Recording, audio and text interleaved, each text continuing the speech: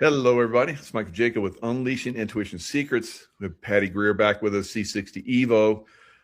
And we're going to be talking about crop circles today. Patty and I have talked about these crop circles in the past, and we're going to bring it back up again.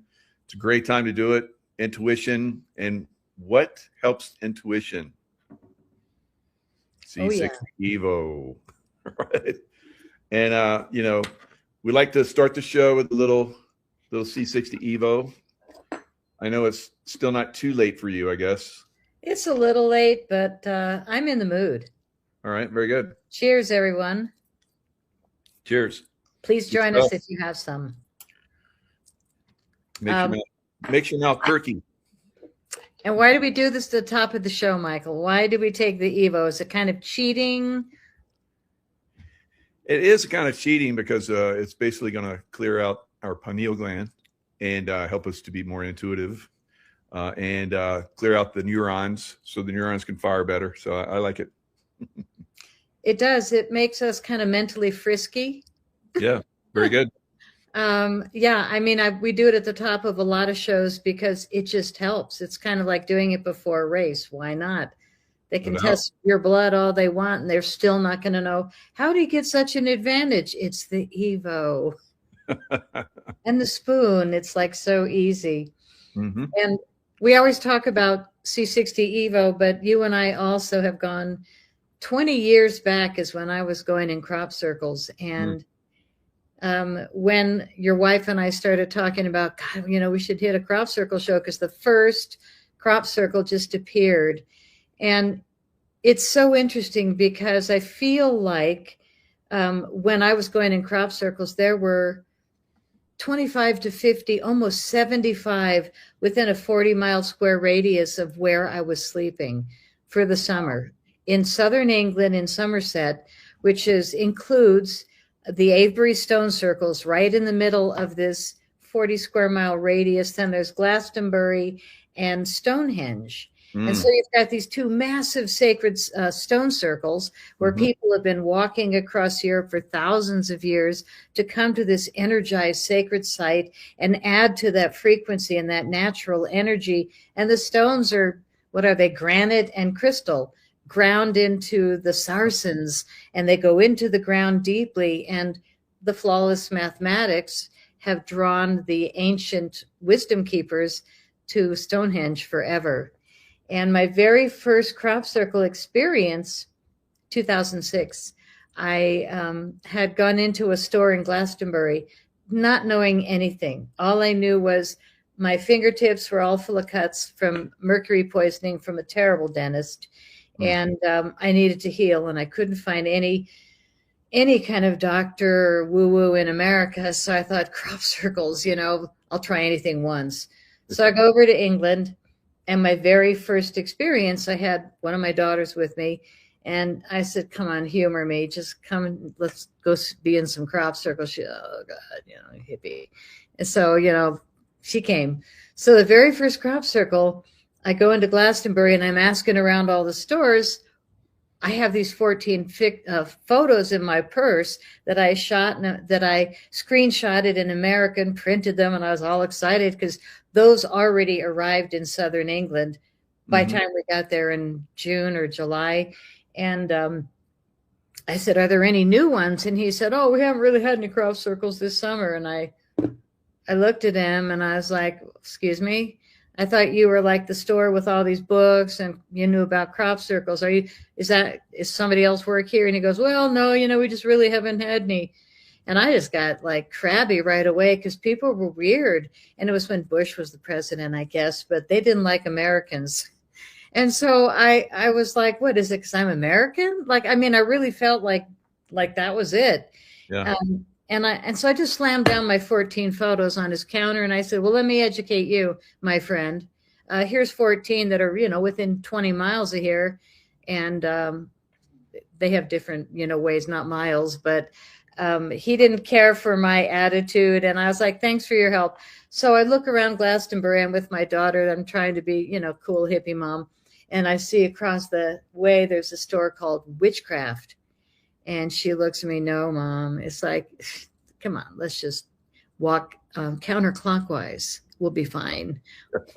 Like, I don't know why I said that, but we walk in and I said, there were three ladies at the front counter chatting away, and they were all excited about something. And we just walked through the store and there's herbs hanging and all kinds of neat stuff. And so the ladies left, and there's one lady that's working there, and she comes up and she says, "Hi, I'm Arwen. Can I help you?" "Oh, wait, I don't help anyone," and literally turned around and walked away. God. I was like, oh, okay. That was weird.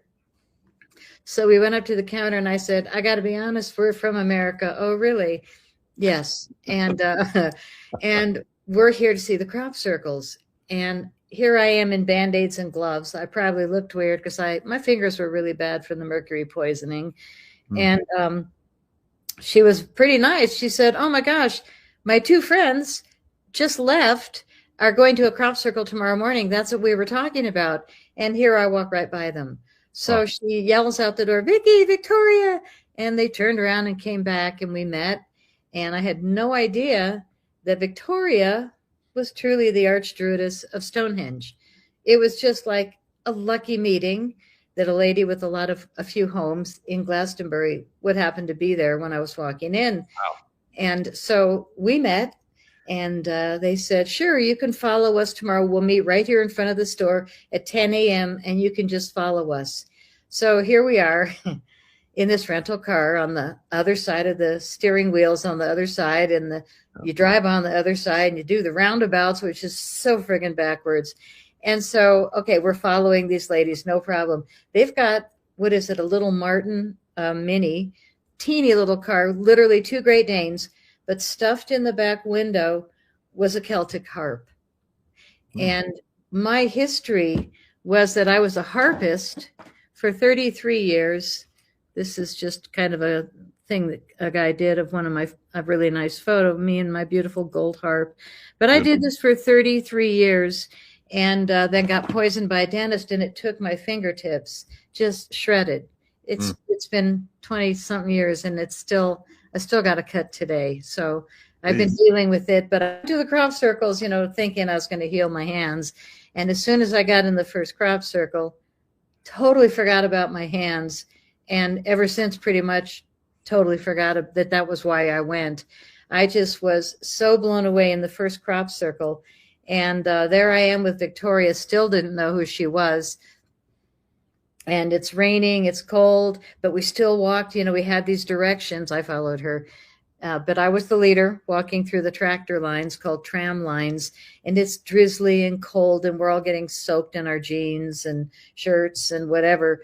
But we just kept walking, and all of a sudden, the hair just stood up on our arms and tingles on top of the head. And I was like, whoa, something's going on here. And I turned around and looked at them, and they both just big eyes nodded like, yeah, I feel something. There's my daughter and there's Victoria. So they're just nodding. And I said, let's keep going, but no talking. So we walk, and all of a sudden the wheat just dropped down. And it was this, see, goosebumps, this just meticulous, flawless, like one circle of wind must have blown it down, but there wasn't a hair out of place. It was so meticulous. And all of us just were like welcomed in. It feels almost like water. It pulls you in. And we just all walked in totally amazed. And it wasn't a circle. It was kind of a strange formation shape, but it was absolutely flawless, except this one little area in the middle. And it was chopped up and cut up. It looked like somebody took a hacksaw and just wrecked it, or an animal, but what, it landed from space, or it jumped into the way, 30, 40 feet. It was just right there, a mess in the middle, and otherwise really immaculate. So my daughter's like, yeah, I'm cold. I got to go, and back to the car. I'll just sit in ours. And so I was like, okay, the other lady was there with the two dogs. She didn't want to come in. So I see my daughter, walking through this huge field, acres, and I'm just watching her because I'm protective. And Victoria and I are in our corners, walking quietly. And all of a sudden I turn around, and we're both holding a pendulum and running a pendulum in our corner. And I turned around, and we looked at each other and went, okay, Nice to meet you. Let's talk. What did you get? And I said, I get it's a real crop circle, and somebody hacked this up. I don't know how, but that's what I got. She Yeah. said the same. And all of a sudden I hear this yelling man, and I look over, and there's this very large man in a white shirt is all I remember, yelling at my daughter. And she just came out of the crop circle. And of course I'm like, oh crap. I got to stop this experience and, go rescue her. So I'm wailing through the crop circle, and Victoria came behind me, and she wasn't wailing, wasn't her kid. But man, by the time I got there, I was so glad I was late because my daughter was so much smarter than me. The man is, sure enough, a big fat farmer, and he's got a strap and a bag on the back of him, like a big carry bag. And he was yelling, get off my property if you think, and I could shoot you. And I mean, he was just really yelling at her. And she, as I come up and I'm panting, says, lo siento, señor, no hablo inglés. And I went, Brilliant. no hablo inglés también. I like how to speak in English. And I'm like, oh God, Victoria, here comes the queen of whatever, don't speak. So she speaks Spanish also. And the three of us kibitzed in Spanish. And the farmer, he turns around, he's crabby, walked away. And on his back was a hacksaw in his bag. And I looked at Victoria. We just nodded. And that was my first crop circle. And otherwise, it was the most magnificent 100+ crop circles I went in, where I just felt like I didn't even touch the ground walking in. Each one was different. All of them, most all of them, the hair stood up, which means a definite electromagnetic frequency raise. Most every single one I was in was real. And then all of a sudden, everything changed when ufology was, I'm just going to say, infiltrated. So was the English, I'm sorry to say, spiritual government, crop circle thing. And the farmers had to no longer let us in. And all the UFO things back here in America got completely filled up with fakers, liars, actors. And the whole field died in a short period of time. And it's so weird. It's why I hesitated even talking about crop circles today, because the 10th scientist was just found deceased that's been talking about free energy. And, like that's going on now. And I lived through the UFO community. In my opinion, all the greats passed away within a short period of time. And I got wounded a few times. And they tried to take me out a few times. And that's what ties me to this product that brought you and I together for another reason, is that this is the only reason I believe I'm still alive, is this dang molecule that won the Nobel Prize. I started taking it after I got poisoned by uranium. And also, I had something else happen, which I barely want to mention. But, also mercury poisoning. Weapon at the airport. Yeah, getting dropped. Directed energy weapon so many times. It's crazy. You've been hit? Oh, yeah. Many times? There's a lot of us, multiple times. You probably heard of Dr. Artis. I've sat down with him, and he was talking about all the stuff that he's been revealing. And I was like, it just popped in my mind, the intuitive thing, just out on a limb with a question. Have you ever been hit by direct energy weapons? I don't even know, because I had been. I wanted to see if he had been hit by them, how he had dealt with it. And he said, oh yeah, I've been hit several times as well. And normally what I do is I go to the bathroom and I like run water and it grounds me. And I was like, yeah, I do the same thing. That's interesting. Yeah. I was told the same thing. I got a hot tub and I just soaked. There you go. Yeah. Very good. Very good. Yep. Wow. Yeah, so, I'm glad you survived, because like you said, there was a lot of people that were truthfully revealing, and they just hacked them out, viciously. You've been pretty quiet. You don't go too deep down the rabbit holes anymore. That's the unfortunate thing. But, at some point, we will be able to do that. Who knows when that's going to actually happen? But we can kind of talk around subjects to a certain extent at this point. Well, what I wanted to do is just bring back the magic a little bit today. Yeah. Do you have that link to the 3 video clips? Because I decided to share little chunks of my final film, Crop Circle Diaries. And I mean, I'm old, I'm willing, but this is the very first crop circle that came this year. Mm-hmm. And I'm glad I prefaced it with all of a sudden the farmers had to go quiet. Literally, I was told in 2016, we can't let you on the property anymore, or we'll lose our monthly payment from the government, our stipend. Wow. And, that's the farmers. So they had to mow out some of the great crop circles. Unbelievable. Oh, this one I'm sitting on. They had to mow out this one. The doorway. That's a beautiful one. Mm. Yeah, it was green, not blue, and not a pillow. But yeah, I have all these beautiful pillows of crop circles because I still like to see them on a regular basis. This is the only one that we've seen so far this year, and it came the day before Easter.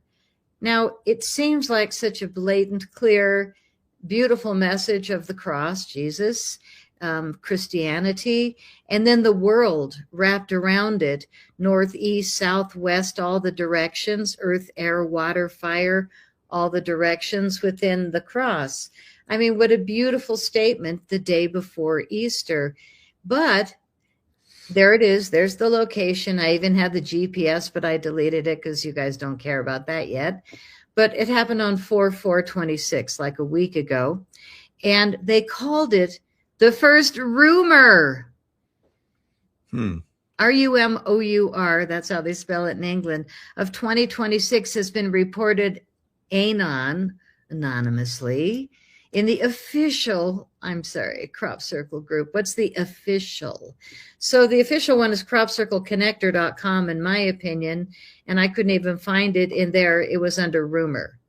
Wow. So the season has begun, and I think that's a very telling first crop circle. But when I realized that all the summers I was there, we had 50 to 75 crop circles a year in England alone. Yeah. 2007, 8, 9, booming. I'd get up in the morning at a B&B and we'd go down for coffee, and the host would say, "Oh yes, there's a new crop circle down on Honey Street," and we'd just fly out the door. Like, the pilots would fly over at 5:30 a.m. and they'd call the research center. And as long as we greased our wheels there, which means just be nice and be honest, and be regular, I was there every morning. I got to know where the new crop circles were, and I got there before a lot of tourists stepped on the wheat so that I could film it really clean and pristine. And I don't know why I was such a threat, other than the third clip maybe that we're going to show today if we get that far. Oh, yeah. But yeah, I mean, I'm no threat. The deal is I just didn't realize that I was dealing with deep state people that didn't want the truth getting out about crop circles. They wanted the data that the BBC put out, or Ancient Aliens put out, or the other actors, a couple of old guys, Doug and Dave, they made these crop circles with boards and ropes. Well, it's really obvious when every 3 feet you can see the board went down, or when it's just a clean, beautiful formation. So everything I saw was pretty darn clean, with only 1 or 2 exceptions. It was really exceptional when I was filming. Let's go to the first clip, because this is the beginning of my final film, Crop Circle Diaries. It's just the first 3 minutes when I literally woke up in a crop circle, except that I'm filming this now and narrating it. But in 2008, my second year there, I spent it might have been 2007, my first year. At the end, it was in August, early August, I passed out in a crop circle. And when I woke up, I literally that day started telling stories and making movies. And by, talking about intuition, I was always in the right place at the right time. I had this huge, ridiculous camera. Still today, couldn't tell you what any of the parts are other than lens, door that opens and turn those things until it's crystal clear and hit play. And here's Zoom. I mean, that was it. I was not trained, and maybe you can tell, but the footage was because I was there in the epicenter in more than 100 crop circles over 10 years. So I was just raw. I was so green. I had no idea that telling the truth was a problem. But in 2013, they made it a problem, whoever they were. And they slashed across my website this statement: telling the truth in times of universal deceit is a revolutionary act. And then it was, it was a bizarre message down below. It said George Orwell, but they kind of teased it up a little, so it wasn't exactly his statement. But, they were trying to scare me in 2013. I was so green, I still didn't get it. I was like, oh, what kind of a dumb idiots, hack my website? And then there were 200 stores on Amazon selling my stuff, and I got 5 copyright claims for my original music. I'm sorry, nope, that's me playing the harp, and that's a song that I wrote, but I got 5 copyright claims that you can't clean up. Back then, it was what everybody's crying about now. Oh, suppression is so bad. Yeah, you should have seen what I went through. No kidding. Wow, they just made something up, and that's the way they do on Amazon, CIA-controlled Amazon. So sad. Well, I'm grateful to still be here. Knock, knock. Yes, and I really trust my intuition a whole lot more. But this chapter, I would never give back.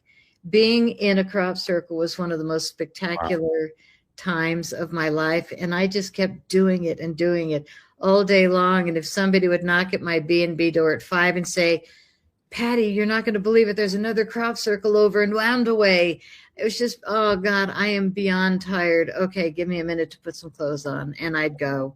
It was just like, kind of like a sickness. You just felt like there's no way I can walk another foot, but I have to. And it was so rewarding. So this is literally what it feels like inside a crop circle.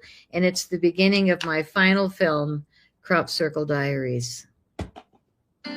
Where am I? What happened? I feel really odd. Oh my God, I passed out in a crop circle. How long have I been here? What are those beams of light in the sky? I've never seen them before. Feels like they're watching me. Feels kind of good. The beams of light moved around the field into every nook and cranny. They were moving carefully all over the field like they were doing a job or something. So what is this pattern I'm sitting in? What's the crop circle message? On the ground, all I see are triangles and cubes, but the electromagnetic energy is definitely enhanced. I've got goosebumps all over my body from head to toe. The top of my head is tingling. I feel dizzy, looking around like I'm spinning in a vortex, a tornado of blended, enhanced frequencies. I understand. This must be crop circle magic.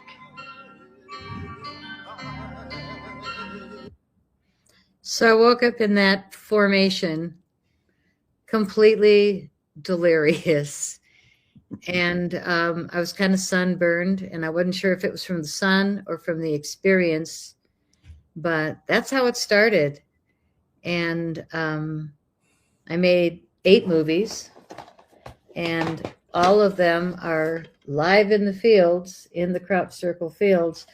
But this formation, I think, was the most stunning. I was not in it, but it's on the cover. It has 409 independent circles. Wow. And when you walk into one, you think, oh, I'm in the crop circle, without realizing there's 408 other circles that are connected through a teeny little opening. And then it's like, whoa, another. And then you're lost in this huge circle of literally, it turned out to be Fibonacci sequence, which is mathematics that are perfect. And Mhm. you know, they multiply on top of each other, but the sizes were actually a spiral of Fibonacci sequences, which was mind-boggling. And the fact that my friend Charles Mallet, who ran the research center, walked the perimeter at 5:30 a.m. It was raining all night, so he had on these big sloshy boots, and it's really hard when they get full of mud. I'm sure you know more than I do, you know, from combat times. But Absolutely. in crop circle mud, it was, you know, we were still determined to get there, and the boots get real heavy. They're heavy to begin with, those big rubber wellies. So he walked the whole perimeter. He said there wasn't one footstep at 5:30 a.m. in this formation, and it wasn't there the night before. Hmm. So the man that I was with filming my last couple of movies, he maps out big, huge homes in Telluride before they get built. And he said, you couldn't map this out in a night. Like the farmers would have seen all kinds of pegs and markers and strings and stuff had this been planned in advance. So it turned out that once I kind of quit making films, I met the lady that worked with William Levengood, and I learned the actual science of how crop circles are happening. And there was one formation that somebody filmed. His name was John Waby or John Whaley. They couldn't decide, but he came into the bar restaurant one day excited because he had this small little mini camera, and he filmed balls of light making a crop circle. Wow. And he was over the moon about it. And a couple of my friends were there because it was back during those days. And I think it was 1996. And he presented this footage of balls of light laying a crop circle down in seconds. And half the group there was like, oh my God, you actually filmed it. Everybody else was like, oh, you know, it was before computers. It was before CGI, 1996. Oliver's Castle footage. And it was a simple formation, but the fact that supposedly he filmed balls of light making it, and then they checked it and flew slowly away was mind-boggling. So when I started making movies, I was the new girl at all the UFO events. And my movies were charming because they were innocent. And I was so green that I wasn't a snob yet or, you know, highly knowing. I was just like totally excited crappie girl, you know, oh my God, I got all these crop circle movies. And so everybody gave me permission to other UFO footages, all the old guys. So I didn't have to pay. You then had Stephen Greer. You're not related, but you had Stephen Greer at one point work with you, right? No. You Nope. just took a picture with him? I just took a picture. Okay. Mike and I, the guy that was helping me film my last 2 years, we went into the center of a formation that I was ready to film. And there's this group, oh God, and a guy standing there teaching them, and they're passing all these crystals, and it was Stephen. So I was like, you know, I want the center, get out. You know, I'm making a movie, get out. You know, it was kind of funny, but I didn't say a word other than just my feeling like, crap, there's a group of people. Then I saw Stephen and he saw me, and it was really a surprise to me where he said, ladies and gentlemen, this is Patty Greer, the blah, blah, blah, the famous filmmaker. And he introduced me and raved about my movies. And I was just like, oh, wow, that's nice. And some of the people that paid $4,000 or $5,000, you know, I could feel them growling like, you know, this is our time. And Stephen goes, why don't you sit down and join us? And, you know, I looked at Mike and I said, let's just be polite until they get out of here. So we sat down and joined the group, and it was nice to meet Stephen, but that was it. On the other hand, I took a photo with him after the group got up and they were all going and, you know, looking at the wheat, which was great. I walked up and introduced Mike, and he was holding 2 compasses, and I have a photo of it, but I didn't bring it for today. And they were pointing north that way and north this way, right there, side by side. The compasses were in the opposite directions of each other. So there I was in the middle of a crop circle with counter-rotating spin, like, wait, what? And then when I made my final film, Crop Circle Diaries, it's too long of a story, but I was brought to Penny Kelly's farm, and she's the only person that actually knew the science, because she worked with a scientist that was researching crop circle wheat and nodes. And for about 50 years, he was a plant and soil guy. And then he sees these crop circle 90-degree angle. Can you see that? Oh, yeah. That wheat, it was bent, and the whole field was bent at a 90-degree angle. A little higher. There you go. Wow. I'm trying to get the glare out. Yeah. Yeah. I mean, I grabbed a lot of centers, and they're curved, and they've got weird like burn marks, because when a crop circle. How long ago did you get those? 2007-8.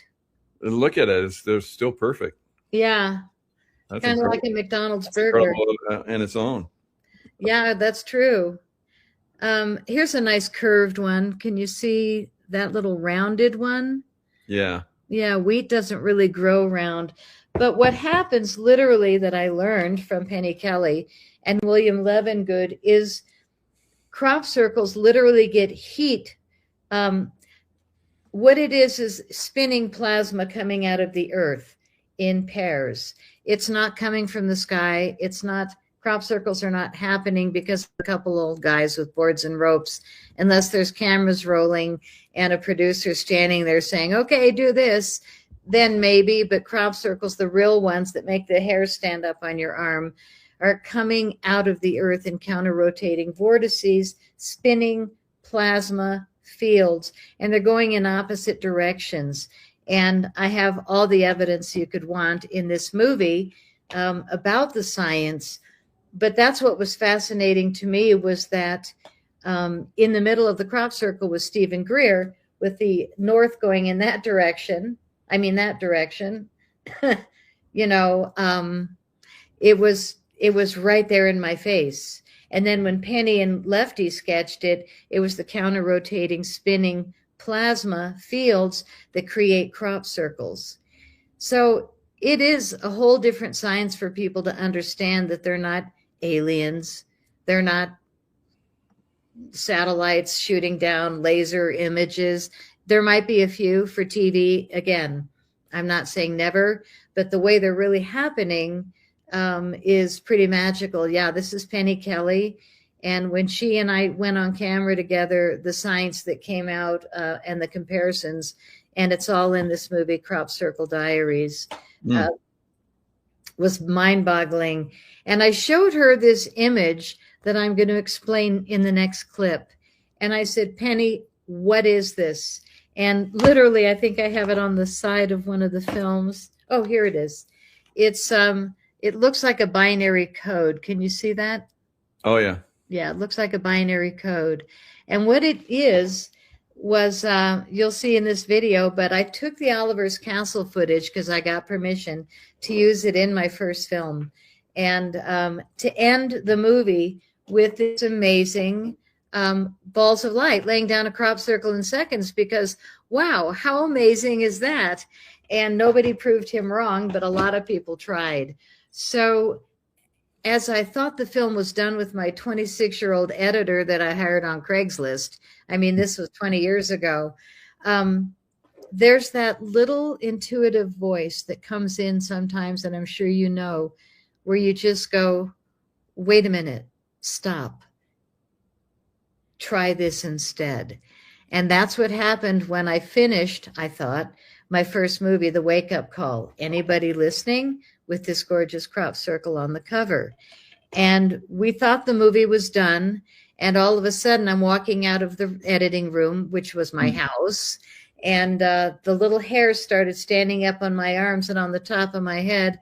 And I just started creeping out. And I was like, whoa, wait a minute. And he looked at me and he goes, I don't know you very well, but you look weird.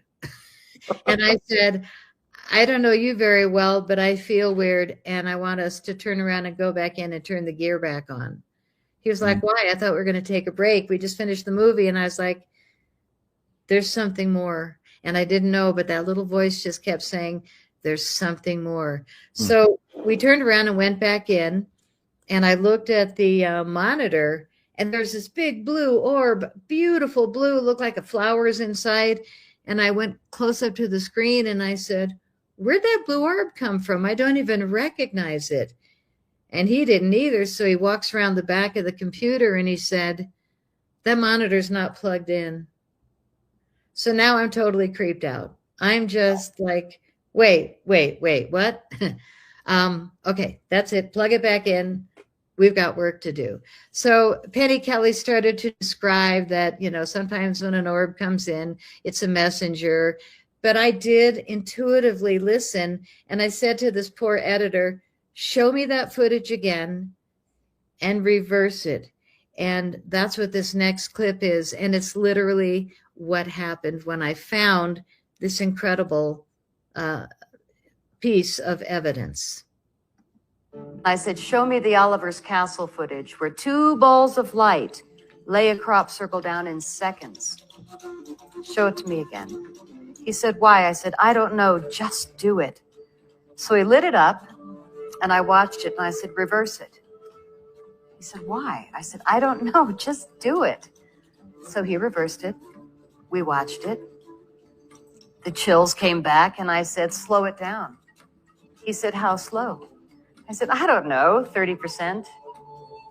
And we both looked at each other like, where did that number come from? Why did I say that? I said, I don't know, just do it.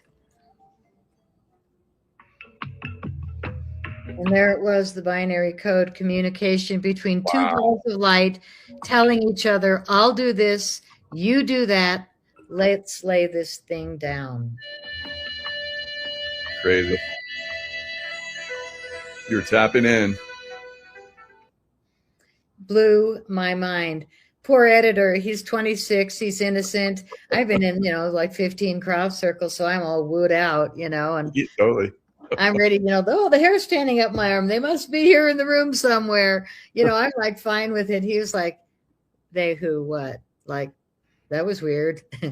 Anyway, I did discover that communication. And when I showed it to Penny Kelly, I had an 8x10 glossy because that was quite a find. And it was also evidence to me that I knew nothing, but I knew that what I found there was those balls of light communicating in an instant, and then the field went down in an instant. And it was perfection.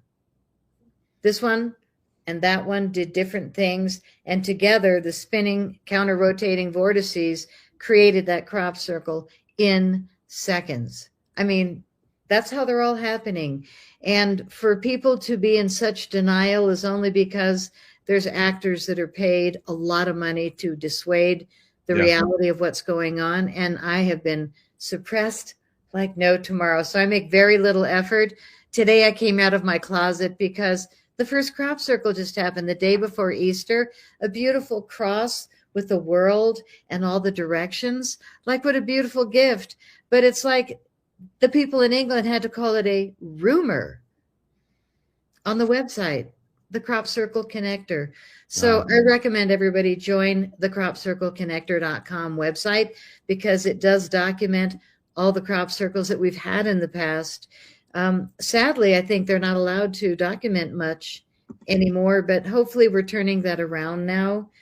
But for me, I'm just full of evidence. I've got stones that I picked up in the crop circles that I keep in bottles, jars around the house. And it was chalk, just a chalky rock, but they're all blasted in half, chalk on the outside, but some kind of slate or something on the inside. There's black, there's blue, there's white, and they're all different, but they're all chalk on the outside, blasted. So it was a really intense heat that was spinning those plasma vortices with intention to create a specific pattern. Crop Circle Connector, love those guys. And my movies are available there, but I think they might be if they are still under DVDs. I was one of the originals to deliver 20 years ago. Good God, Patty, 18 years now. But yeah, you can see all the crop circles from the different years. Wow. 2007, 2008 were really phenomenal.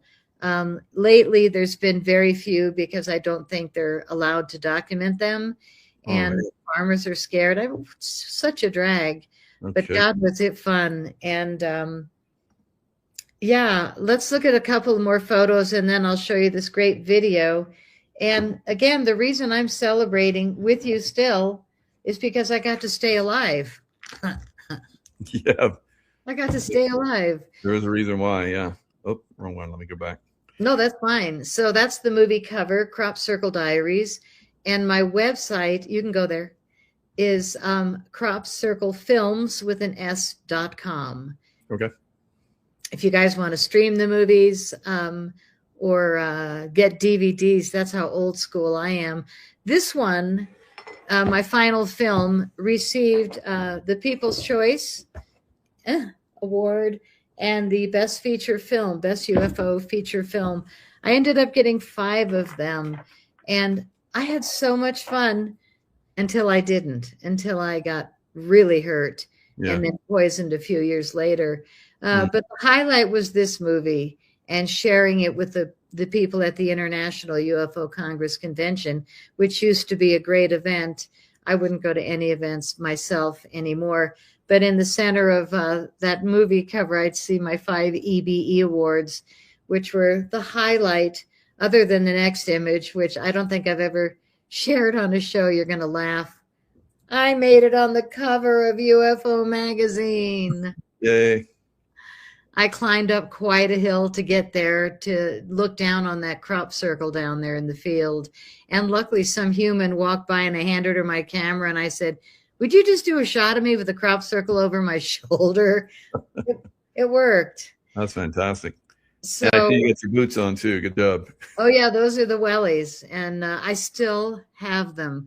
I left them in my rental car. I ended up paying, what, $150 to have them shipped to me because some dang psychic in America said, oh, you must have those boots back. So they're in my closet.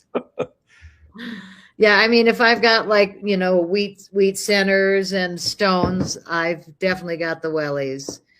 So if you want this magazine, it's actually on Amazon. So Patty's, and I have the link in the description box, and Patty's DVDs, still got the DVDs out there. You're going to have to go back in time and find a DVD player or dig it out. But I've seen all your movies, and they're fantastic. Great deep insights.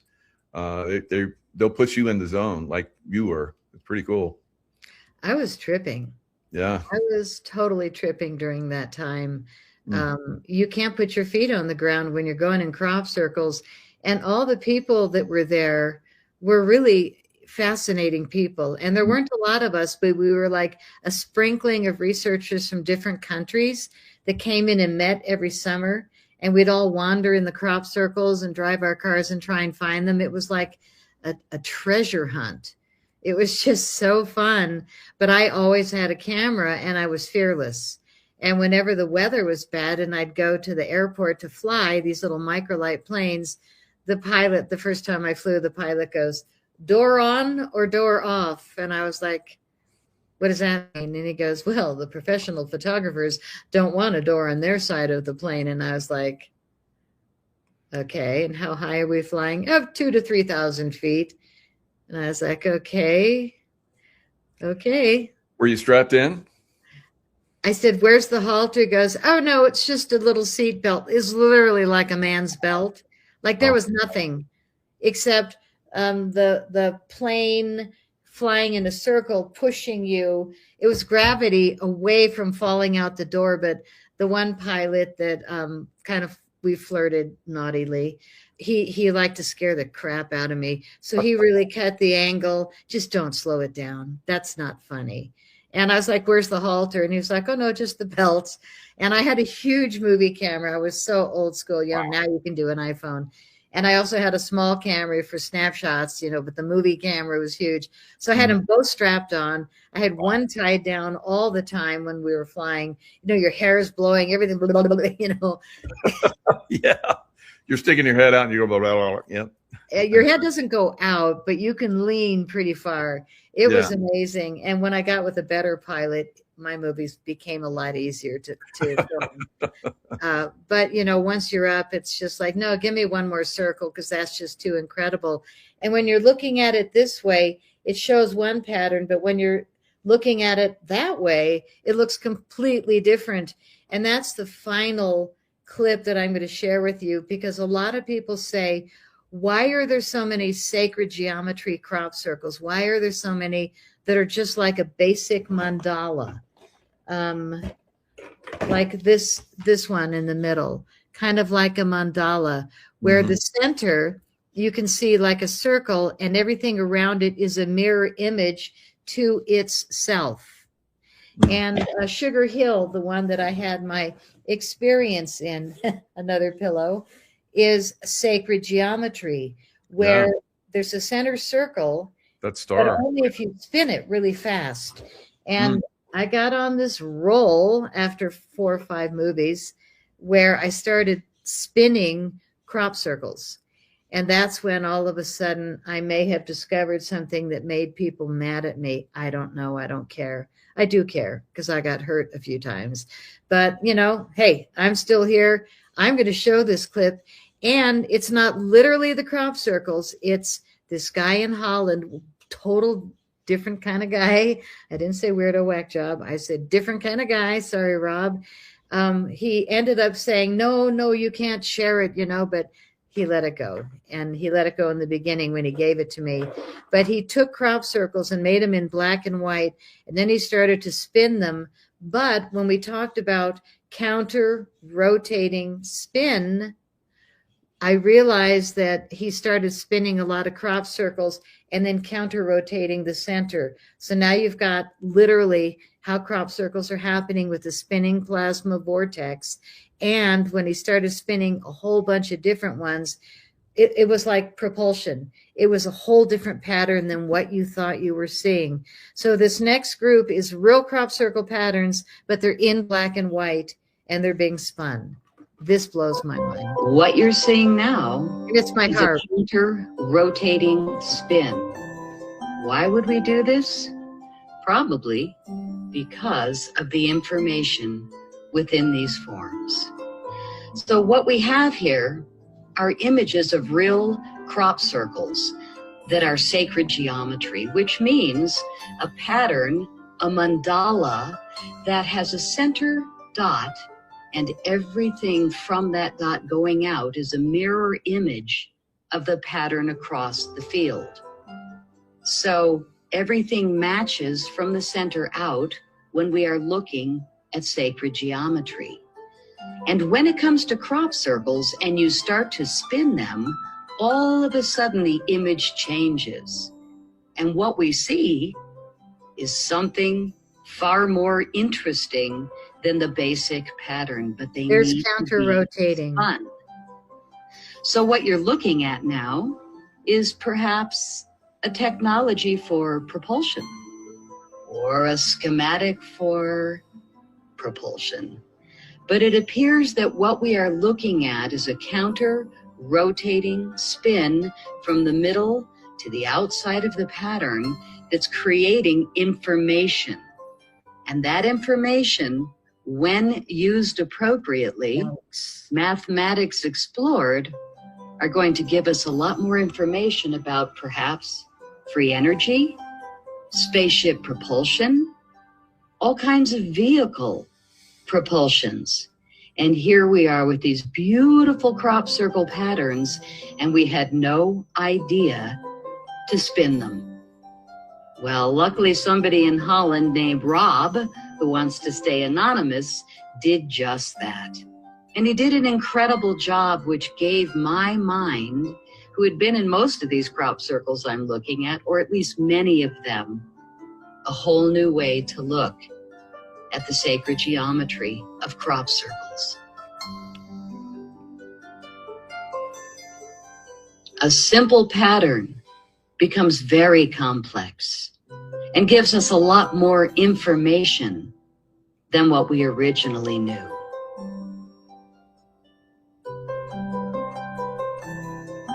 Familiar?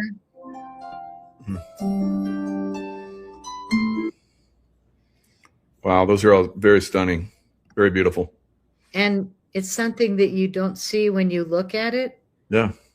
So what an interesting explanation, because crop circles show up in pictograms, like a picture of a hummingbird or an octopus, or they come in a binary code, which gives us a message. Mm-hmm. And like the message at the turn of the century that said, beware the bearers of false gifts and their broken promises, in binary code. And it was an alien face and a disc. Mm-hmm. I have that here. And beware the bearers of false gifts and their broken promises. Much pain, but still time. Right after 9/11. Believe there is good out there. We oppose deception. Wow. Closing. So living through the incredible UFO field of extreme delight and joy and sharing reminds me a lot of living through the C60 world and discovering this amazing product. And there I was, like, ailing and really wounded. And somebody luckily gave me a sample of this. And I started doing it. And then I hooked up with the lab making it and decided, gosh, do I want to go and put myself in a shooting gallery as a target a little longer? Or would I rather do something safe and help people rescue themselves from the shots, the flu, and all the long-term damage that those things have done, or just basically drinking water in America or eating food in America or breathing the air, all these things that are such an assault. We can somehow fight it back if we just get the right remedies in our bodies. And this was kind of a C60 Evo show only because I'm still here. And crop circles, I talk about them very rarely, but I think that there's so many realities. They're so exquisite. And this right here is kind of like my new chapter. It's not going and having adventures, but it's reading adventures of people around the world that are writing us saying, oh my God, my hands aren't shaking anymore. Oh my gosh, I'm sleeping now. I can walk again. My dog is still alive. I mean, like, the testimonials are my joy now. It's not like walking in a crop circle, little hairs go up on my arm, but it's kind of the next chapter of where we need to be right now. And you're unleashing intuition, and your shows that are so incredibly intuitive keep me stimulated. And I know that you do this product every day, so I know that we're part of your daily regimen too, aren't we? Yeah, absolutely.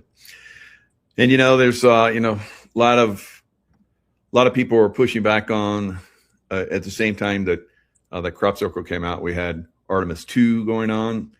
There's lots of different stuff that's out there that takes that down and so forth. Kind of like what happened to the crop circles. Who knows what's true as far as that's concerned? But I think the key is using your intuition and focusing on the timeline that you want to be on. And ours is health and wellness, right? If you don't have that, then you don't share your stories anymore.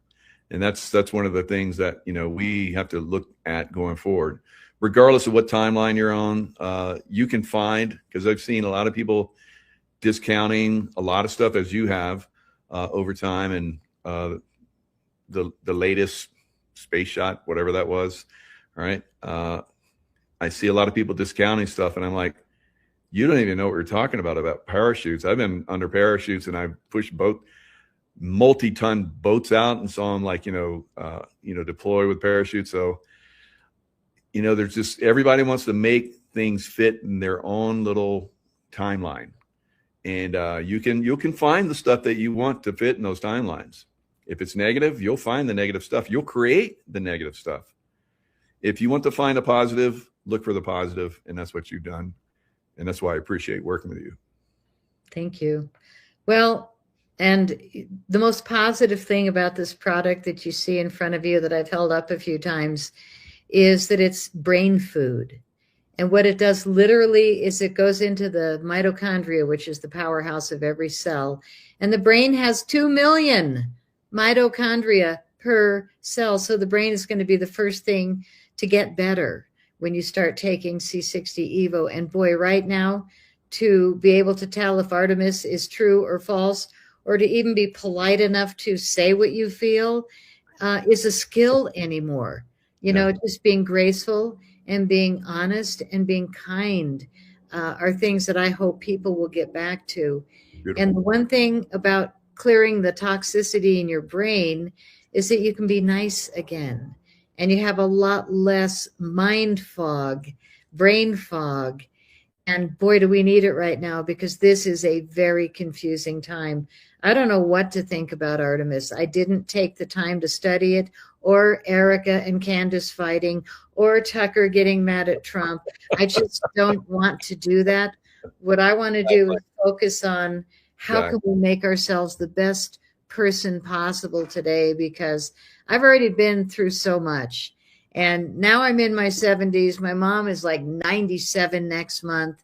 And I look at her like, how the heck do you do this? Because, I mean, it's already hard in my 70s. And I'm thinking, yikes, you know, but I keep giving her the Evo, and she has outlived all of her friends. And her skin is absolutely gorgeous. I have to bring my mom on one of our shows coming up, because she's a piece. I love that. Yeah, that'd be good. The Evo every day.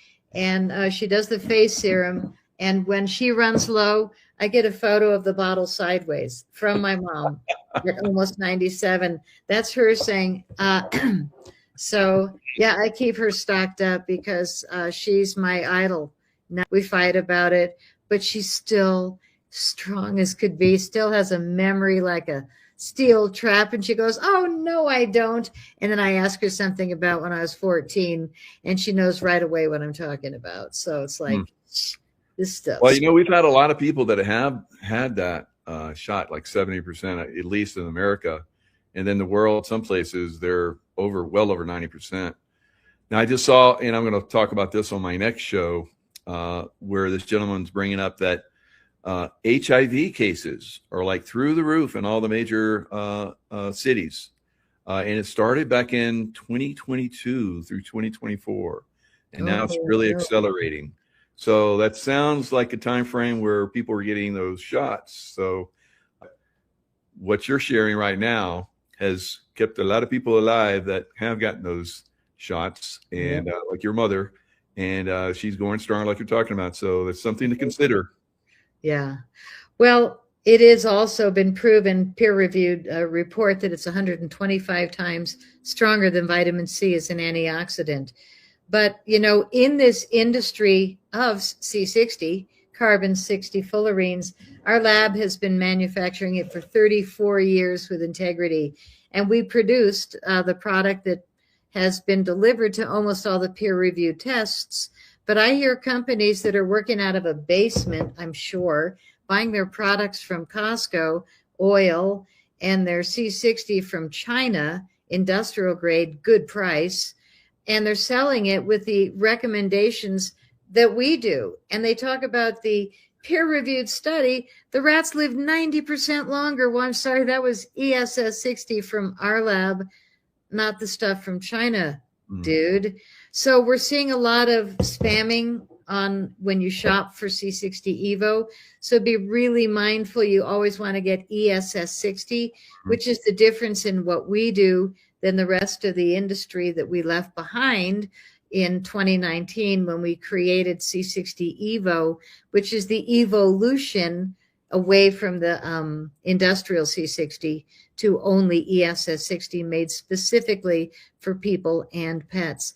So these are the top items right here that we sell more of than anything. It's the olive oil, and our olive oil comes from a farm in Tunisia blended with a naturally occurring molecule, this carbon-60, but there's not enough in nature to supply the world at the level that we're selling right now, let alone moving into the future when people are really going to realize how much we all need this. Maybe in the water instead of fluoride would be nice, except that it's not water soluble.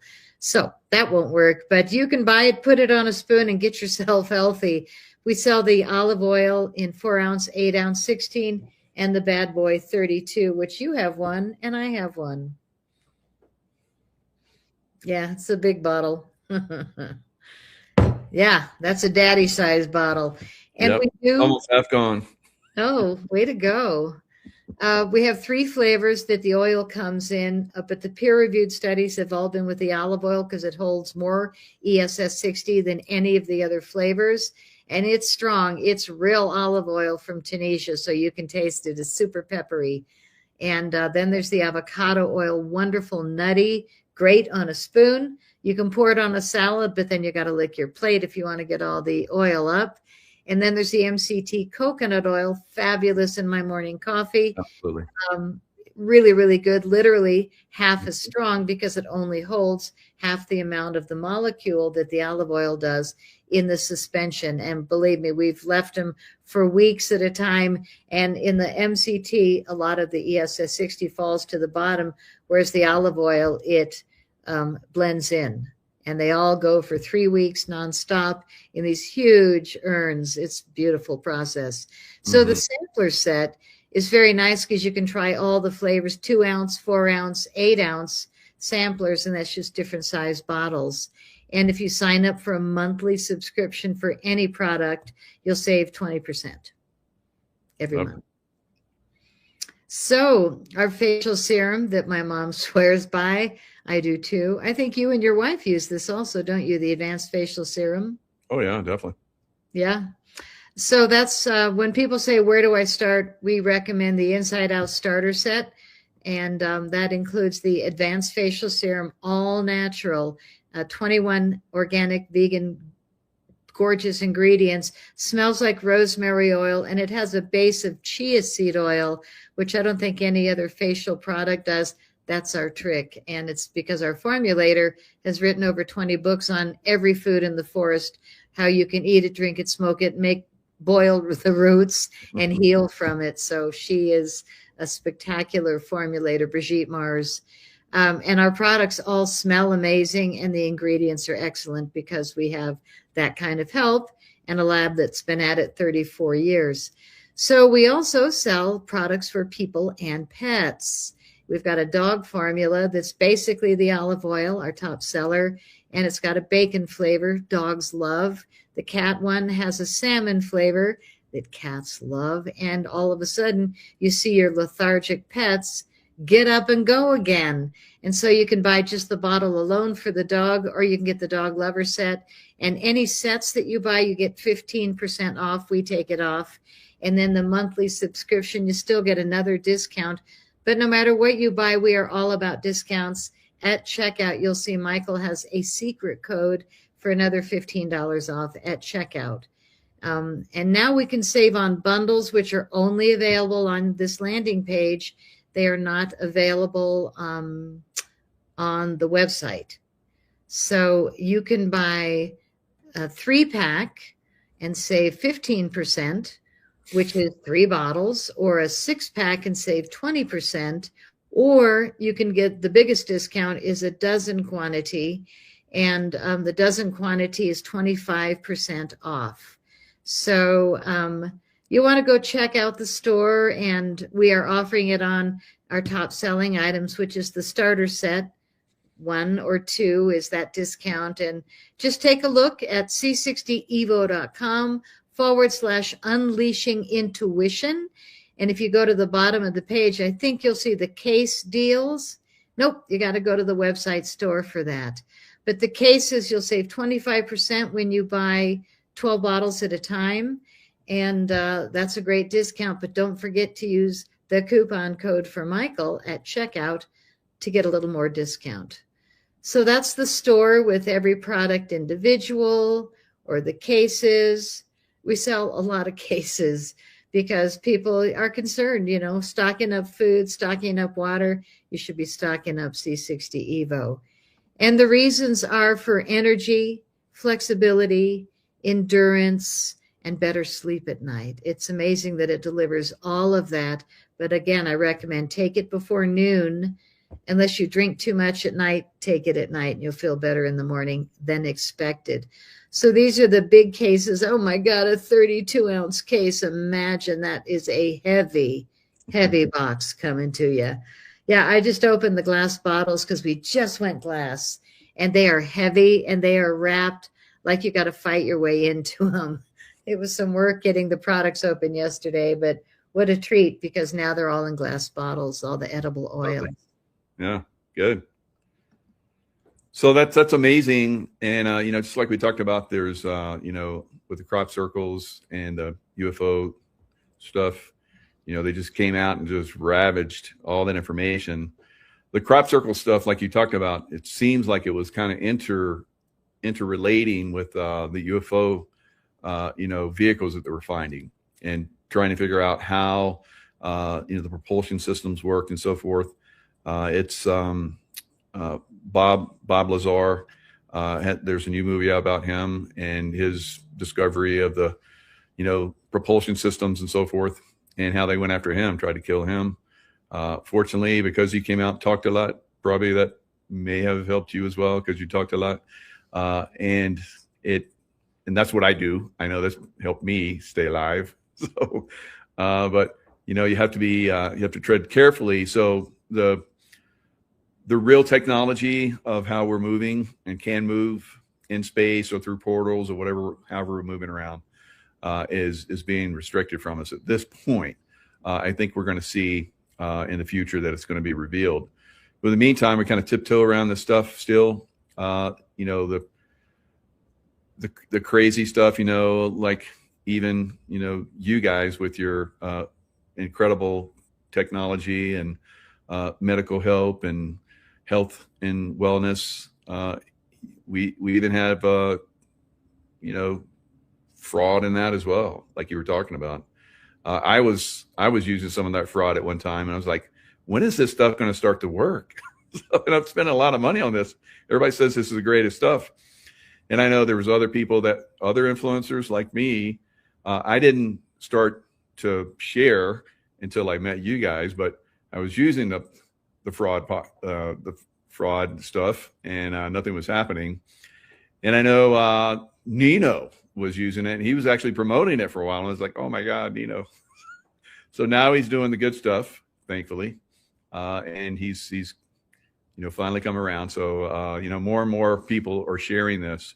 And it's thanks to you, because you talk to those guys to, let's share this with the public. And they're like, we're scientists, get out of here.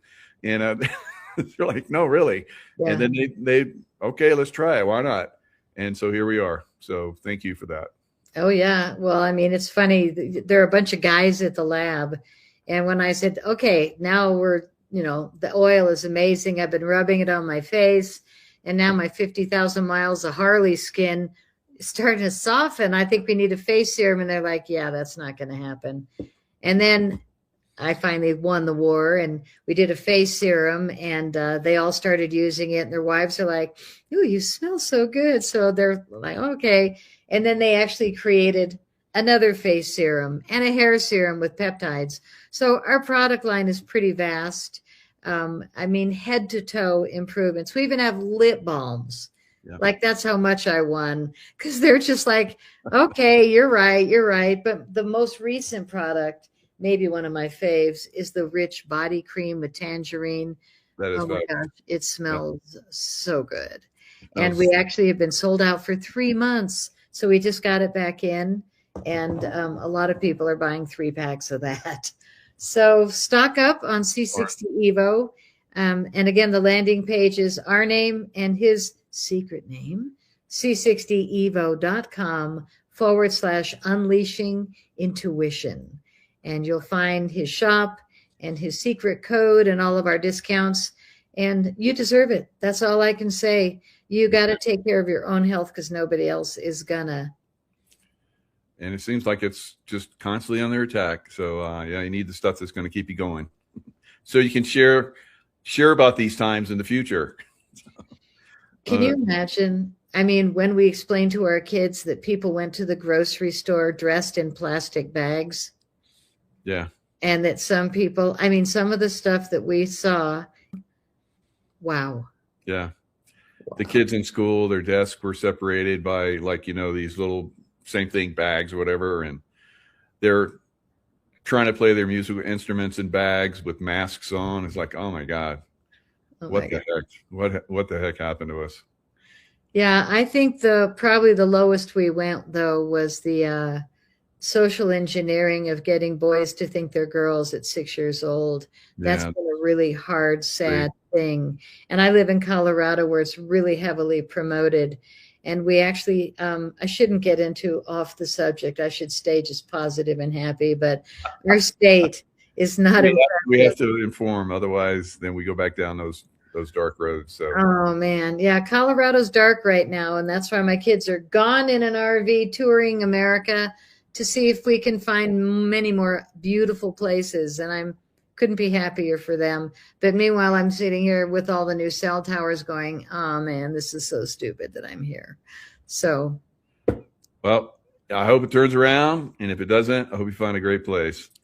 Kind of what we did. We got the heck out of California, and at least we still get to see the beautiful part of California from the Nevada side. But yeah, it's a mess.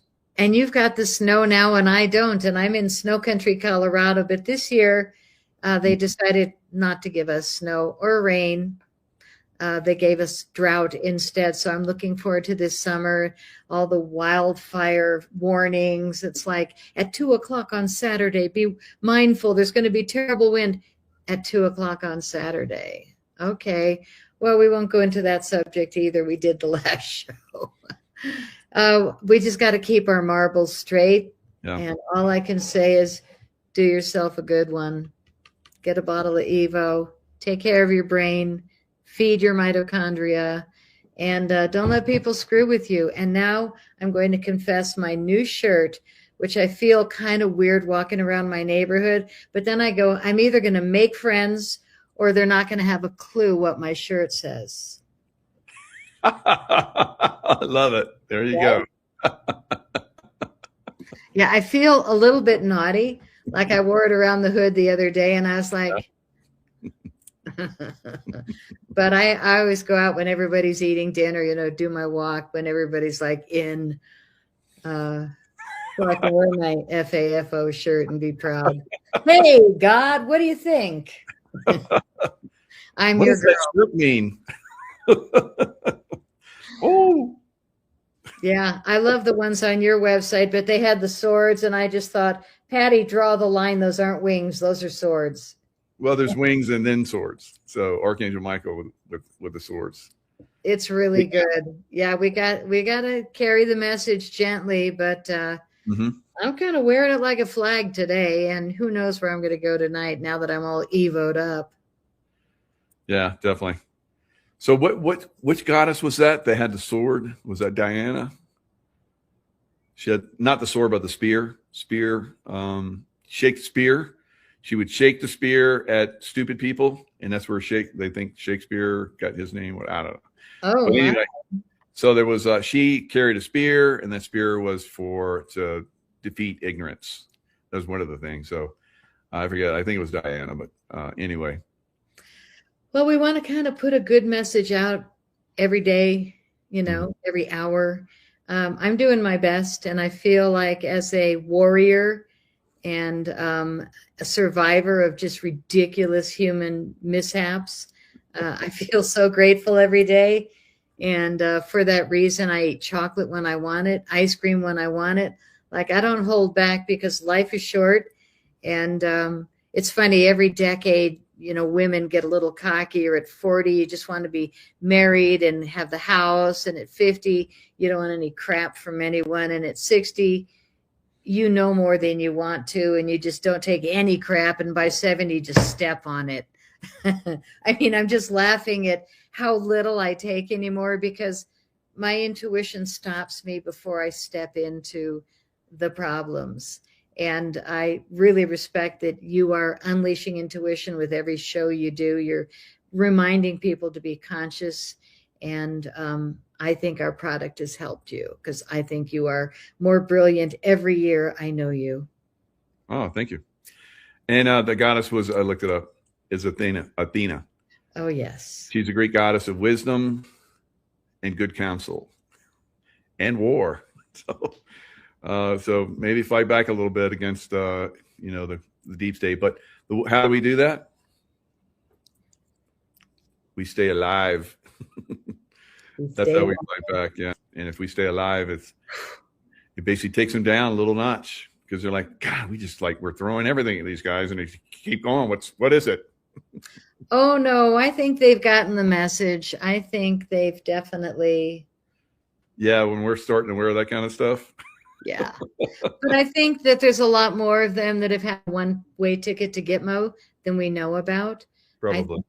Probably more than most people, but my intuition says they got a busy revolving door there, and that they're just not letting us know all that, but we know what we know. And I believe things are really changing for the better. And I love that you just keep telling people, even if you don't think Artemis was or wasn't or whatever, just be nice. Just look, do the research rather than quick judging. And that made me think, oh, I did a quick judging when, I didn't go down in the water in a parachute. So maybe I don't know what it looks like. Mm-hmm. Yeah. Hi, Georgie. Yep. She agrees with you. Well, I guess I'm just Goddess Patty, the queen of alphabet letters. Faithful. Faithful. The faithful goddess. Yep, the faithful. Tell it like it is, and keeping it real. That's a good one. That's a good one. You earned it. Thank you. Well, I really appreciate you and your wife, and I know she takes our products also. Oh, yeah. And we work together because we want to help people get real. And this is the way to keep your brain functioning by clearing the mitochondria. And again, I don't mean to be redundant, but people have no idea how foggy we are, how confused we are from listening to all these shows and different perceptions. And I don't know how I stay so clear other than this. I agree. Yep. It does definitely help. All right, buddy. Big way. All right. Faithful Goddess, thanks so much for a great show again, and look forward to doing some more. Thank you. And if people are interested in my films, I forgot to mention, and my music, I have CDs, but it's cropcirclefilms.com with an S. And I've got all my movies there and a collection set called Crop Circle Ecstasy, where they're all in one box for half the price. But they're DVDs, old school. So if you want to get funky, 1980s, 90s, 2000s, 2010 style, and you still got a DVD player, grab some DVDs, because they'll trip your brain out. They're all filmed in the crop circles, not from other people's books and movies. This is the real deal, kind of like C60 Evo. So yeah, that's my story, and I'm sticking to it. I'll put that link down in the description box as well, so everybody can get that as well. Good. Thank you. Yeah, good stuff. Good stuff. All right, thanks, Patty. All right, buddy. Take care, and see you next month. Absolutely. All right. Cheers, everyone. Hello, everybody. It's Michael Jacob with Unleashing Intuition Secrets. So everything pretty much is compromised. So as we discover new things about these compromised, stuff that's out there, like the space program, compromised, yes. Been talking about that for years. Is there some truth in it? Yes. Is there some truth in politics? President Trump, yes. Right. But does he, seed disinformation to a certain extent on purpose? Yes, of course. So don't get caught up in being right. It's just like, it's not going to serve anybody. Sometimes I get caught up in that myself. So I'm, just as guilty as everybody else. But I think it's very important going forward that we learn to just learn that there's lots of compromised stuff out there, that we're going to discover it. Don't get stuck on anything, on either side of anything, right? Because that's what they want. They've always wanted this, and they've always tried to stoke us into arguing, and nothing matters, right? Nothing really matters except for love, right? Love matters, and love is the state of consciousness that we all need to be in. So just be open-minded to all the stuff that's going out there. The compromised stuff is going to continue to expose itself. That's to be expected. You know, don't get stuck on something and start to get angry with other people that think differently from you. So, and like I said, sometimes I get stuck on that as well. So we're all human, and we're gonna sometimes get stuck on stupid, right? Everybody does at some point, sometime. Just move forward, right? Don't get stuck. Don't get stuck. Don't get stuck on stupid. Right. So, all right. So let's look at what's going on in the world. U.S. enforces blockade on Iranian ports. Now, this again is where I'm seeing people getting, you know, former influencers.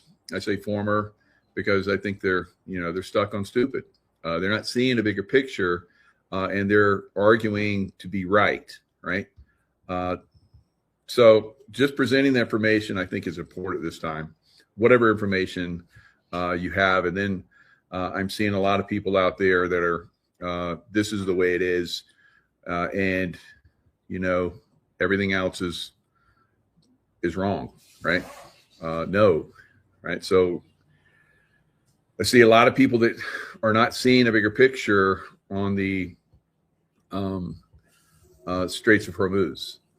This is to take down the money system, right? If you think it's something else, that's fine. If you see other aspects of it, that's fine.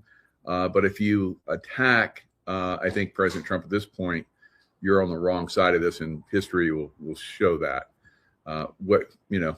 So don't get stuck. Don't get stuck on stuff.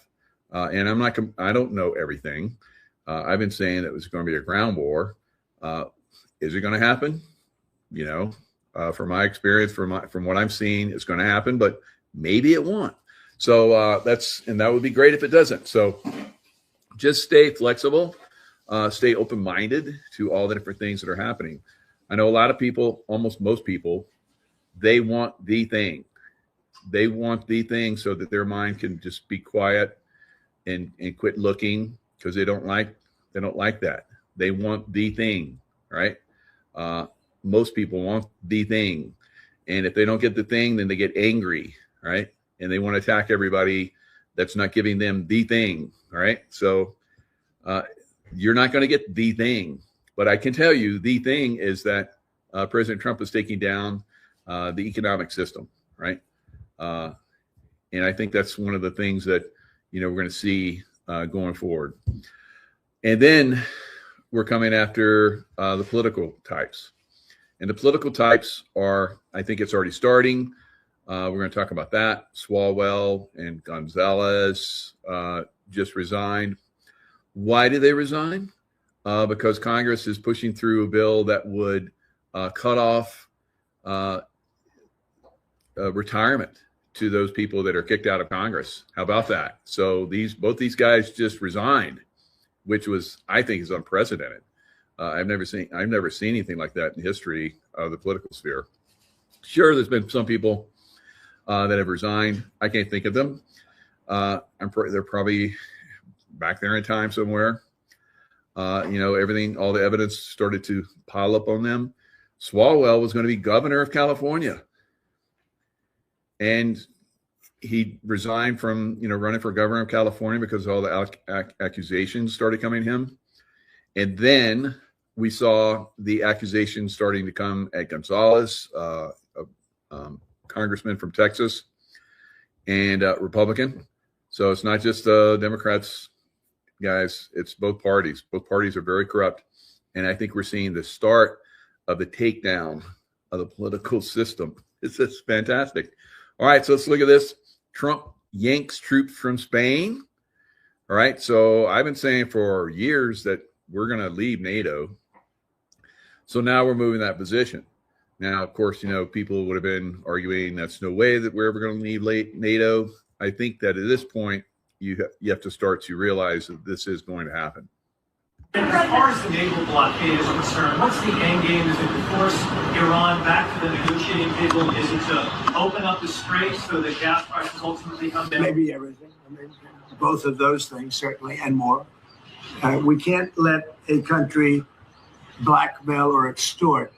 So is it Iran that is blackmailing and extorting the world? No, it's the City of London. Right, the City of London basically took over almost 100 years ago, Iran. Right, so this is something in China, and China is going to be a problem. So China, Iran, Europe, they're all problems. They all have to be taken down. What is instead of going right at the City of London, we just take away the money. Right, just take away the money and they collapse. This is what we're going to see.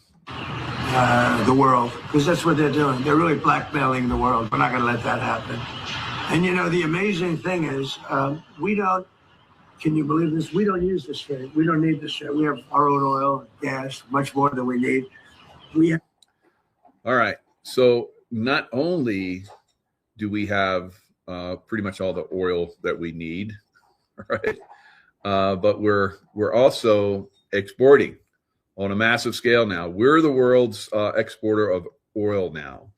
And we have light sweet crude, right? Light sweet crude is the most easily refined crude there is. There's different categories. WTI, West Texas Intermediate crude is light sweet crude, and it's very desirable, right? I don't know how many countries have that. I don't think Venezuela is light sweet crude, but they have a lot of crude. I don't know that the Middle East oil is all light sweet crude, but it is highly desirable. And I'll come back to this, but let's look at this other chart of all of the ships that are coming in right now to get American oil, right? So right here, empty oil tankers headed to the U.S., right? So on a massive scale, we have tankers coming to the U.S. 68 of them can carry 2 million barrels each. So at least 121 empty oil tankers are making their way to the United States of America right now. Holy smokes, we are the world's gas station now, all right? China can send their ships to the U.S. China can send their ships to Venezuela. Empty oil carrying ships from many nations are all headed to the U.S. to load up. Harris Faulkner, 68 of those, 28 or 2 million barrels apiece. President Trump has urged countries squeezed by Iran's disruption of the Strait of Hormuz to turn to America energy supplies instead. So we are the new Middle East oil provider, guys. Pretty cool, right? So maybe there was a method to the madness. I believe so. So again, we don't know the big picture here. There's still a lot of people out there that are criticizing President Trump throughout the social media. You know, what used to be big time influencers are basically falling apart and going to the wayside now, right? And all those people that are attacking President Trump that will be shown to be on the wrong side of this. Now, can they go back to the other side? I don't know. I'm not going to follow most of them at this point. You know, the Tucker Carlsons, Alex Jones, they're done. I'm done with them, right? So will they still have followers? Sure, right? Will they still, and other people, Candace Owens and all these others, will they still have followers? Sure, not moi though, not moi, right? No more, no mas. So it's moving on. Many of us are moving on to bigger and better, and one of those things is bigger and better is to get out of NATO, right? And we're going to talk about that. Have more oil and gas than Saudi Arabia. Think of this: we produce more Saudi Arabia, and add Russia to it, substantially more. And by next year, we'll have double that amount. So we don't need it, but the world needs it. Wow, that's incredible, right? So right now we have what Russia and Saudi Arabia puts out. Russia's number 2, Saudi Arabia's number 3.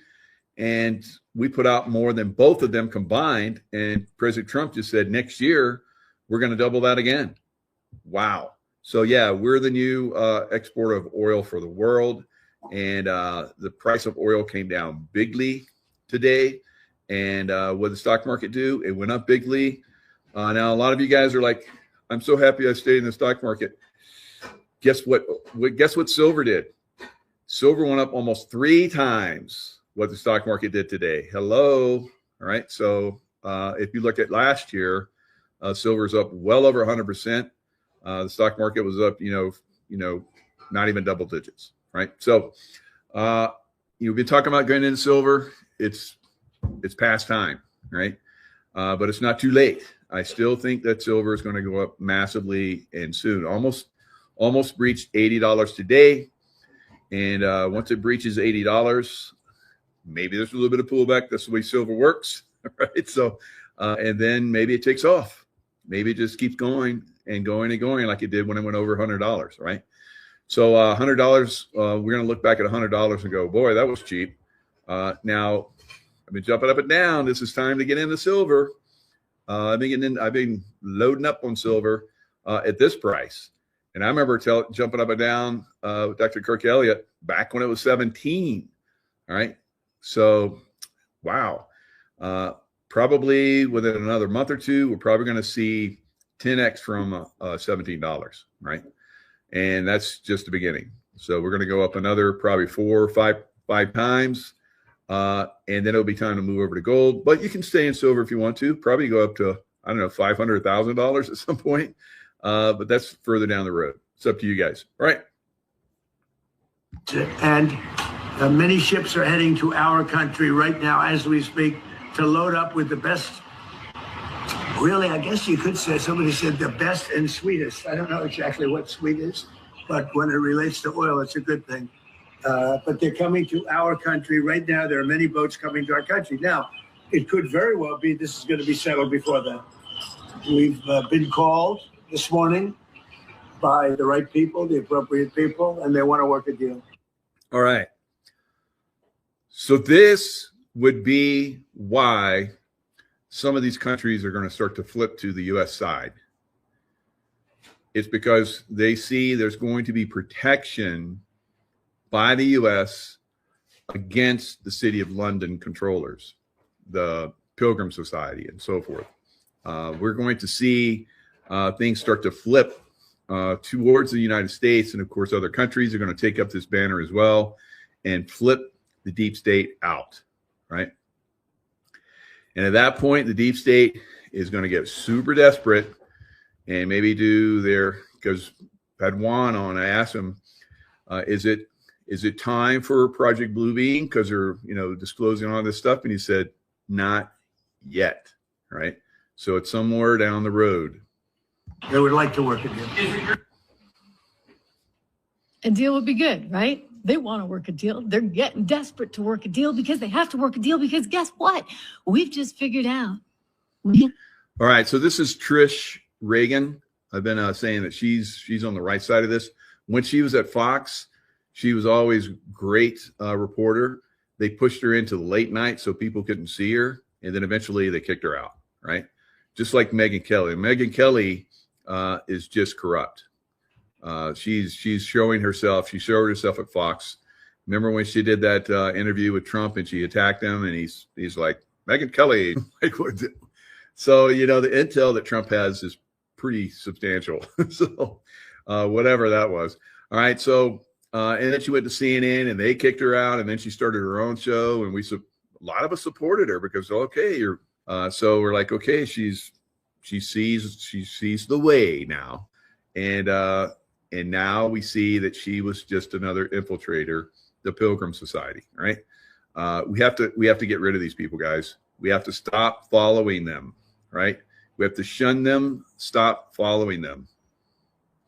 Completely shut off their entire economy. The Iranian economy is entirely dependent on its oil exports. And sure, it's actually gone kind of well for the last 6 weeks because the price of oil has gone up. And basically, all of that oil has been going to China. And now China can't get its oil, so it's not too happy either. So it's putting pressure on Iran. I mean, not quite like we are, but it's putting pressure as well. And so if all of the oil is stopped leaving Iran and its ports, then it's got nothing. I mean, I think one of the reasons the president hesitated to do that was because he knew that it would affect overall prices, right? When you take off 20% of the world's supply, which is what the Strait of Hormuz is actually accounting for. We don't need the oil. We have plenty of oil here, of course. But when you take 20% of the world's supply off, what happens to the price of oil? It goes up. And so he didn't want the price of oil to go way up all of a sudden because, well, that's bad for everyone. Don't forget, it's a commodity. So even though we have plenty of it here, when you take off 20% of the world's supply, yeah, it's going to go up. So Iran actually benefited from that. Think about that. Because the oil prices were going up. They were still shipping their oil. They were getting their ships out going to China. And now the president said, yep, that's not going to happen anymore. We're not going to allow for that anymore at all. And so we're shutting it down and we're going in, and all of your little Iranian ports, including Karg Island, are getting shut down. You're not going to get 1 ounce of oil out of that country as long as we have anything to say about it. And hey, Europe, it would be nice if you would step up to the plate too. And this is him over the weekend. He's demanding NATO send warships to take on Iran or lose. All right. So demanding that NATO get involved. So NATO, he's been demanding that for a while now. And NATO is showing its true colors, right? And some countries like Spain and Italy are not only, not getting involved, but they're going the opposite direction and actually restricting the U.S. from using bases in their countries. It's incredible. So we're going to move our bases out of those countries. Support for good because he wants them involved. Period. Full stop. And this is why the UK is figuring out it doesn't really have a choice here. It wants to salvage the relationship it has. It knows that it needs the US. The UK, the city of London, the controllers of the world for hundreds of years, right?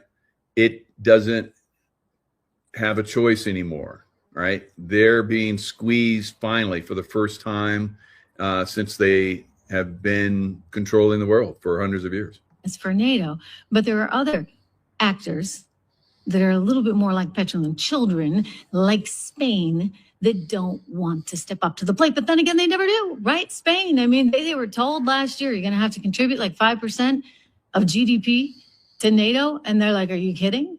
They have no interest in it. So we shouldn't be surprised. So 5%, contribute 5%. U.S. has been, for the longest time doing 98, 99%. We, the taxpayers, this is going to stop. But then again, why should we be spending hundreds of millions of dollars on those bases if we can't even use them? I mean, literally, we can't even use them. We tried to. We wanted to.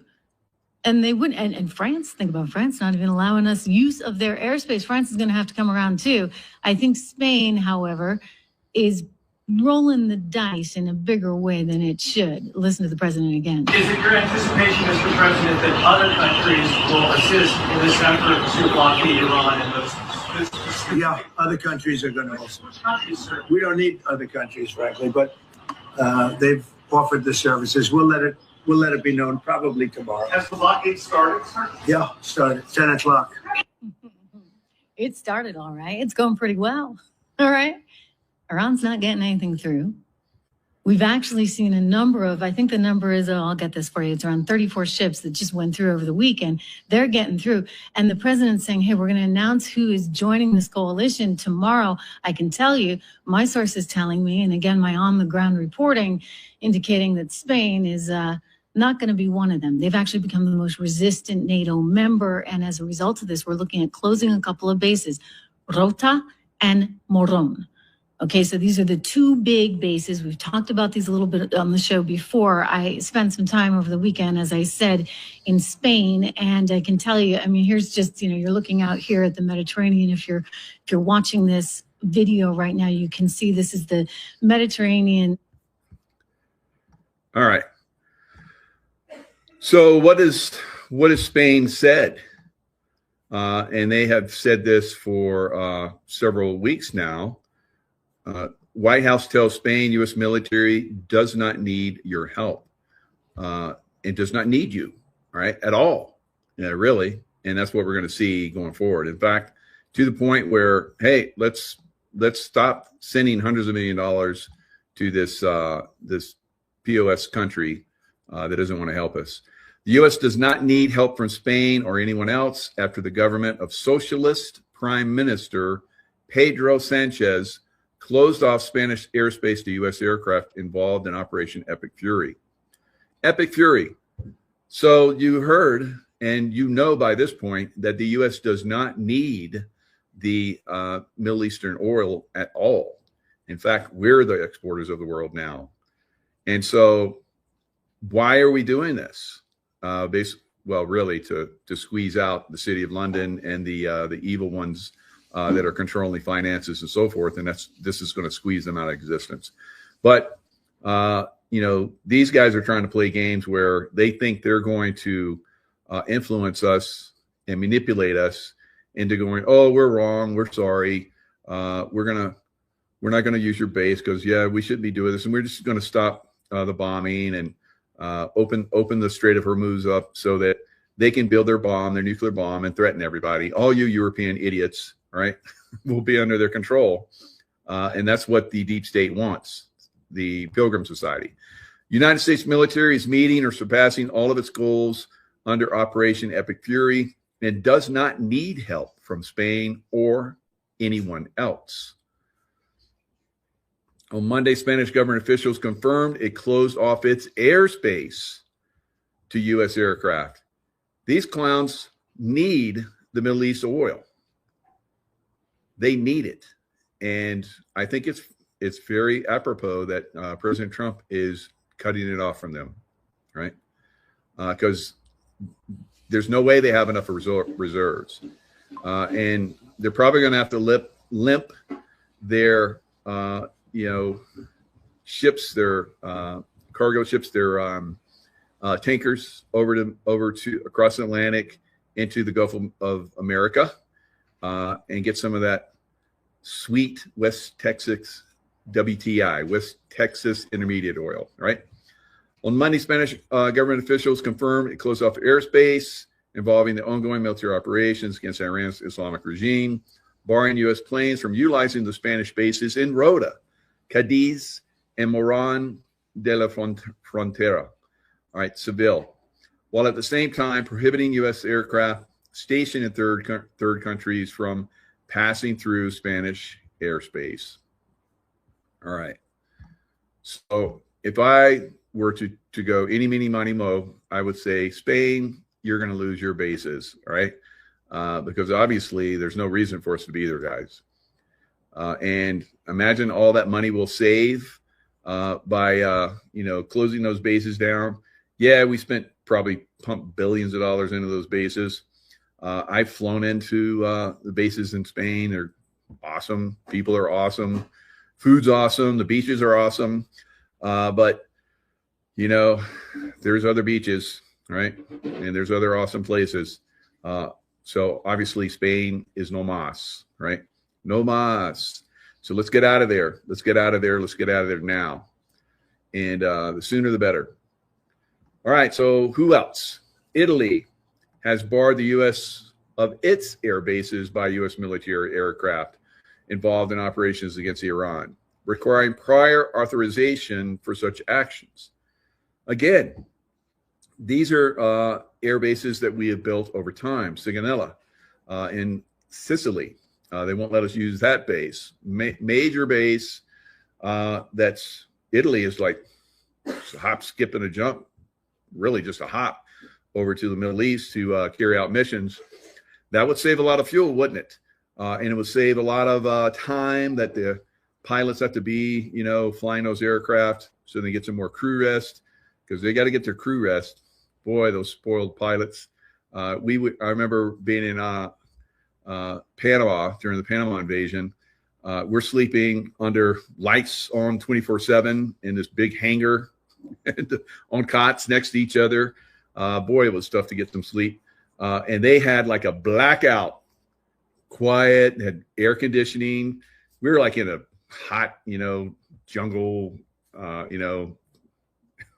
but the pilots had to get their crew rest. So, God love them.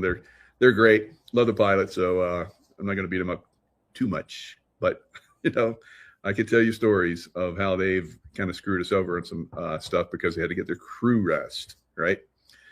Real world stuff where they thought it was just a training event. So we're going to shut down. We're going to do crew rest. It was like, and then they didn't even get spanked. They just got talked to. It's like, geez, if we'd done something like that, we'd have been hammered, right? So pretty funny.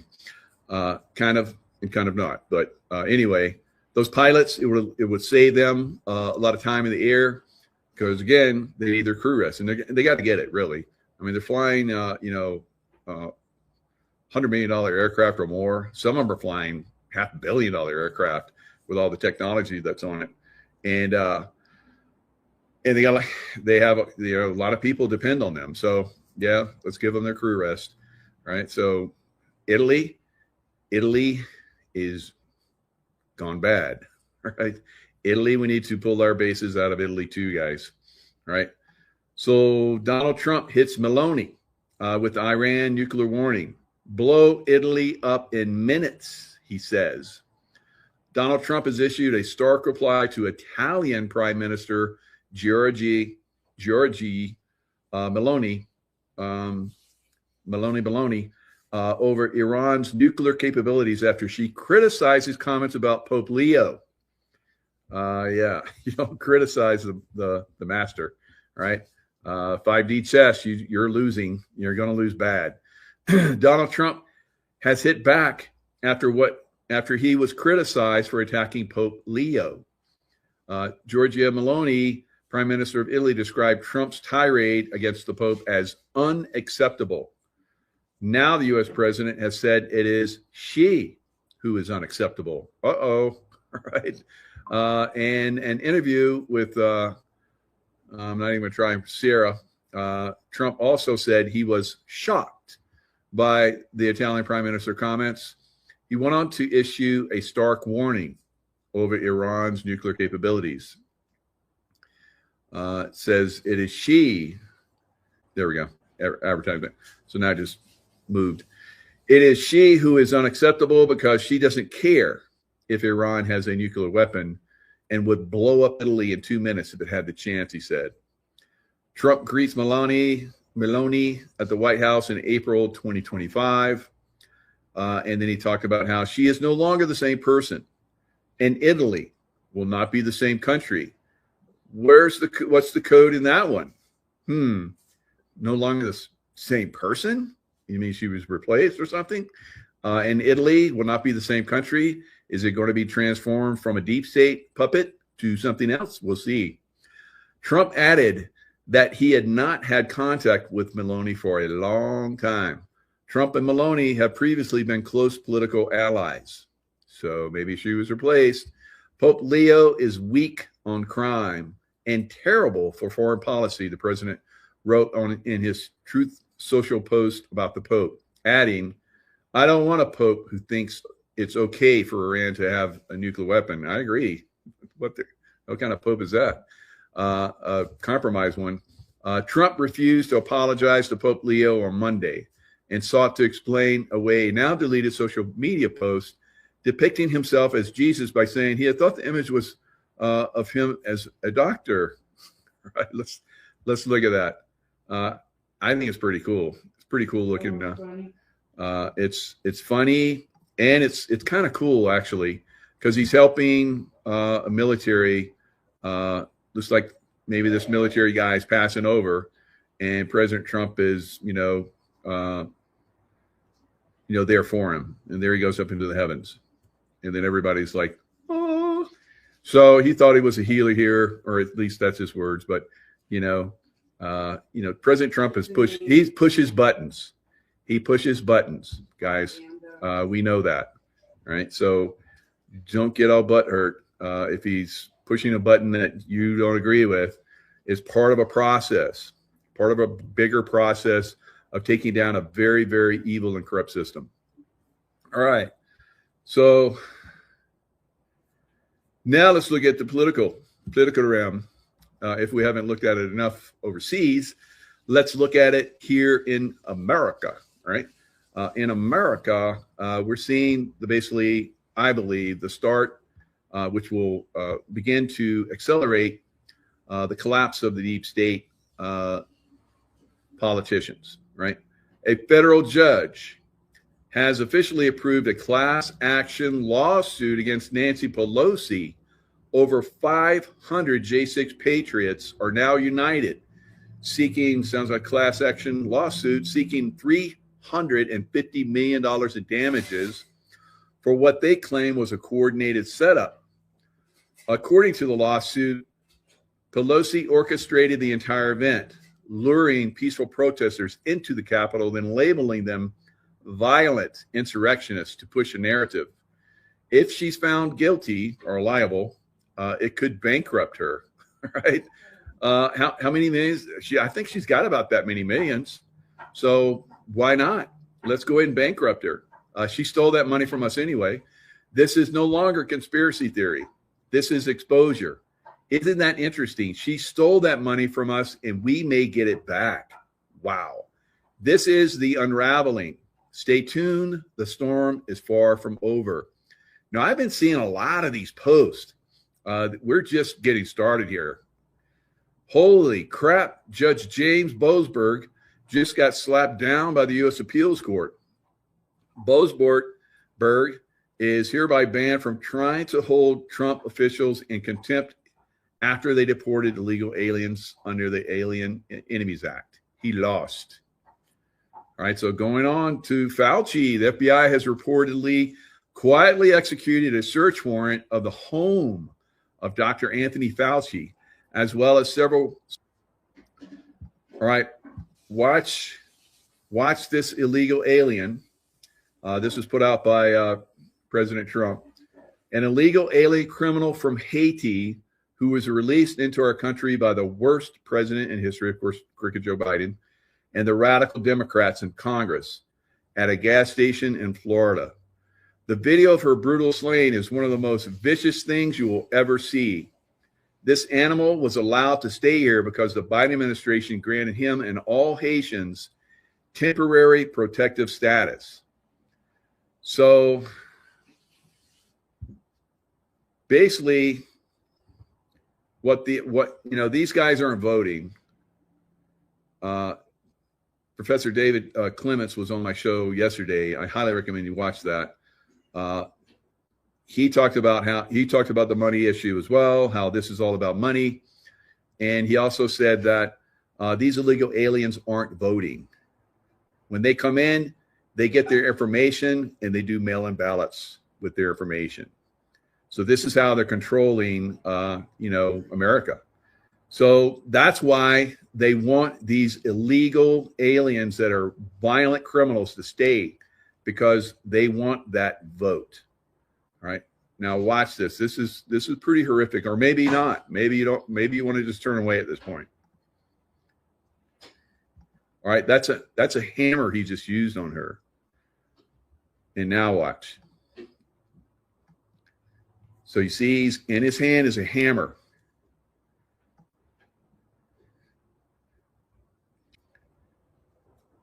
Right. So this is what we have here. Now, my take on this is what the absolute F. Mama Bears, it's time to get fired up. Grassroots firestorm time. Let's go. Because we know the Mama Bears make this happen. All right. So very frustrating. We've been talking about this for a long time.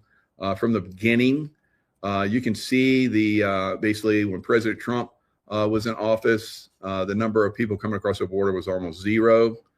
And then when Biden came in, it blew up. It went to the moon, right? Very, very tragic time for America. And there's still a lot of work to get those people out of our country, right? And we have to check the voting rolls, guys. Have to be completely gone over. And that's because they've taken these illegal aliens and put them in the voter rolls, right?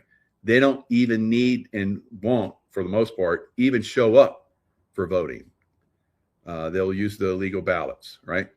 And or mail-in ballots, or once the voting's done, they'll use the Dominion electronic voting machines, and they'll assert them that way, right? So Professor David Clements was talking about that in our show yesterday as well. It happened in Texas, and I think in North Carolina, and I think one other state, where they've already found that they came in and manipulated the voting, right? So it's happening, still happening, even in the the pre-election stuff, right? So where we figure out who is eligible to advance, they have the evidence again, just like they have the evidence for the 2020 election still, and even 2024 election still in a lot of states. I think California elected a lot of congressional leaders, Republican, and like the next day, they had won, and then the next day they're like, oh look, we found all these mail-in ballots, probably filled with illegal alien registrations, and they overwhelmed those Republican votes, just like they did with President Trump when we all went to bed in 2020, him basically having won, and then we woke up and he was losing in multiple states, right? What's that, Trace? They said the children were nestled all snug in their beds. The children were nestled all snug in their beds, and it wasn't Santa Claus that came down. It was like the Grinch, right? Stole it all. And stole it all, right?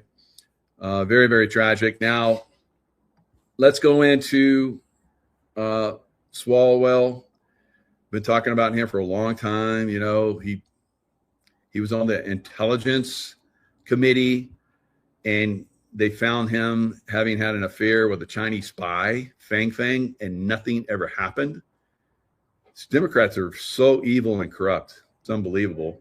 So they knew that he was doing bad stuff, and now we're seeing, I think that when they find out that they've already found out that he's done some very horrific things with women, and this is after he was all high on a pedestal, saying that women need to be protected, and here he is, one of the worst ones, if not the worst. I don't know. We'll see going forward. So I think because what they're passing is, and let me pull this up so you guys can see. So all of this stuff will make more sense why you're going to probably see a lot of people resigning going forward. All right. So it just kind of came to me as like, why would he resign? It doesn't make sense. Why wouldn't he, like they normally do, just fight all the way to the end till it's obvious that he committed the crimes? The U.S. Congress is considering the Congressional Pension Accountability Act, which would eliminate pension benefits for members of Congress expelled due to misconduct. The legislation aims to ensure that those expelled, I think that they should go back in time.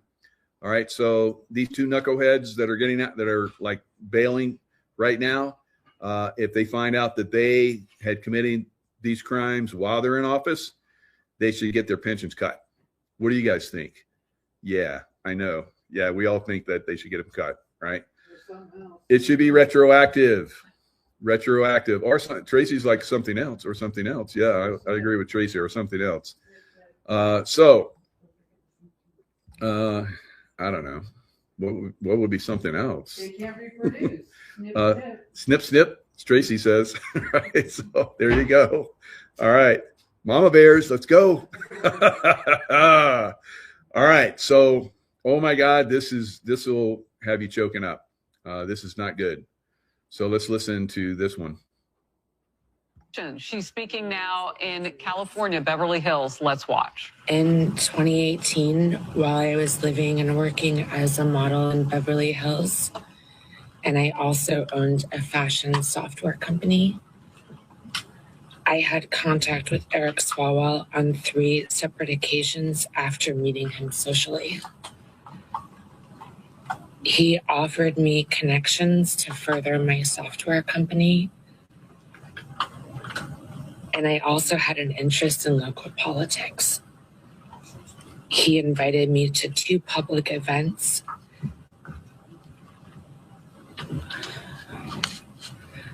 I knew he was married at the time and that his wife was pregnant. He was my friend.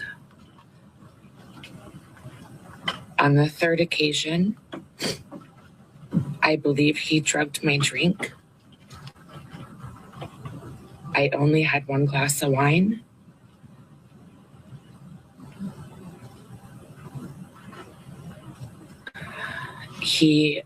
We were supposed to go to a political event, and he said he needed to get paperwork from his hotel room. When I arrived at his hotel room, I was already incapacitated, and I couldn't move my arms or my body. All right. So this is very sad. When I was security manager in casinos, a couple of casinos here in Lake Tahoe, we had, I remember this had happened on several occasions, but one in particular really stands out in my mind, where we saw this one guy. So we would help people, men and women, that were obviously very intoxicated. We'd help them. Security would escort them to their rooms, or get them a cab or something like that. That's part of what we did. Of course, the whole time we have security cameras on the whole situation. So we were informed that there was some suspicious activity in one of the bars, and so we security went there. I went there as well, because when we would get a notification like that from our eyes in the sky, the guys that are basically monitoring the whole casino, which is really good. That's one of the reasons why you want to go to a casino. We would recover stolen items and all kinds of crazy stuff. So the guys that are on the surveillance do a really good job in the casino. So hats off to them. But they called and they said there was something suspicious, and that keyed me up. So I went immediately to this bar, and I saw this guy escorting this woman out that was obviously very intoxicated, and her friends were like following, and they were kind of, seemed like they were, at first when I saw them, it's like, okay, they're all escorting her out, and so we're like watching the situation, and then one of her friends finally came up to one of us and said, "That's not her boyfriend. He was taking her to his room." And we're like, hey, and then we intervene. It's not a crime. We couldn't prove that he'd Mickey'd her drink, but at least we got her away from him and got her to her friends, and her friends got her out of there. But this happens, guys, a lot. And for this guy, this political jackass that did this, it should, like my wife Tracy said, snip, snip, right? Snip, snip. All right, so now we've got incredible, problems in the political realm. I'm bringing up Virginia Abigail Spanberger as one that's a massive problem in the political realm. She's the governor of Virginia, and she's going back on all the stuff that she said she would never do. One of the things that she just signed into law was a bill to circumvent the Electoral College and have Virginia become a member of a compact between states that are looking to give their Electoral College votes to the presidential candidate that wins the popular vote instead of the candidate that voters from the state choose. Now, this is the enemy within, guys. Abigail Spanberger is the enemy within, and she's in the seat of the governorship of Virginia, right? Most Virginians are in an outrage about this, and she's done several other things. They are talking about redistricting Virginia. That would be very much like California. There would be no more Republicans or GOP. All right, they're just going to push them all out. So there's a big outrage about that. Is the worst of any state at this point, and I think that we're seeing the states that are real problems, and I think there will be, instead of like President Trump doing an executive order that goes into each state, I think it will just be specific states where the military will have to go in and take charge, guys. Right. So Virginia was probably going to be one of those at this point. New York, Illinois, the left coast. All right. All those states. So we're not going to see every state, of course. We have states that do the right thing, constitutional law and good, stuff. Utah's another problem. Hawaii's another problem. Their governors, pretty much in Utah, I don't think the governor was even elected, right? So there's, and in Hawaii, he assumed office before the votes were even counted, right? So there's real problems in our states. The military will absolutely have to go into some of these states, just like we saw during the Civil War, where Abraham Lincoln, with the writ of habeas corpus, he had to suspend it because there were states that were violating it, and like David talked about yesterday with me, it's one of those things that President Lincoln said, well, all the states are totally illegal and everything they're doing, in regards to slavery and all kind of other stuff. I have to go this route to like overwhelm them. So this is what we're seeing with Trump, I think, and a lot of these things where some people are saying he's outside of his bounds and all kind of crazy stuff. He's going to have to go outside of his bounds, right? Outside of the normal bounds to take down this extreme illegal activity that's going on in America. That woman that's in the governorship in Virginia, she is wicked. She's a wicked witch beyond belief, guys. All right. So this is something that is overcoming the U.S. Constitution, states' rights, and so forth. There will be some kind of pushback, I think, by the military. So we'll see how this goes going forward. David Clement said also that we're going to military tribunals. He thought that we're very close. And if you saw all those people that I just brought up, all those political people, boy, it seems like it's really starting to get hot out there, doesn't it? Right? And David Clement said, once Trump gets control of the monetary, like we're seeing right now with the Pilgrim Society, the City of London, and of course the city, the Vatican City, and then the Washington D.C. Right? He's got control of Washington D.C. And now he's pushing back on those other two city states. Right? He wants to take them down, and he's going to. Right? We're moving that direction, and so all of these.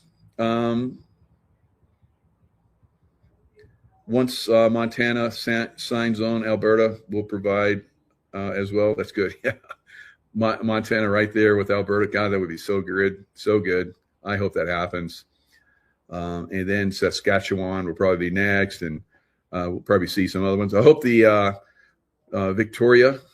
I think that's on the left coast, which is kind of leftist.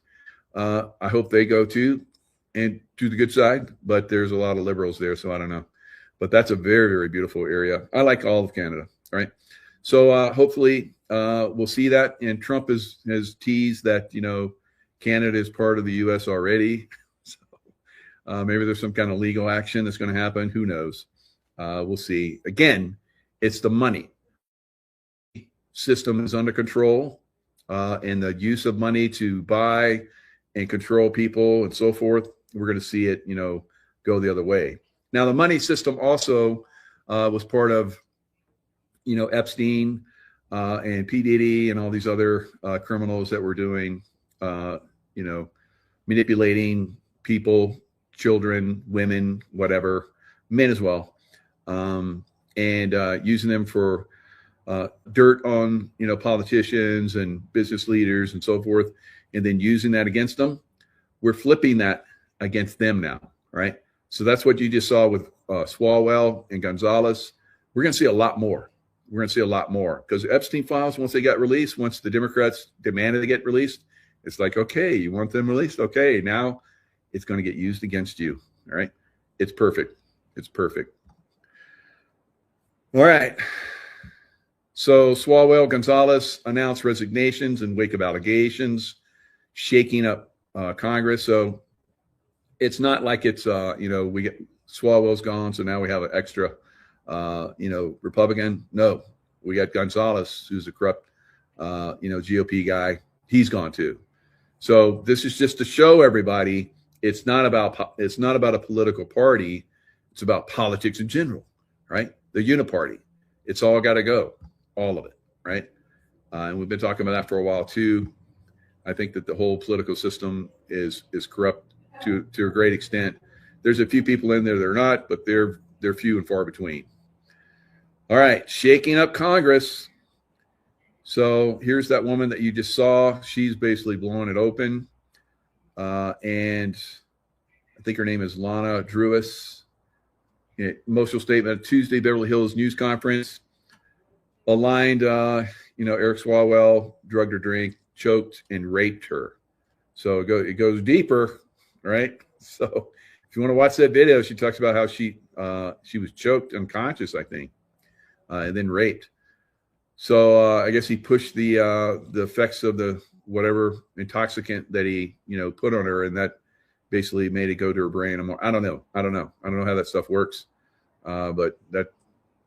Maybe that's how they get it to activate even deeper. And so then now she's passed out and he has her way with her. And there's many others.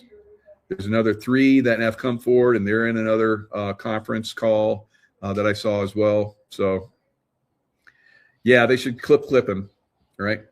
And sorry about, you know, the wife that's married to him. And I guess he's got children too. Jeez. That's wow. All right. So California, they're already talking about it. California holds special election in August to replace Swalwell. Boy, they didn't waste any time on that one, did they? Right? They want to get their puppet in there as fast as they can. All right. So I don't know. Maybe they shouldn't be replaced. So this is Dr. Steve Turley. He's in agreement with me. And I'm in agreement with him that this is just the beginning.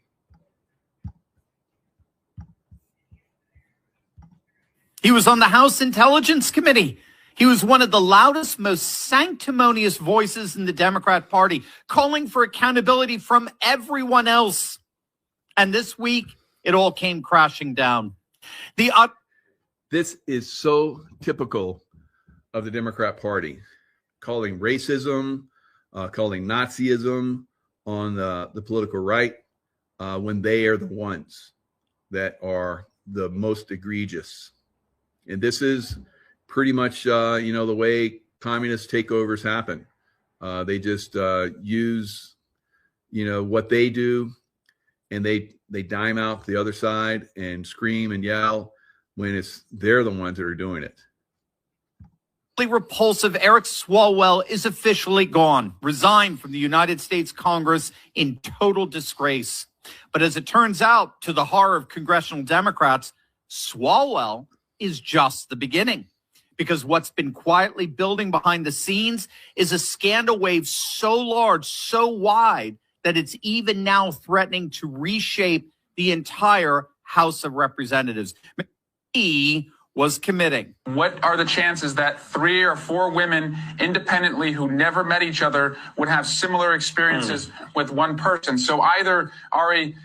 So this is high and mighty right here.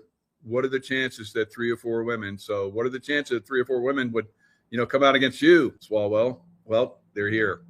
This person committed these horrific acts, or he is the single unluckiest person in the world for these people to conspire and make up lies against him. But it's a very hard case to make, the more allegations that come in. And even the counter example. 216. I was the 216th person to sign the Epstein petition to release all of the files and finally bring justice for these victims. So we're just 2 away.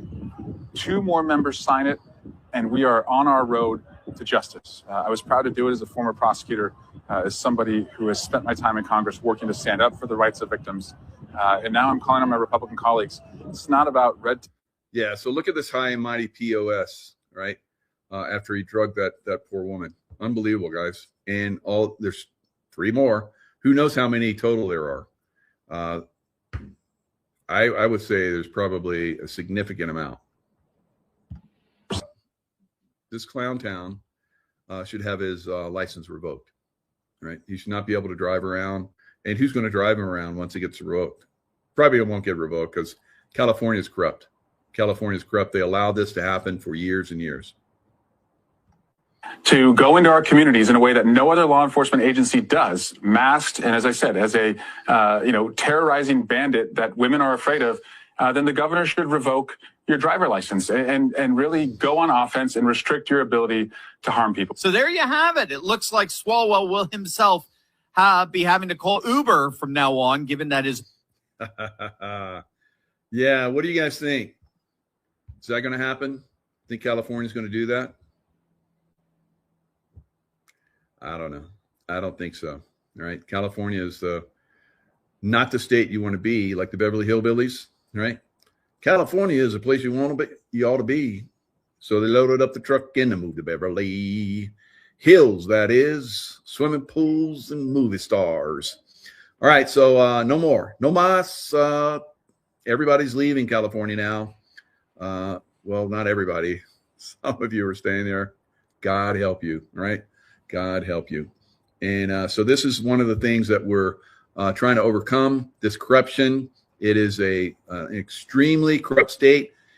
It's so corrupt that they're exposing the fraud, and the lawmakers want to pass a bill that no one can come in and expose them for doing fraud. Literally, they're trying to pass that bill. Unbelievable, right? So God help you guys in California. God, you're going to need it. All right, so here is, I'm going to show you guys real quick what's going on with this beautiful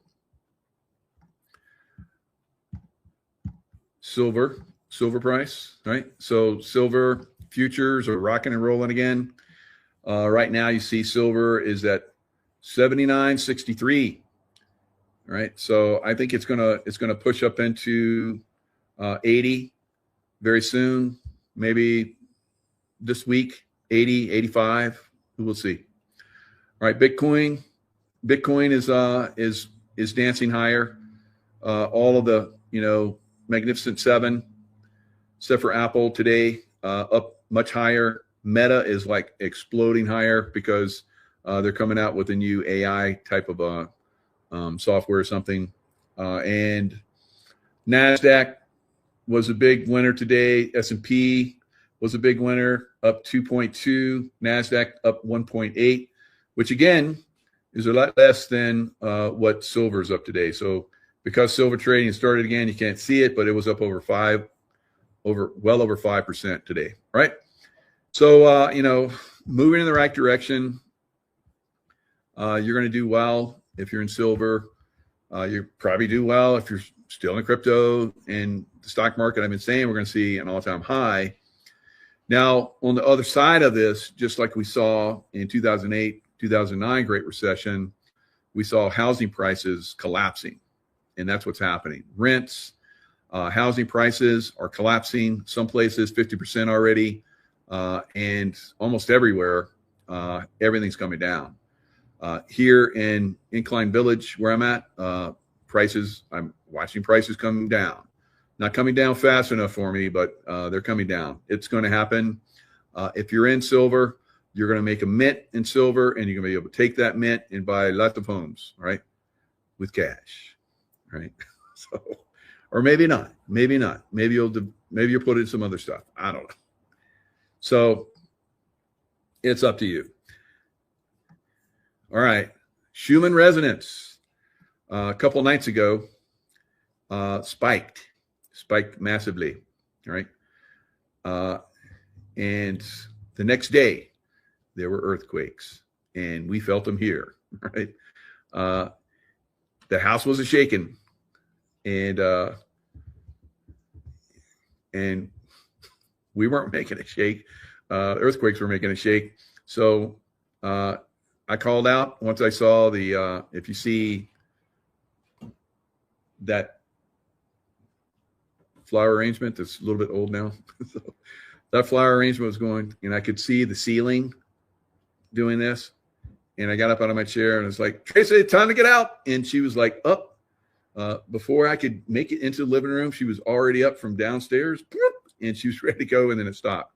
So that was a good thing. But it was pretty significant. We're seeing an uptick. We're seeing earthquake swarms like we saw yesterday in an area of Nevada, and I'm going to show you some of that. We're going to have some of the stuff on that is basically going to, we have to be aware of this stuff. Have to be heads up. I've been predicting this stuff is going to really kick in this year. Hopefully not, but it's better to be aware and ready than just blow it off and think that everything's going to just be fine, right? Schumann resonance, like you see here, that's incredible. So normally it's up around here.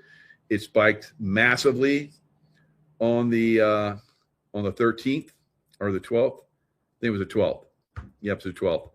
And the next day, the 13th, which is yesterday, that's when we had the rock and roll, right? So definitely something we need to be aware of right now. Now, I'm going to show you a picture. Tracy took this before the earthquake, and we had a big snow here. We're making up for all of the snow that we didn't get. So we're getting, mid-March, because it can happen here. I've seen it, snow here in May. I've seen it snow here in June. But a good thing, we're getting much needed snow. And as you guys can see out the window, there's still a lot of it. So look at these icicles that Tracy took a video of.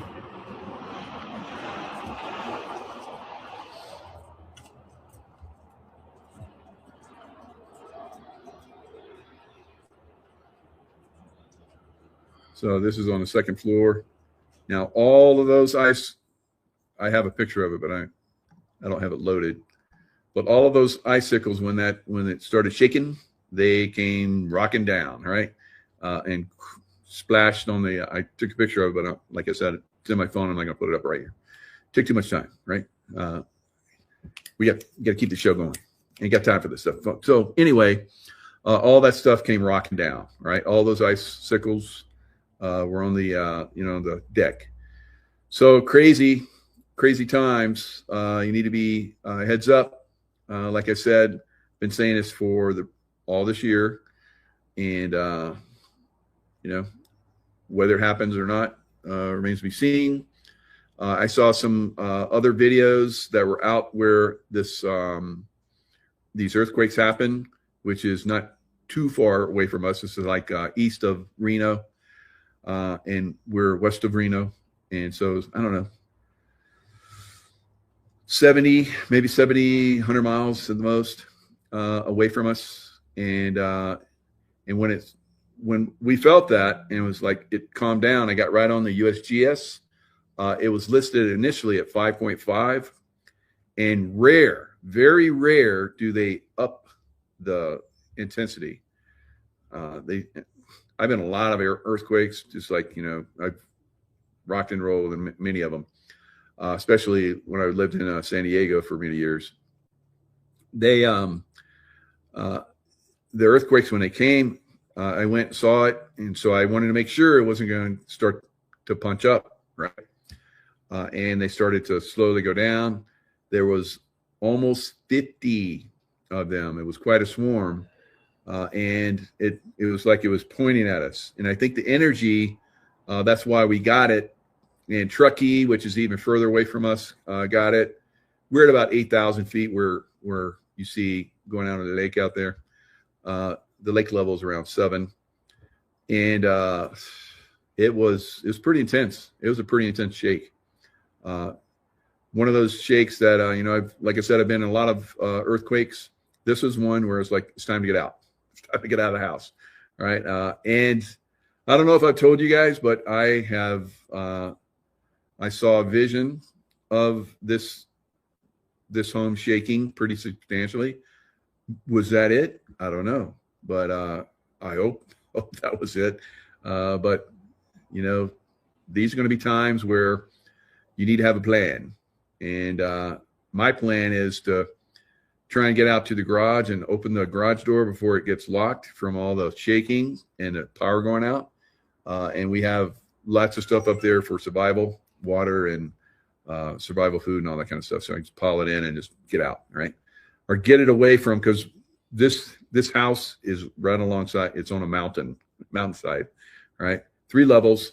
I'm sure the posts go deep, but just like I saw yesterday, this thing was shaking pretty good at the top here. So, and that was a long way away. So let's look at what Stefan Burns has to say. He's really on this stuff, and I like to go to him and see what his thoughts are. He thinks we might be moving into a more shaky environment. Thankfully, it was not bigger. There is a big earthquake swarm that's now occurring as a result. So we see here in the map area, 44 earthquakes, and this is all just in the past 90 minutes, okay? So if you're watching this live stream on replay, we're covering this just within about an hour of this happening. So we had this magnitude 5.7, and then a lot of earthquakes popped off. We see that this 5.7 is the oldest earthquake in this sequence. 3.6 there, 3.3. If we look at the highest magnitude event. All right, so you see how here is the 5.7 right here, and it just started going in this direction. I'm like, it's coming for us, but it didn't get any bigger. So the 5.7, then it went down in the 3s, and then 2s, and it started getting farther and farther apart. And I'm like, okay, we're good.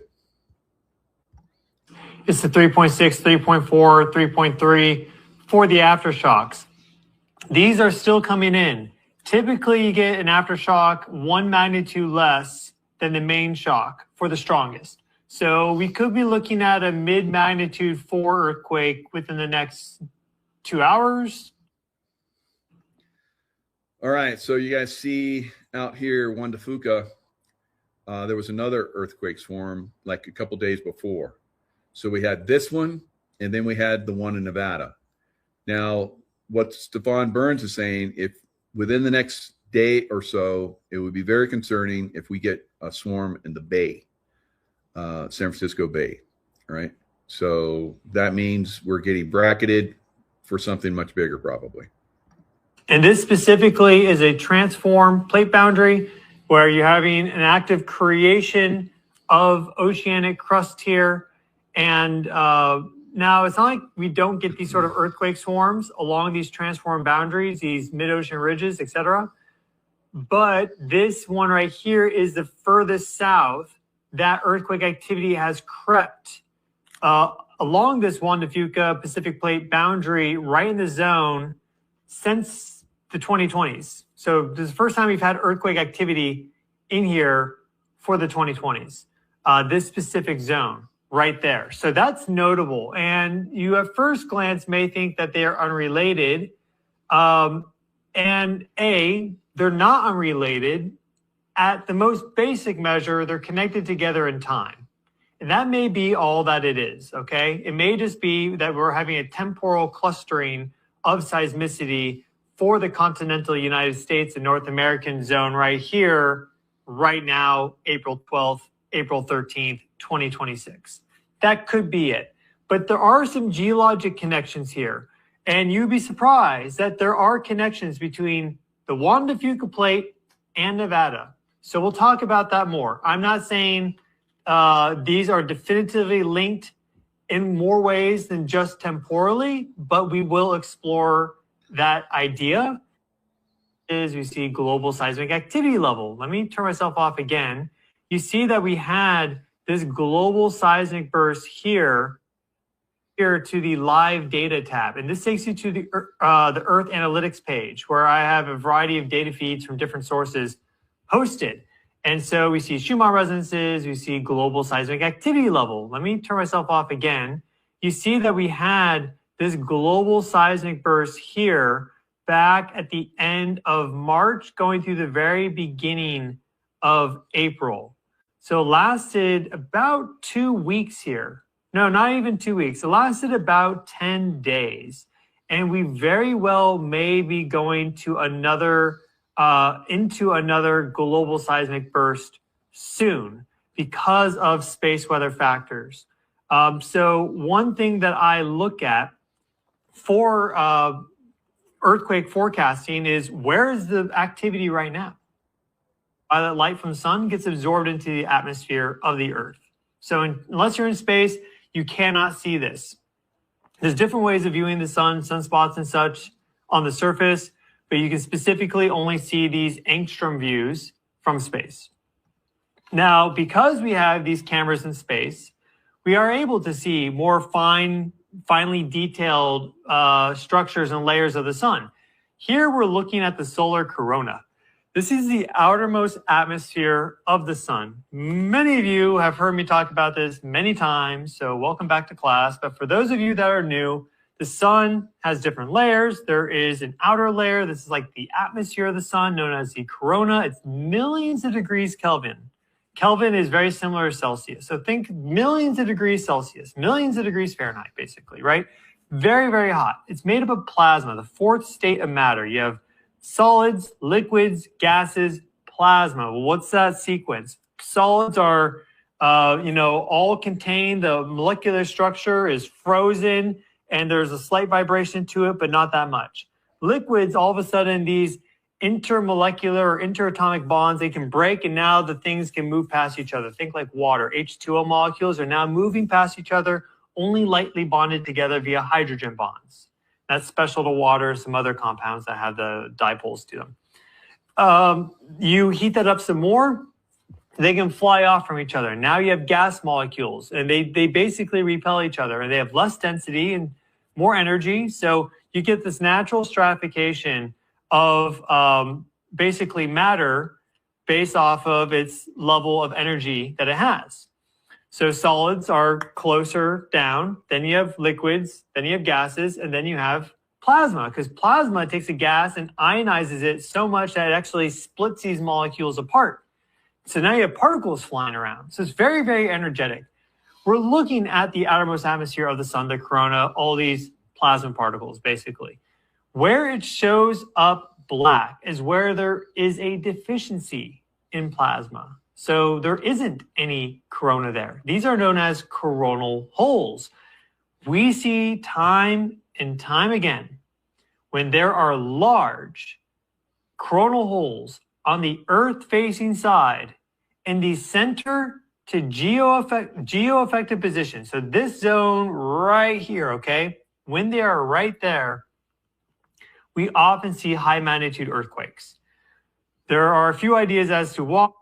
All right, so that coronal hole is coming into Earth-centric relationship, and every time we get this, we usually have an uptick in earthquake activity. So that big coronal hole that's caused earthquakes in the past, so it rotates around, then we get a little break, and it comes back again, and then we get a significant uptick in earthquakes. We're already getting an uptick in earthquakes. So now we're going to get hit with this coronal hole, and there's a very great possibility that the juice from that is really going to make things get funky, right? So just be heads up. We just saw some serious activity here. I've been living on and off in this area for a long time, and I've never seen any earthquakes of that magnitude here. So, like I've said, things are going to start to uptick this year, right? So there's lots of things that are going on to cause that. Consciousness is actually a factor in this. The alignment of the planets, the planetary alignments, are also having a factor with this probable coming uptick in earthquake activity. So, and it's not going to be, I think, focused just in the Pacific Northwest. I think it's going to hit a lot of places throughout the world. So be heads up wherever you're at. I think the earthquake activity, volcanic activity, and unfortunately tsunami activity really gets a big uptick this year and into next year. I think it's going to get even more intense. All right, guys. You know the deal. Stay in love vibration. That gives you the intuition, insights, and so forth that you're going to need to get through earth changes, this collapse of the system. All things are probably going to collapse and go to something much greater. So will it be an easy transition? I don't think so. Right. So, we're looking at the way things have progressed in the past. People that are psychopaths like to hold on to their power, and they don't care who gets affected and how badly they're affected as they try and hold on to that power. We've seen this throughout time, right? Thousands of years. Okay, lots of love. Stay in the love vibration, and we'll see you guys next time.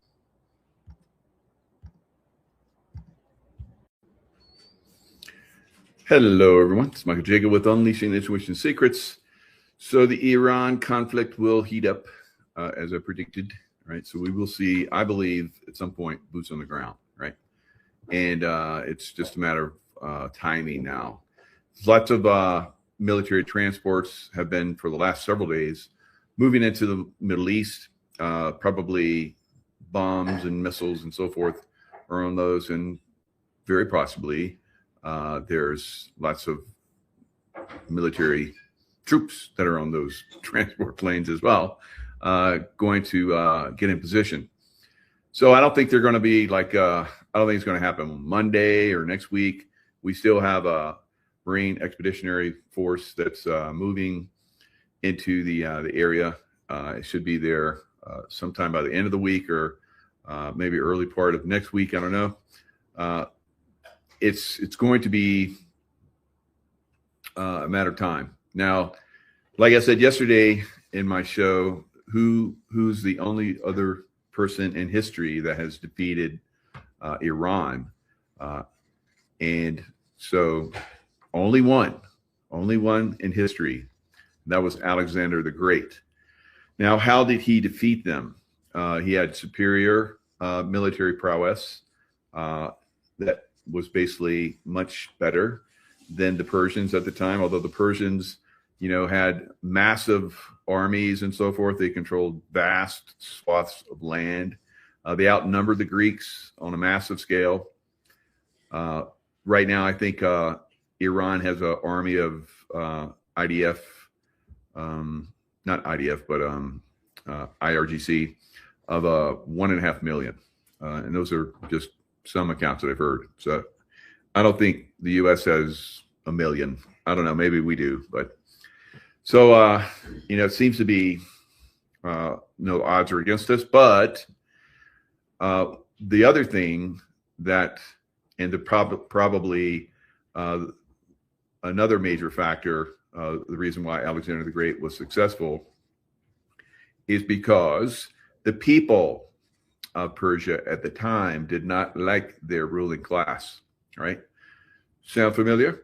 All right. So everything is lining up for this to be the second time in history that Persia is basically defeated their army. Right? So we'll see. We'll see. I think there's no other way around it. In fact, I think we're going into a global war against the deep state. Right?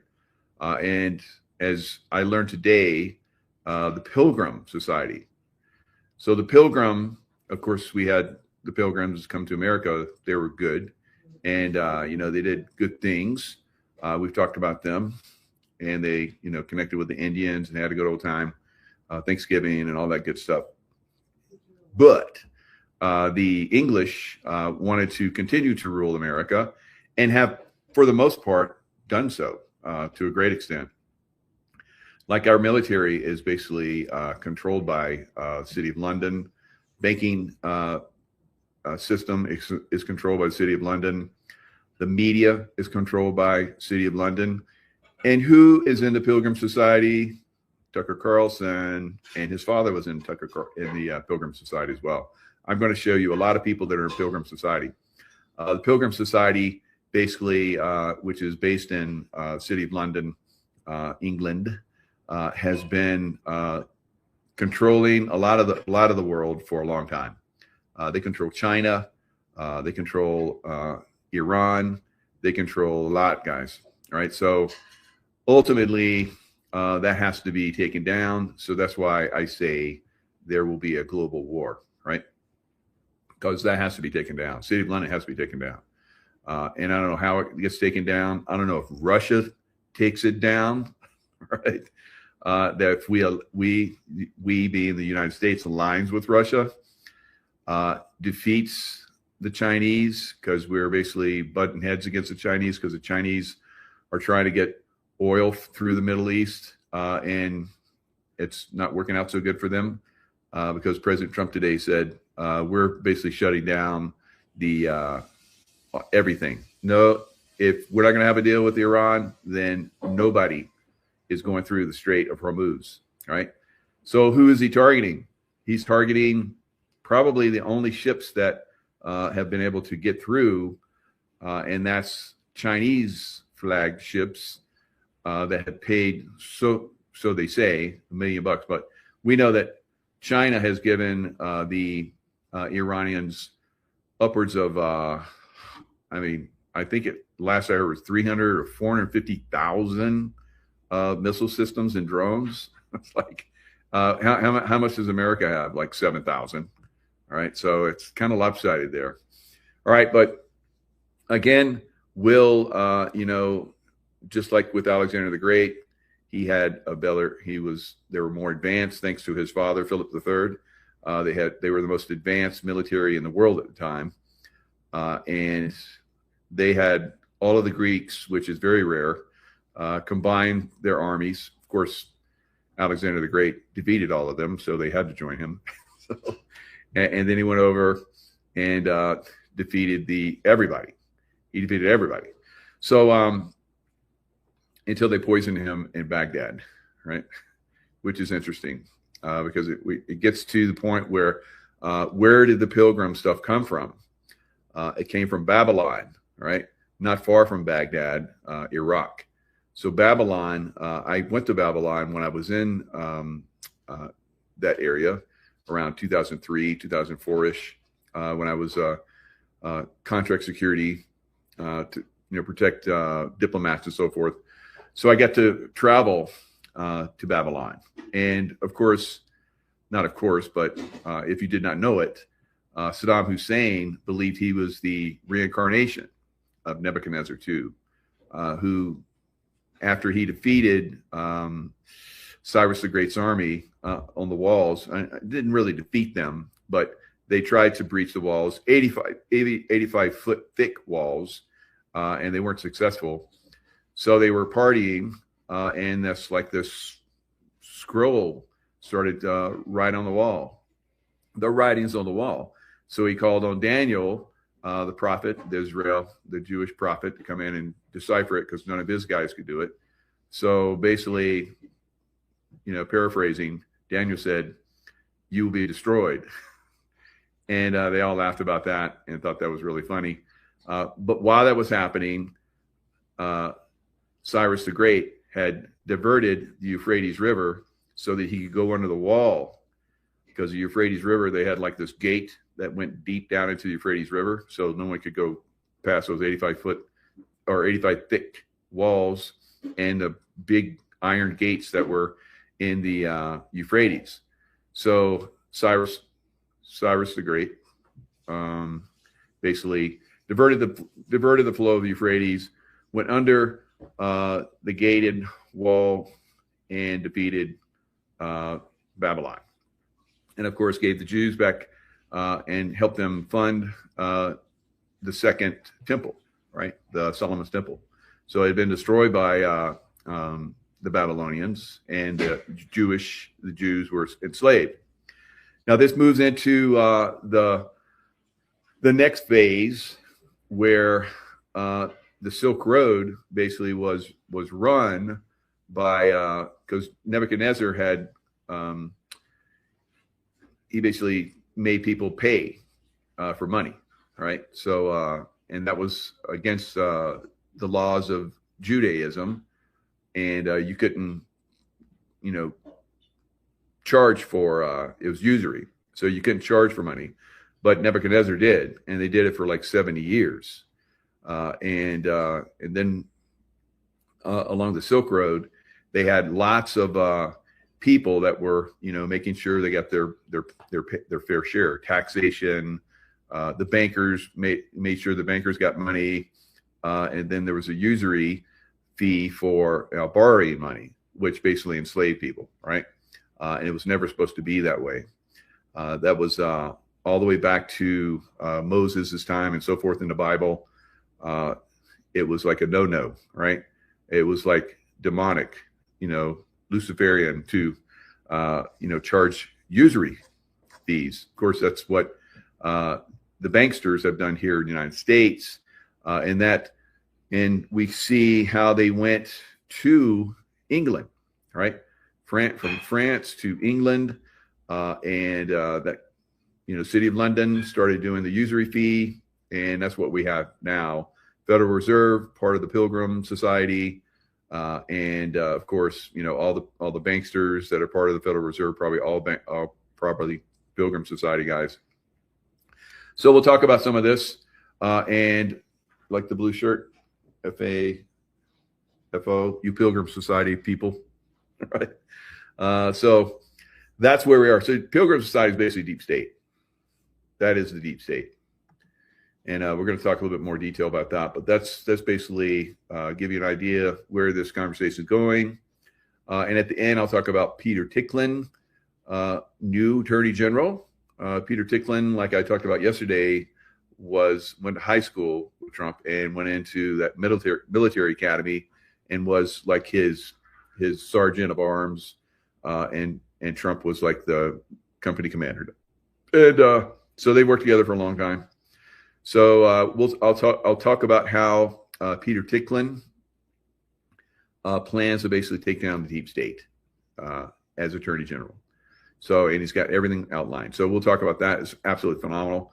I'm going to have him on a show on Wednesday. David Clements is coming on tomorrow. So we got a heck of a lineup coming up for you guys. So you want to stay tuned. All right, so let's look at what's going on. The ceasefire is about ready to be over. We'll see how that's going to work out. But Trump, U.S. will blockade ships entering or leaving Strait of Hormuz. On his social media platform early Sunday that the U.S. Navy will begin the process of blockading all ships trying to enter or leave the Strait of Hormuz. That threat coming after a U.S. delegation led by Vice President J.D. Vance, U.S. Special Envoy Steve Witkoff, and the president's son-in-law, Jared Kushner, failed to reach an agreement with the Iranians to end the war during trilateral meetings in Islamabad. The simple fact is that we need to see an affirmative commitment that they will not seek a nuclear weapon, and they will not seek the tools that would enable them to quickly achieve a nuclear weapon. Iran's lead negotiator blaming the failure of the talks on the U.S., saying the U.S. side failed to win Tehran's trust during the negotiations. The White House is demanding Iran turn over its stockpile of enriched uranium, end its ballistic missile program, and its support for terror groups, as well as threats to stop the free passage of ships in the critical Strait of Hormuz, where 1/5 of the global oil supply flows. The strait's closure has been impacting gas prices here at home. The gas index showing a 21% increase last month, the largest one-month jump since records began in 1967. In an interview with Fox News, the president was asked if he thinks gas prices will be lower by the midterms in November. I hope so. I mean, I think so. It could be or the same, or maybe a little bit higher, but it should be around the same. I think this won't be that much longer. Meanwhile, despite no deal between the two sides, the president saying negotiations got friendly towards the end. We got just about every point we needed, except for the fact that they refused to give up their nuclear ambition. And that's the only point, frankly, to me, that was the most important point by far. Pakistani officials saying Sunday they hope to continue facilitating dialogue between the two sides. Marcus Moore. All right. So they're going to continue to talk. All right. Is that going to be like the U.S. is just going to continue to build up arms and personnel for the coming strike? Maybe. So it will be very interesting, how this goes. Now, I can tell you right now, the markets do not like this. All right. So all the upside that you saw last week is going to go bye-bye. And you guys know what I say. If oil goes up, stocks go down. All right. So oil is up big pre-market. All right. Futures are showing a massive spike right now in oil. Will President Trump be able to talk it down? Will he have something to say that brings the price down? Or will it be, okay, I'm done talking. It's time to kick some ass. All right. So we'll see. As you see there, that's a heck of a spike up. And right now it's up almost $10. It's up well over $100 again, a barrel, 105 right now. Same thing with UK oil, up $9.06 also. So up over $100 a barrel. The precious metals don't like that, right? At some point, like I said, precious metals turn around and they blast higher, right? But right now, people are going to be selling. The only thing that's going to help them stay solvent, and that's precious metals, because that's real money.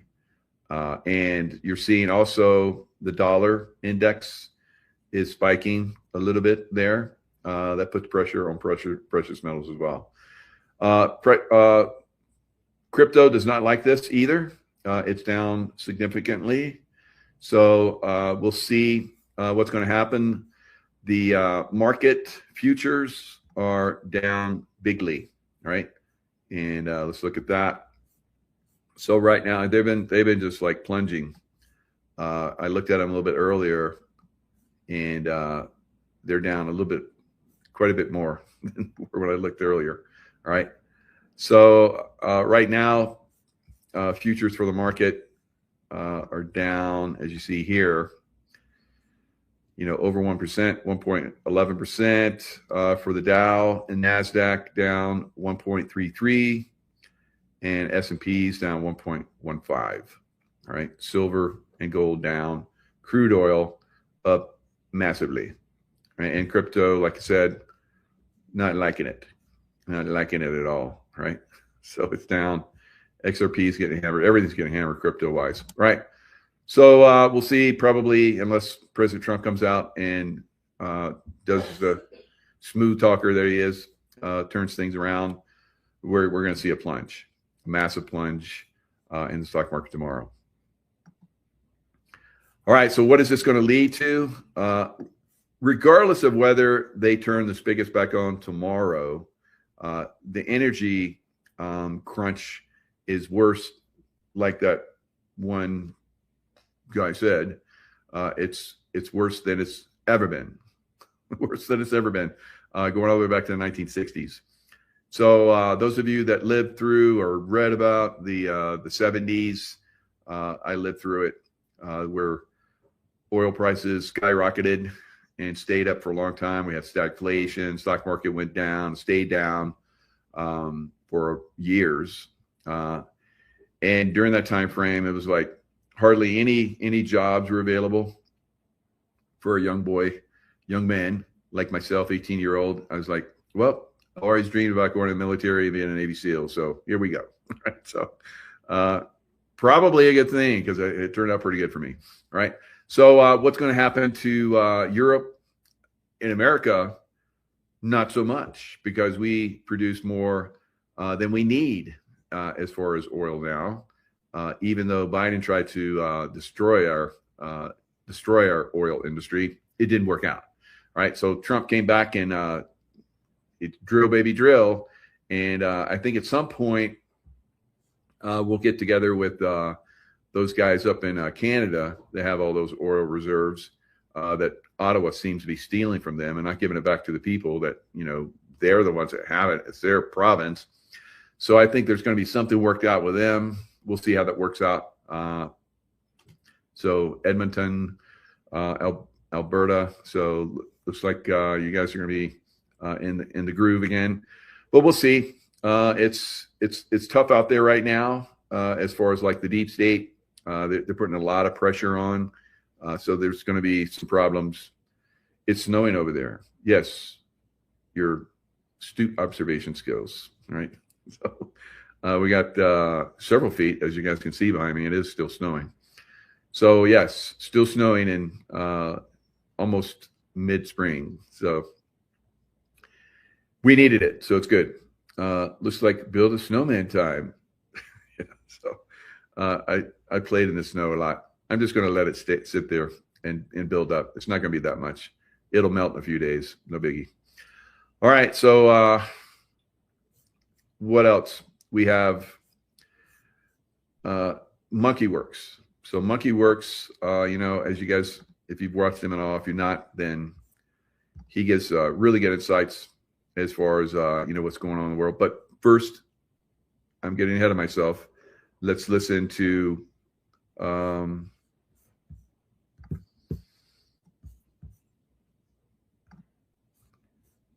Survival Lily, right?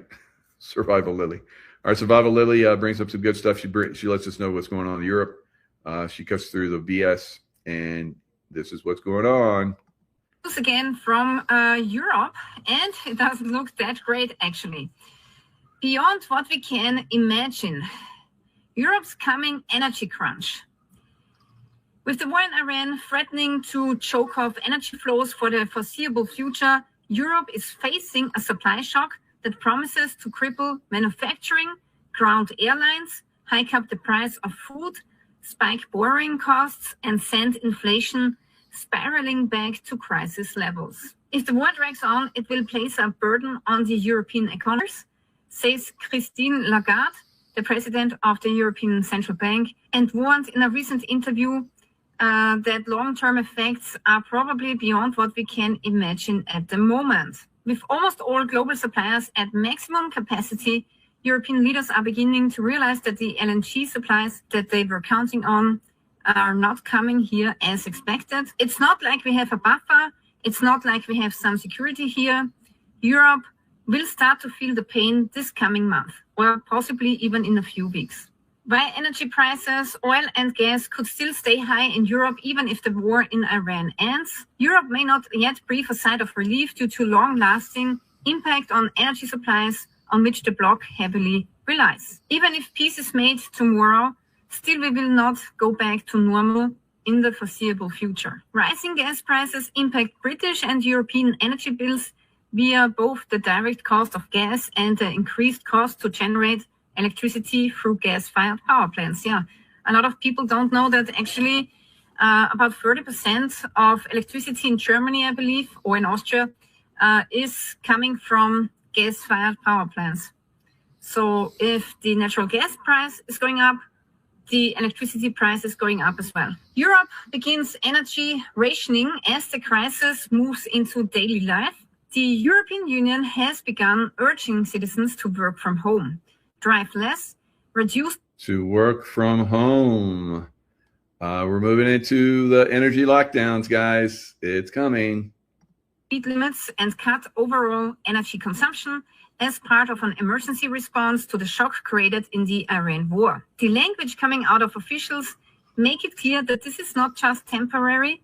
European authorities are warning of a very serious situation with no immediate end in sight. Yeah, some people would also call it an energy lockdown. This will not... Yes, an energy lockdown. It is coming. All right, so it's coming. Right? There's no way that we can get around that. They have planned this. Trump stepped in early to try and get control of it. That's my thoughts on it. So now let's look at some other things that are pretty much out there. That's very concerning. All right, so you guys know that Orban in Hungary, he was basically the stopgap for the European Union from pushing an extremism. He lost today. So this is a very, very bad sign for Europe because they're going to push a war with Russia, guys. When everything fails, they take you to war. They take you to war, right? Orban concedes. It was absolute landslide, historic Hungarian landslide. Now, did they come in and manipulate this? I believe they did. Orban was probably one of the last hopes for Europe to actually, survive, and it's gone now. So in a stunning collapse that ends 16 years of uninterrupted rule, Hungarian Prime Minister Orban conceded defeat in Sunday's parliamentary elections. So it was a massive defeat. So looks like they got 128 seats of the 199 seat National Assembly. So did the people really hate Orban that much, right? Or something else? The concession delivered as vote tallies continue to roll in. Did they have mail-in voting? With record 77.8% turnout, marks the first time in the post-communist era that Orban's Fidesz has lost control of parliament. It validates the dire warning Orban himself issued just days ago in his final campaign rally. We could now lose everything. So to Peter Magyar, the 43-year-old former Fidesz insider who rocked Tisza from fringe movement to projected governing force in under 2 years, hailed the movement as a turning point for Hungary. Yes, turning point probably for hell, right? So the result upends the European political landscape.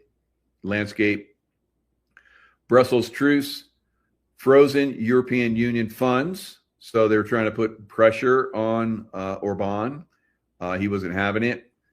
So now they're going to get 20 billion that they froze. That was Hungary's money. So that's why I'm led to believe that they came in and hijacked this election. Hungary's systematic vetoes on Ukraine aid, migration policy, and rule of law mechanisms are likely to end. So migration policy. So now Hungary is going to get flooded with migrants again. Rule of law mechanisms likely to end. Orban's pro-peace, Russia-friendly stance, including delays on sanctions and energy deals, will almost certainly be reversed. Populist right in free fall, this defeat delivers a body blow to Europe's nationalist movements. Marine Le Pen, Matteo Salvini, and Germany's AfD lose their strongest Central European anchor. Donald Trump's recent endorsement of Orban as a strong leader and J.D. Vance's pre-election Budapest visit now look like backing the wrong horse. Well, they were backing the right horse, but the wrong horse is in there, in my opinion. Markets react, so they like it. All right, so this is a body blow for Europe, guys. And it's basically they're going to descend into extreme control by the deep state, right? So the deep state obviously came in and stole our election, and we have to be be very, very aware that they could possibly, hijack the midterms as well, right? So lots of things are going to start to transpire very quickly. There's going to be victories, and then, like we just saw there, very significant defeats, right? So what's going on in the Middle East? We're moving lots of equipment over there. So we got Monkey Works, all right? I don't know what happened to Monkey Works here. He's got the Mod Squad look going on. You guys remember the Mod Squad back in the late 60s and early 70s? It was a great show. I was sad when it went away. But that was the same time frame where they had Dark Shadows, Barnabas Collins, back when we had the the vampire guy. So that was back when we had soap operas that were very popular. Now you got, anytime you want to watch that stuff, you have access. So soap operas are no longer, now we got what those little mini series that are all over the place now. They're pretty cool. All right, so this is what's going on, guys. We're moving a lot of stuff over to the Middle East. Let me show you something, though. I'm going to take you over here to the reach traffic, and I want you to see the last 4 days. Now, I will tell you the 4 days before that was just as intense. Okay, but notice right here, that's Fort Hood. That tells me that they are grabbing the airborne guys, right? They're flying them up here to Dover, then they're getting on flights, and they're flying across. Notice the consolidation into the port area. That tells me, too, that they're bringing more equipment into the ports.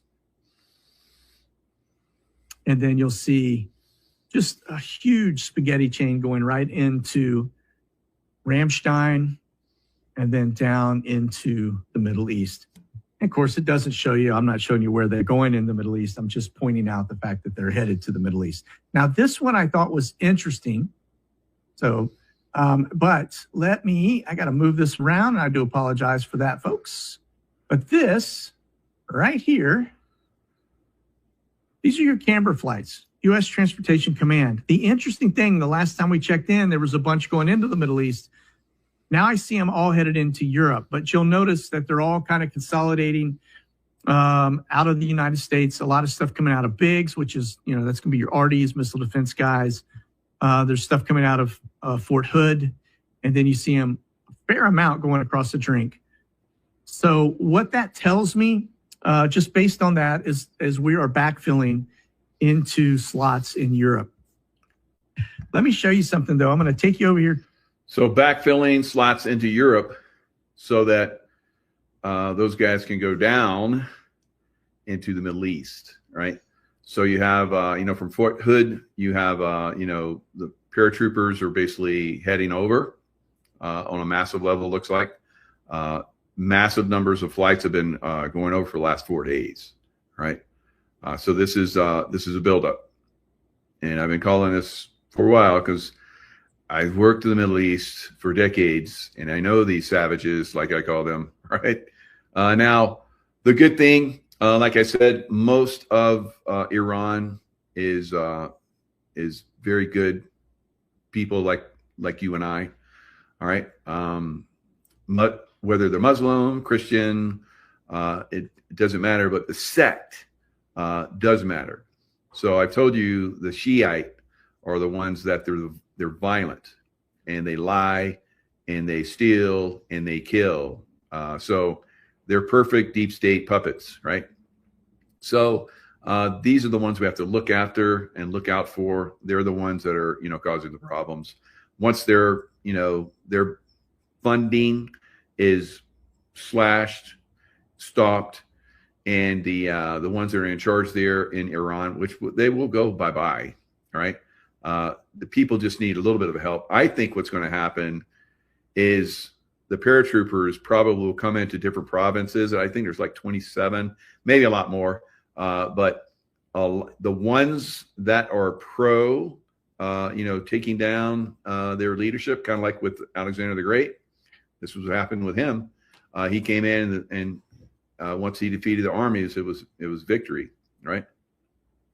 Like I've seen in a lot of places when U.S. military, when I was involved with U.S. military in Panama, for one example, we were in the streets of, after we defeated Noriega's troops, they were not elected either. And the people came out and cheered us on the streets. It was like a victory parade, like something out of Europe. It was pretty cool. So we'll see that. And as we come in with our equipment and with our paratroopers, or however they get inserted, Marines, whatever, they will come into these provinces where the people are ready to revolt. They just need a little help, right? So I think we'll see dominoes throughout Persia, because it's got to go back to Persia. It's got to go back to Persia, right? This Iran bullshit, it's got to go bye-bye, right? So the people of Persia will be back. It'll be beautiful. I don't know who's going to lead them. I thought it might be the former Shah's son, but that remains to be seen. It's up to the people, and we shouldn't pick who's going to be the leader. No puppets on our side, right? The only thing we need to see is someone that's just not going to do evil, like the current Shiite control system. All right. So now weaponry, U.S. weaponry, is on another level.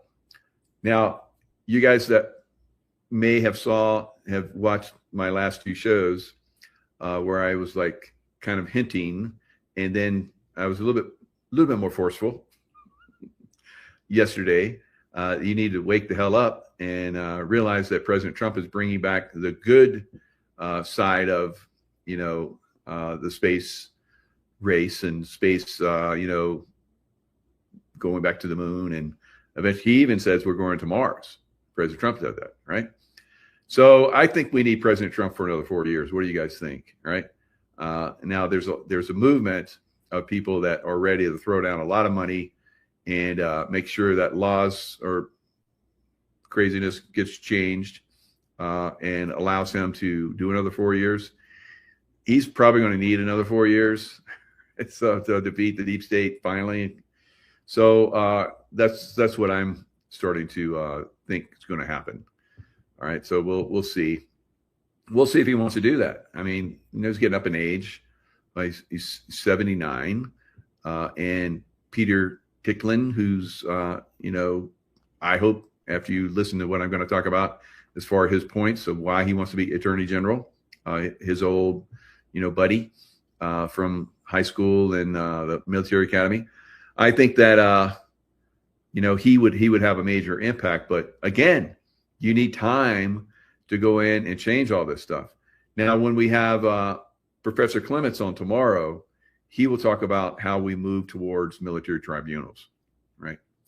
I heard him give a presentation, at the Bond Gate that I went to, and we'll talk about how you guys can come to the next, show, which is the Fraud Gate, which basically goes into the election and all the different things that are a problem right now.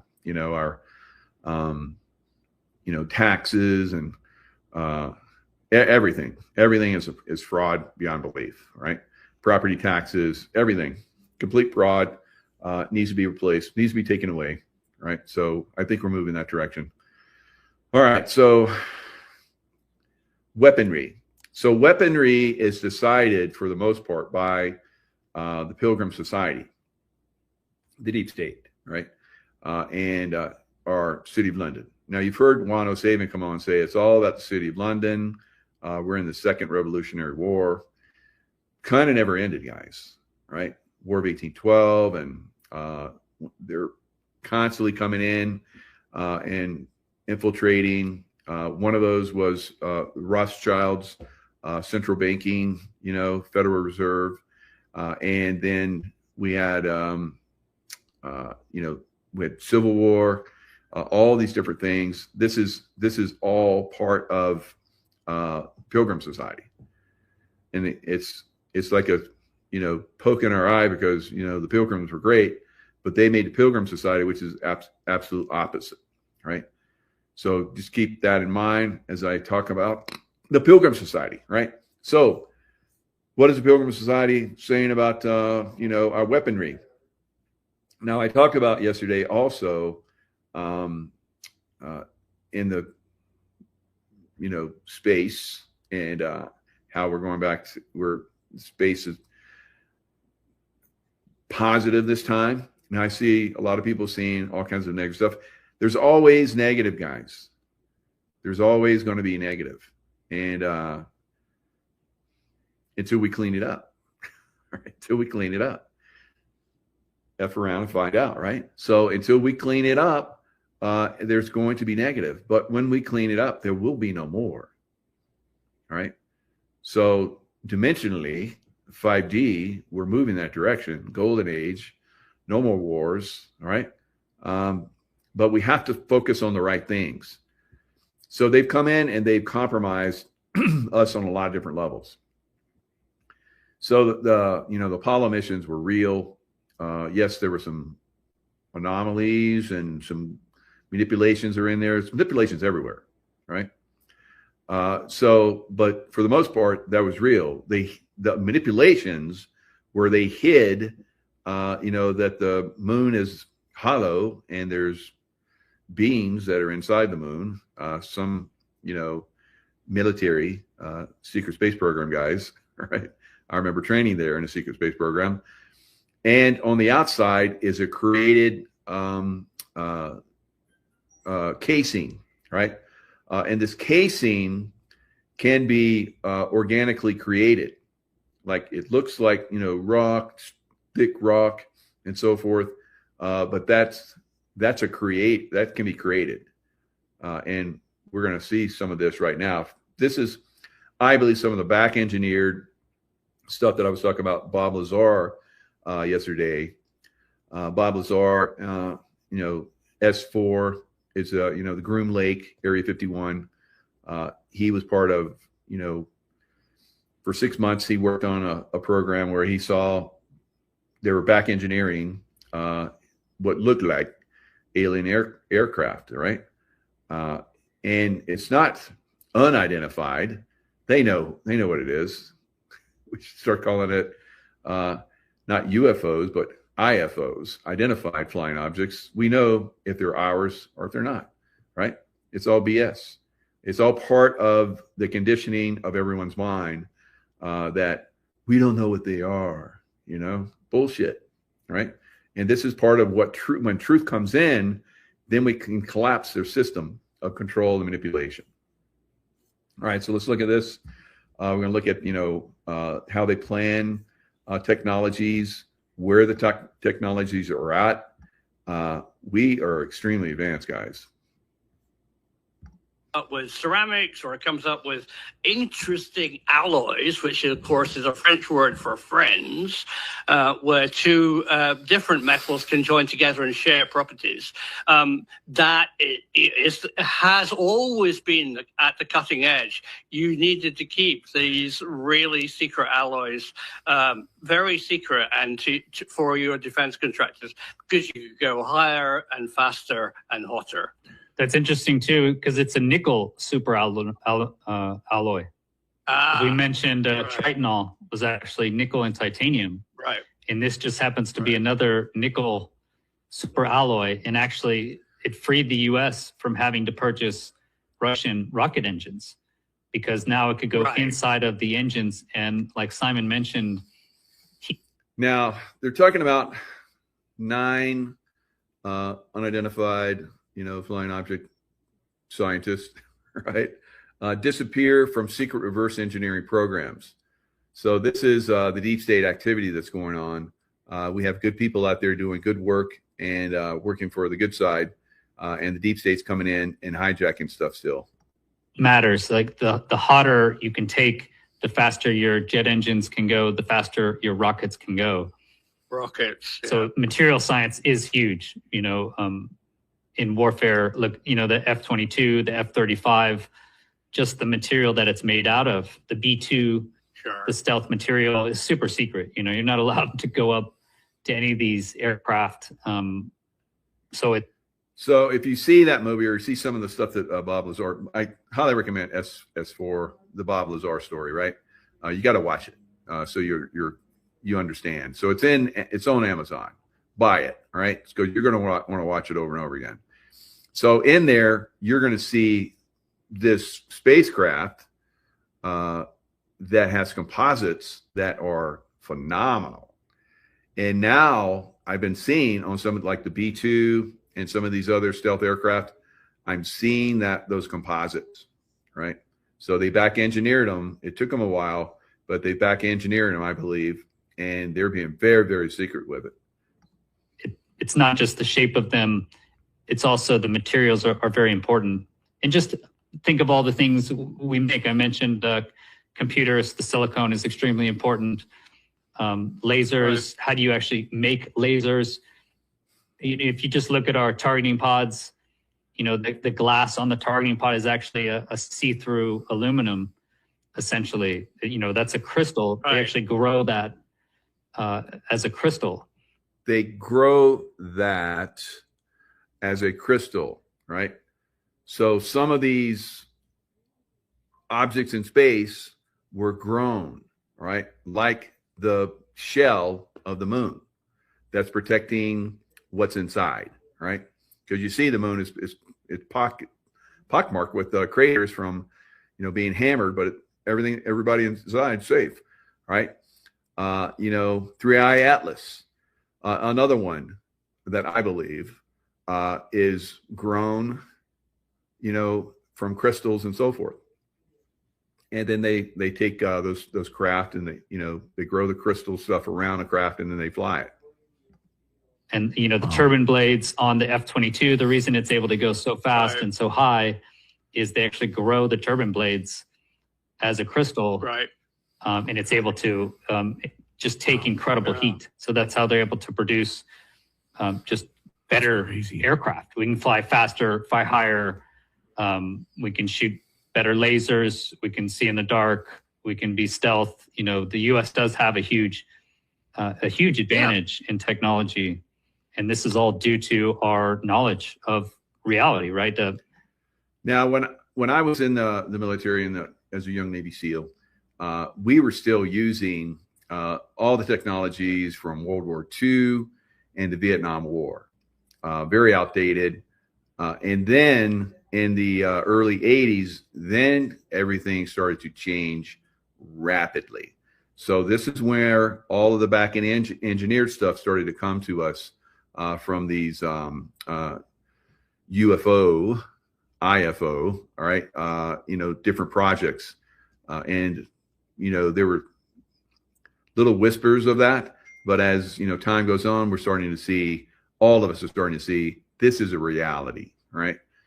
We do have the capabilities of doing this. Now they're going to start to go into what happened, and this is something that they've had technology for a long time as well. What happened in Venezuela? Why all those guys, you know, just like, you know, were bleeding from, you know, their orifices and dropped to their knees and were completely useless as fighters. Comes from material science. Pretty much everything comes from materials in some manner. How you produce your electronics, how you receive your electronics, how you hide all your aircraft. So materials are huge. And like Simon said, that's probably the main reason none of this is allowed out. It's not just for the social ramifications or us learning that the government, you know, could have been lying to us for decades. I think we found that out in many other ways. Yeah. So it really comes down to an advantage, losing your advantage. As soon as your adversaries know about this, now they can reverse engineer it. You know, China is very good at reverse engineering everything we make. As soon as you don't want to show your hand, as soon as you show your hand to China, they're going to copy your hand. So, yeah, well, I think that's very interesting. And we just got word, a new report about the type of technology that we're using on the battlefield in Iran. Of course, We saw what happened, what the U.S. was using in Venezuela, but that was really like 30-year-old technology that was finally revealed. And it was revealed from the White House podium that, yes, we have these technologies. But now a new report, I'm just going to show this. This is being reported about what they've been equipping on Black Hawk But one of the most helicopters. dangerous electronic warfare comes from the disc-shaped objects attached to this Black Hawk helicopter. Oh, yeah. And this is a soft kill microwave technology that's being fired at, and so basically it's fired at ground troops from a distance, and it basically melts their brain inside of their head. This high-powered microwave devices with this front. All right. So as you guys can see, the technology is super advanced. In the first, was it the first? No, the second Gulf War, where we came in and like 100 hours, we defeated the Iraqi troops and drove them out of Kuwait and drove them through the desert and have them running back to Iraq. And there was a long line. This is when the A-10 Warthog really came into visibility as far as an incredible piece of aircraft. They basically it was a line of death for the Iraqis as they were trying to escape from Kuwait, and the Warthogs just basically ate them up as they tried to. They were stealing cars from Kuwaitis, probably BMWs and I don't know Lamborghinis, but maybe, and because they're there, I've seen them. Wow.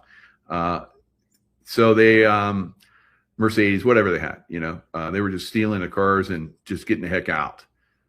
And there was it's a long road from Kuwait to Iraq, the first city in Iraq. And that road was just a road of death, right?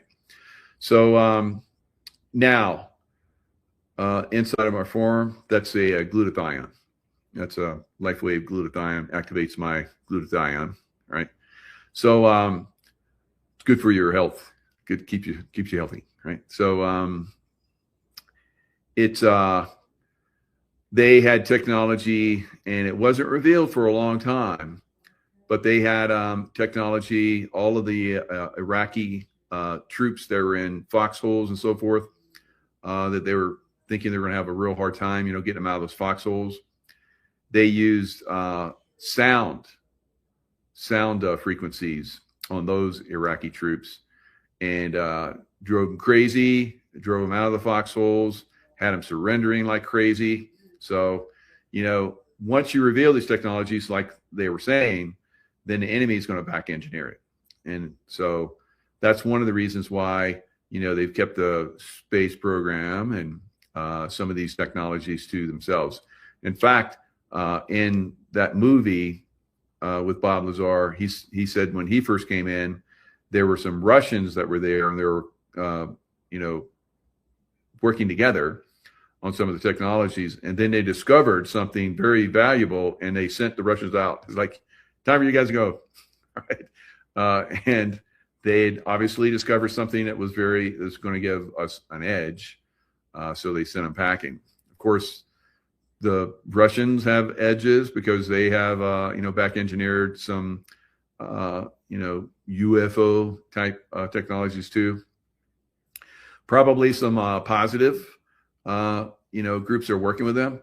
And this, guys, is why I believe, because the deep state basically was the ones that took down the Russian Tsar. So Lenin was in a gulag, all right, a prison in, Russia, because he was trying to foment a revolution. And so after he was done, they sent him to, Siberia. He was there for a few years, and then he escaped, and he ended up in England, and he was there creating the group that would come in and basically take down the Tsar and turn Russia into, it was horrible for Russia, guys. Russians thought it was the end of the world for them, right? We're not going to see the end of the world. We're going to see the beginning of a new world. And Russia, I think, is going to help us get there. So the Tsar's family, Lenin and those guys came in and said, look, stop fighting. And we're just going to let you guys, we're going to give you safe passage to Europe, and you guys can live out the rest of your lives. You're just not going to do it here, right? And so they're like, okay. And so they're waiting in the palace. And then, of course, these people are horrible, right? So we cannot deal with them. The only way they understand is the pointy end of a gun, right? And then they'll make a deal. So Iran has been making deals. It's like, but like I said, I told you guys, they're just stalling for time. They're just stalling for time, and we're stalling for time too. So we're, as you guys saw, we're seeing a lot of stuff over there, right? And kind of keeping it quiet, but Mod Squad boy just like gave it up. Funny. Good job, Monkey Works, keeping us informed. But you know what he said is he doesn't give away too much information. I'm the same way. All right, the Pilgrim Society. All right, let's talk a little bit about it. Now, there is a book. I saw Ann Vandersteel with this one gentleman. And the way I found out about it is Dr. Arden contacted us, contacted Tracy, got a message from him because I was talking about the Pilgrim Society. And I was like, what is this Pilgrim Society?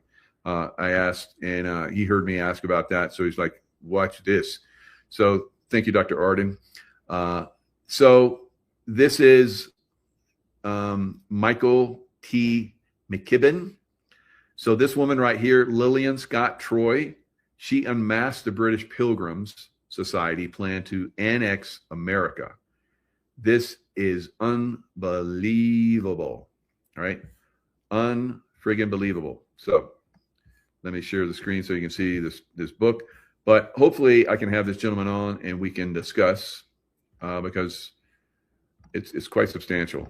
And you can go see him, like I said, with Ann Vandersteel. She did an interview with him. So unbelievable stuff. And let's see if I can go through this a little bit. So this is the Kindle version.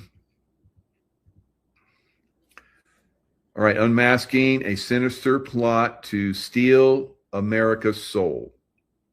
She is probably one of the greatest heroes ever, right? So, and she's, until today, I had no idea. I didn't even know who she was.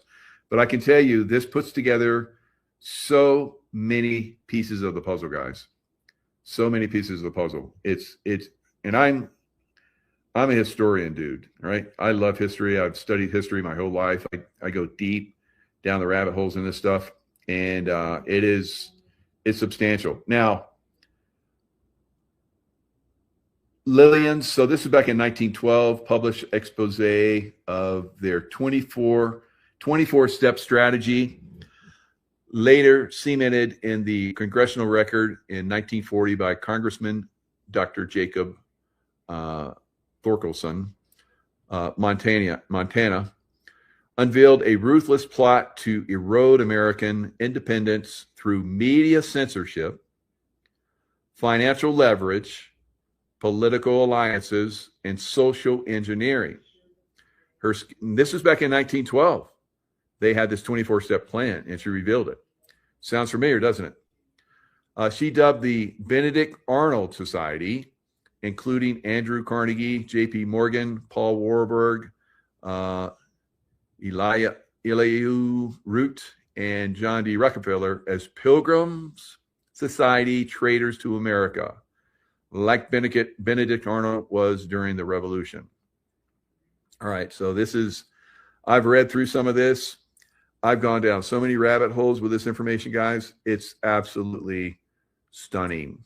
Stunning, right? So hopefully we can get this gentleman on.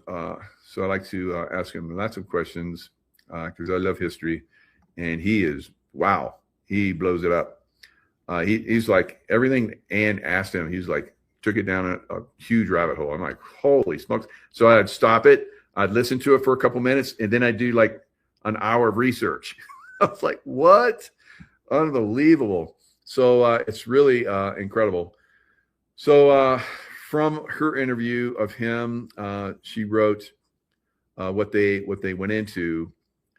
His research traces the development of Babylonian-style debt banking, taxation systems, and merchant banking networks through history and into the modern financial centers of power. So the Silk Road, from China all the way up into Europe, it was basically, like I said in the earlier part, it was run by the Khazarians, right? And they had another name for them, and he talks about that. And then they changed their name, and they became the Ashkenazi Jews. And he goes into how they, in their, what do they call it? What do the Jews call their Bible? The first part of it, I can't remember now. But anyway, during the time they were in Babylon, they took on the Babylonian ways of usury and taxation, and they weren't Jews. A lot of these people that were working on the Silk Road, but everybody was like, they thought the Jews were worthy and good people and so forth. So they're like, oh yeah, we're Jews. But they weren't. And they came from all these different cultures, and they ran the Silk Road, and they basically, were taking money from people, usury and taxation, all kind of crazy stuff. Kind of what Iran's trying to do, right? Same bullshit people, guys. Even though the Muslims, especially the Shiite, they claim they hate Jews. Jews were in Persia for a long time. They got along, and that's one of the reasons why Israel wants to hammer Iran, because they're all buds for a long time, and then the Shia came in and ruined it, right? So that's a little bit of history. Anyway, the Ashkenazi, Jews, we talked about them, and of course, they made their way to England eventually, and once they got to England, they got into the banking system. And then there was a king that came along, Edward I. He was the first English king to expel the Jews.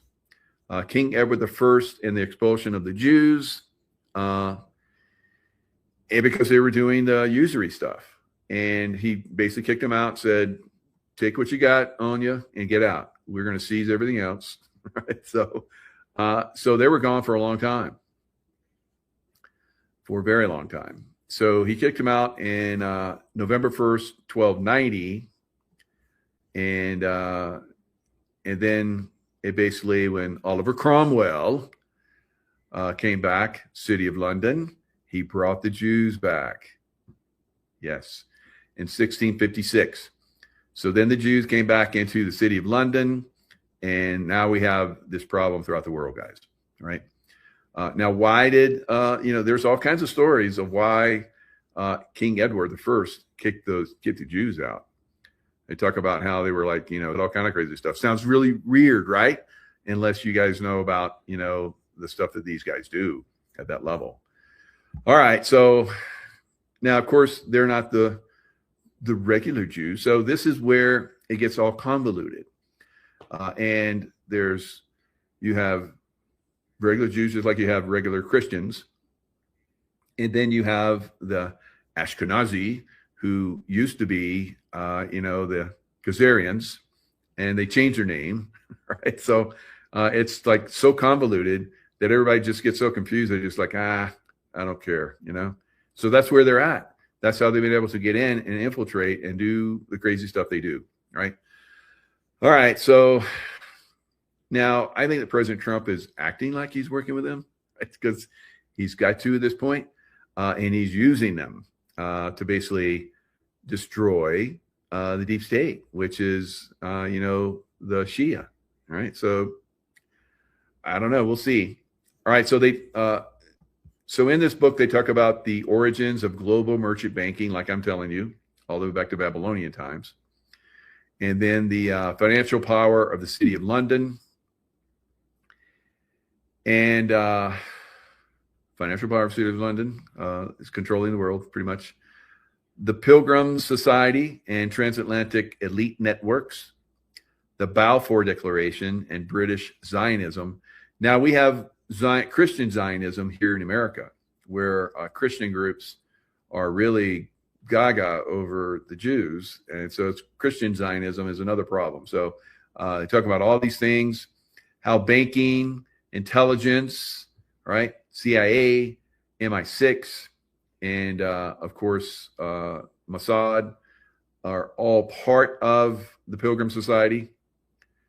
Banking, of course, City of London, and then, of course, the Federal Reserve, all part of, this Pilgrim Society stuff, deep state. And then media power. As we know, the media is corrupt. And that's one of the things, remember, right from the beginning, Trump went after the media. So he went after the Khazarian Mafia media, right?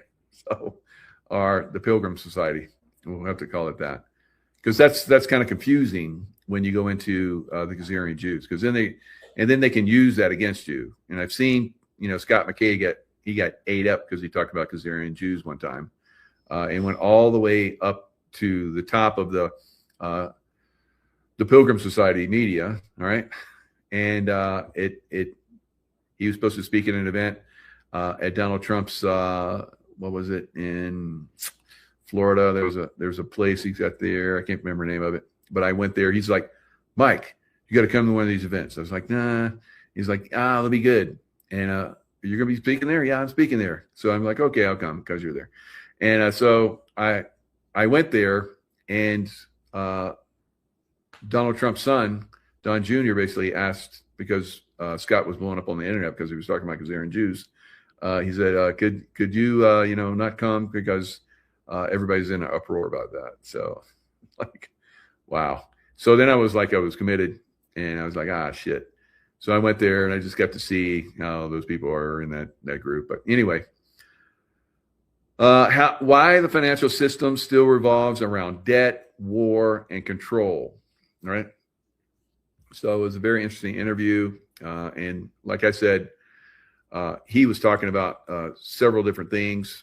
And I was like going down so many different rabbit holes, like I just showed you guys, where, they kicked out the Jews, and then they came back, with, William the Conqueror started it, I guess. He came in and, brought them in and started the City of London. That was William the Conqueror, but that was 1066 when they first came in, and then they were basically expelled. Like, was 1066? It was almost less than 100 years later. Edward I came in and basically said, "Nah, you guys are out of here. You're bad, right?" So now when they came back, they basically it was King, what was it? What was the king that was beheaded when they came back in? They brought the Jews back in. So they got their revenge. Was it Henry? Was it King Henry? So the Scottish king. Let me pull it up real quick.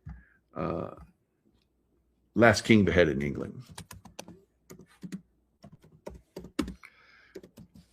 Maybe the only one. I don't know.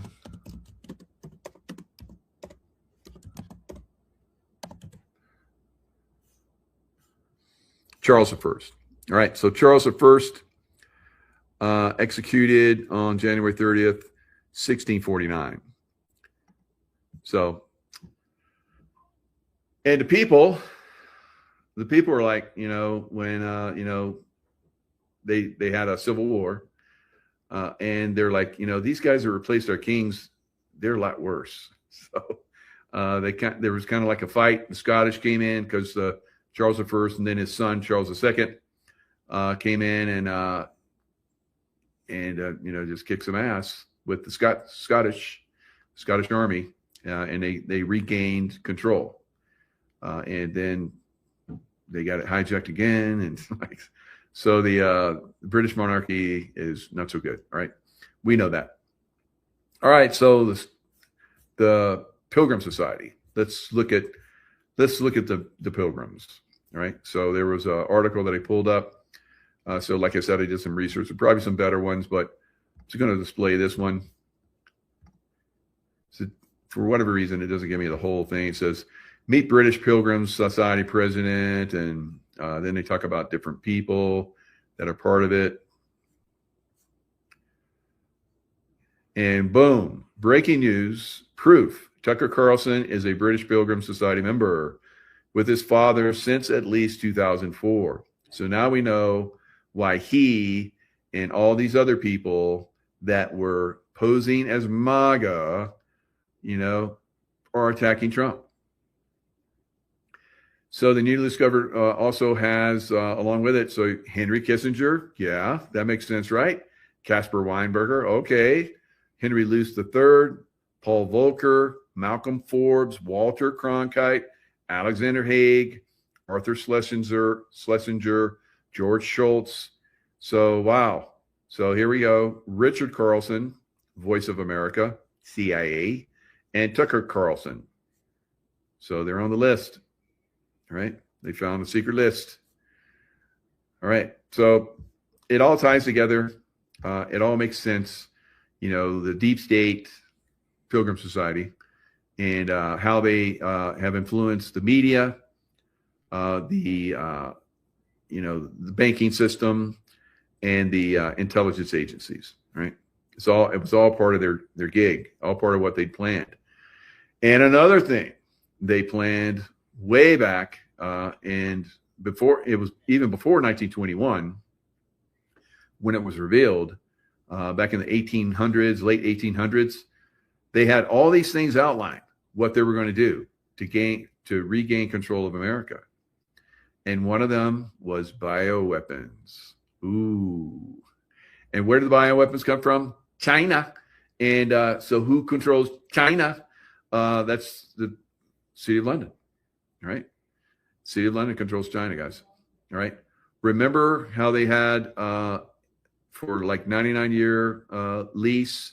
What was that little island? And that's right, China. You know what I'm talking about. I gotta think. I've been to it too. What's the little island that was right off the coast of China that the British had? Holy smokes, I can't believe it. It's Hong Kong. Thank you. Hong Kong. Not Taiwan, no. That's Chinese. Spiritual journey. Thank you very much. All right. So Hong Kong. And I've been to Hong Kong. I got a bunch of stuff there. When I was in the military, I was at underwater demolition team. And so we went to Australia, went up to Malacca, straight to Malacca, and we stopped in Singapore. Oh, beautiful. Everything's beautiful. We went up the coast of Somalia, Marines did landings off the coast of Somalia. Tons of sharks in the water. Oh my God. Wow.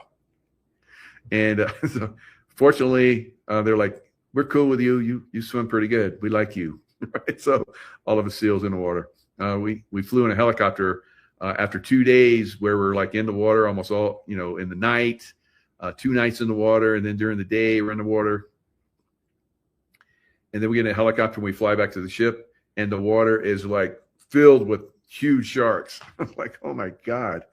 So, fortunately, they're like, I don't know, maybe they're like, we're kindred with us, like SEALs, they don't mess with SEALs.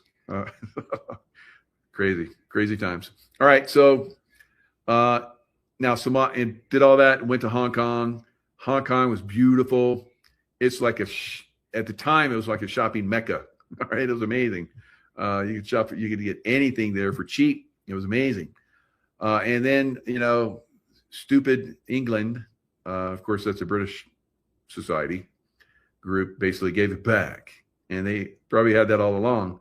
And then the people of Hong Kong suffered, right? Because the Chinese communists came in and just like went and just hammered them. Right? So bye-bye freedoms. Wow. So they basically have control of, you know, all of that now. The people don't like them, or do they? I don't know. Right? So maybe we can make a deal with the people. It's like, you want to overthrow your government too? Look, see what we're doing with Iran. You want to do that too? Maybe that's how it goes down, guys. I don't know. So we'll see. All right. So now this woman that basically exposed, she was dealing with, and the reason why it didn't get more traction is because the guy that she was dealing with, he was a very high up, and they called him W.T. Steed at the time, back in the late 1800s, in the early 1900s. He was like, he turned so many different things around in British society. He was what journalists should be, right? And he helped get people in power. I try to do all these things too. But he had a lot of influence, right? I don't have as many people influence, I guess. I don't know. But he had a lot of influence, and he was able to turn around a lot of things in British society that were very, very corrupt, right? I could go into it, but it would take too long. I would say, you know, read up on some of this stuff. So he wrote a book, and I got the book, and I've been reading it. So The Truth About Russia. And this is how I found out that basically, because I always kind of suspected, but once I read his information, Russia was basically the peacekeeper at the time, because they were powerful, of Europe. And then Britain didn't like that, right? Because they like war, right? And who do they use for their war making? Who do they used to? That would be the United States, right? Because that's the Pilgrim Society has come in and infiltrated. You saw those names I was naming. Alexander Haig used to be, you know, what was it, 3 or 4 star generals, whatever.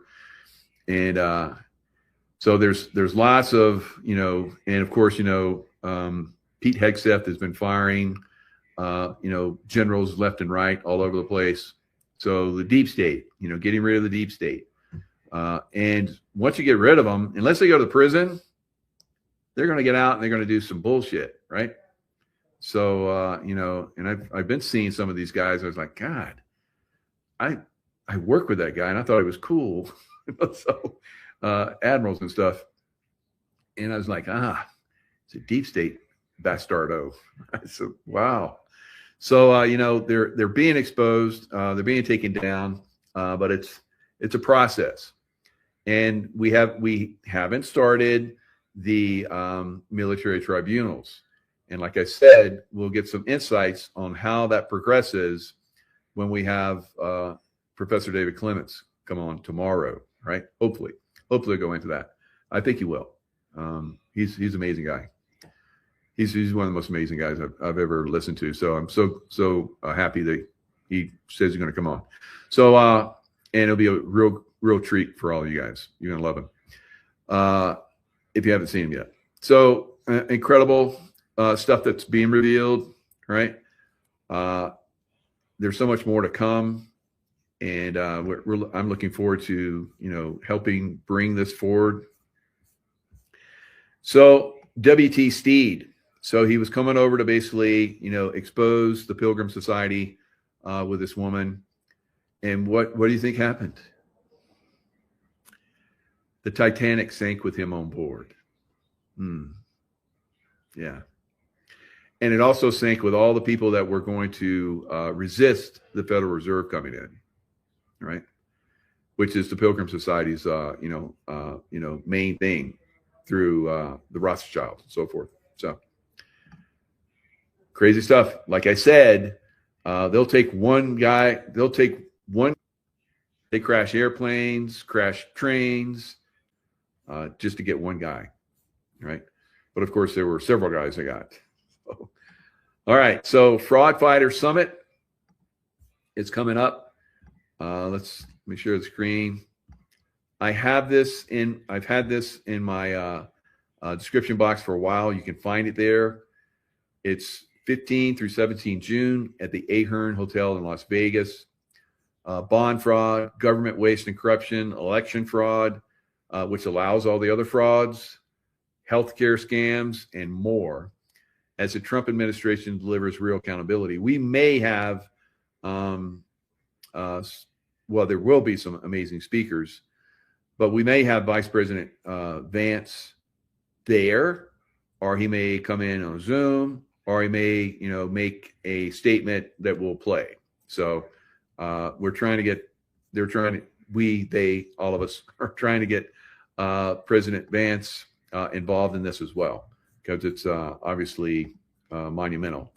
Now, this is what what's happening with the fraud fighter. This is, it's like, I think it was like $350 to sign up for this. Definitely worth it. Now look at the schedule and all the food. I can tell you the Ahern food is phenomenal. All right, so it looks like they're going to get the speakers coming soon as far as the list. And 15 June. So 16:30 dinner. That's 4:30. Dinner buffet set up, and then 1700 meet and greet. Hawaiian fusion buffet dinner. All right, like I said, these guys put on some exceptional food, and then you're going to like network with people and socialize, and this is a lot of fun. You're going to meet some amazing people with this. All right, 16 June, 7:30 breakfast buffet setup, 8 o'clock full breakfast buffet on the main floor. Everything's great, and then they have an opening with a prayer, pledge of allegiance, and presentation start. And then lunch buffet will be taste of Italy. Presentation resumes after lunch break and for the rest of the day, and then the dinner buffet is set up. So you're going to get fed, and they don't have a great gym there, so there's only like 3 pieces of equipment to like do aerobics on. So if you drive your own car, you rent a car or whatever, there's lots of gyms around Las Vegas, lots of great gyms. So we went and worked out at gym. We'll be working out at the gym. So Taste of the South dinner buffet. Dinner buffet concludes, and then they're working, socializing. And then the same thing the next day on the 17th. Full breakfast buffet. Then open prayer and Mexican Fiesta lunch buffet. Presentations resume. And then the main 3-day Fraud Fighter Summit concludes at 4 o'clock. But it goes on a little bit more if you want to stay for some more. So there's a deep dive into tabulator vulnerabilities.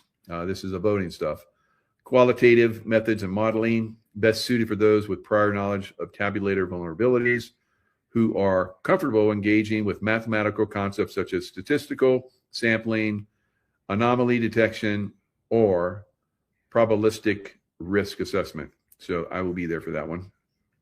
And then there's a dinner buffet set up, Napa Valley Retreat.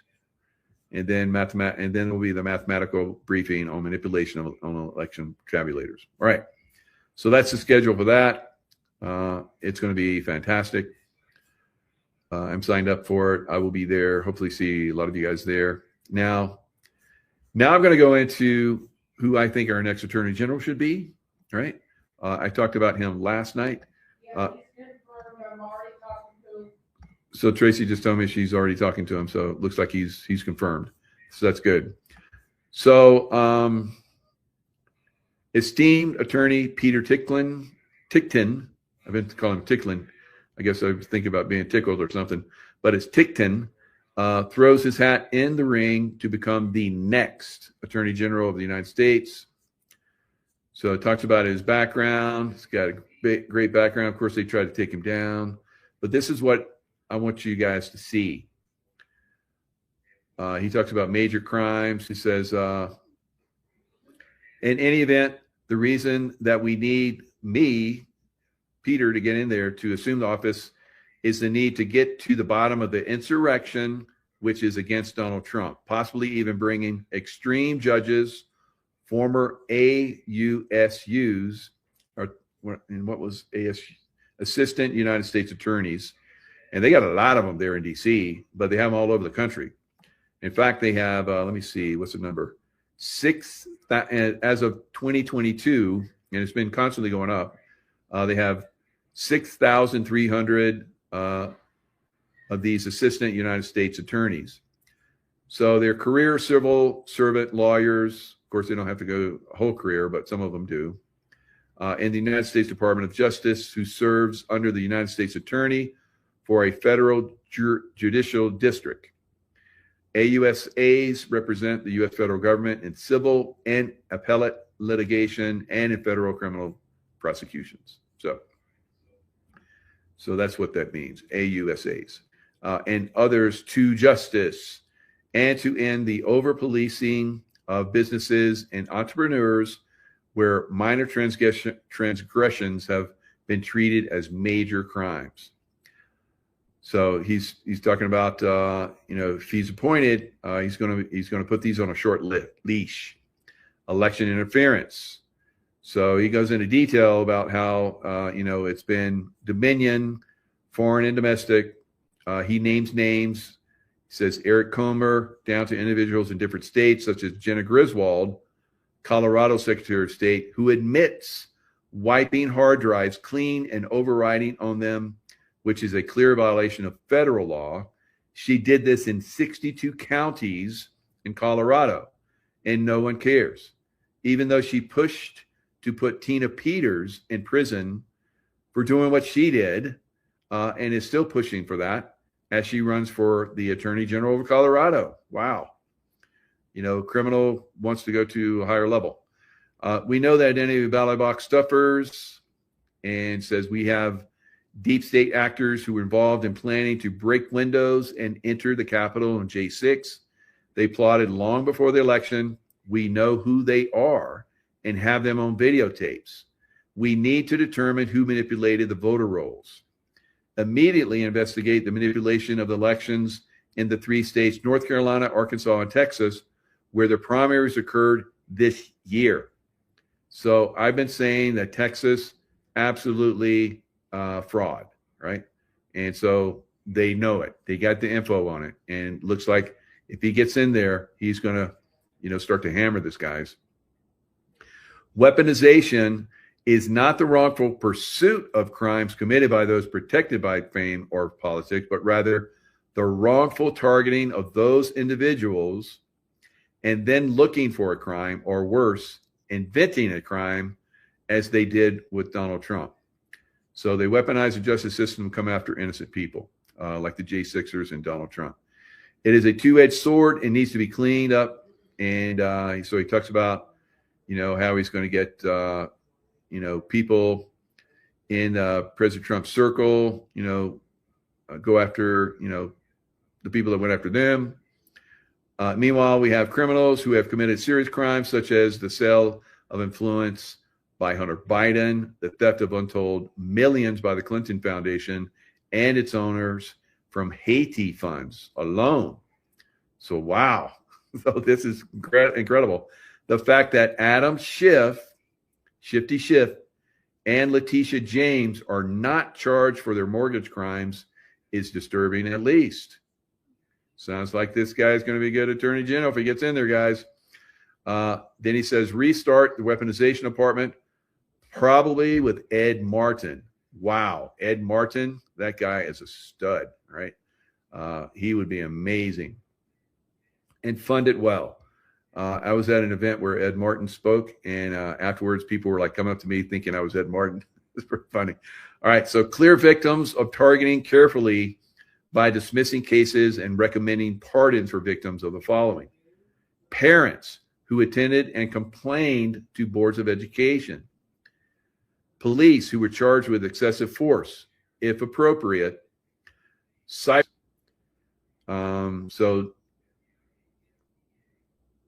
be directed to larger criminal activity. So get these people moving in the right direction, such as the investigations needed regarding election fraud. So the ones that are like sitting on their fingers up their butts, their thumbs up their butts, they need to get on this election fraud and the weaponization which has occurred. All right. Implement the Office of Legislative Affairs. Make recommendations to Congress to enhance the administration of justice. This includes seeking legislation with improvements in transparency.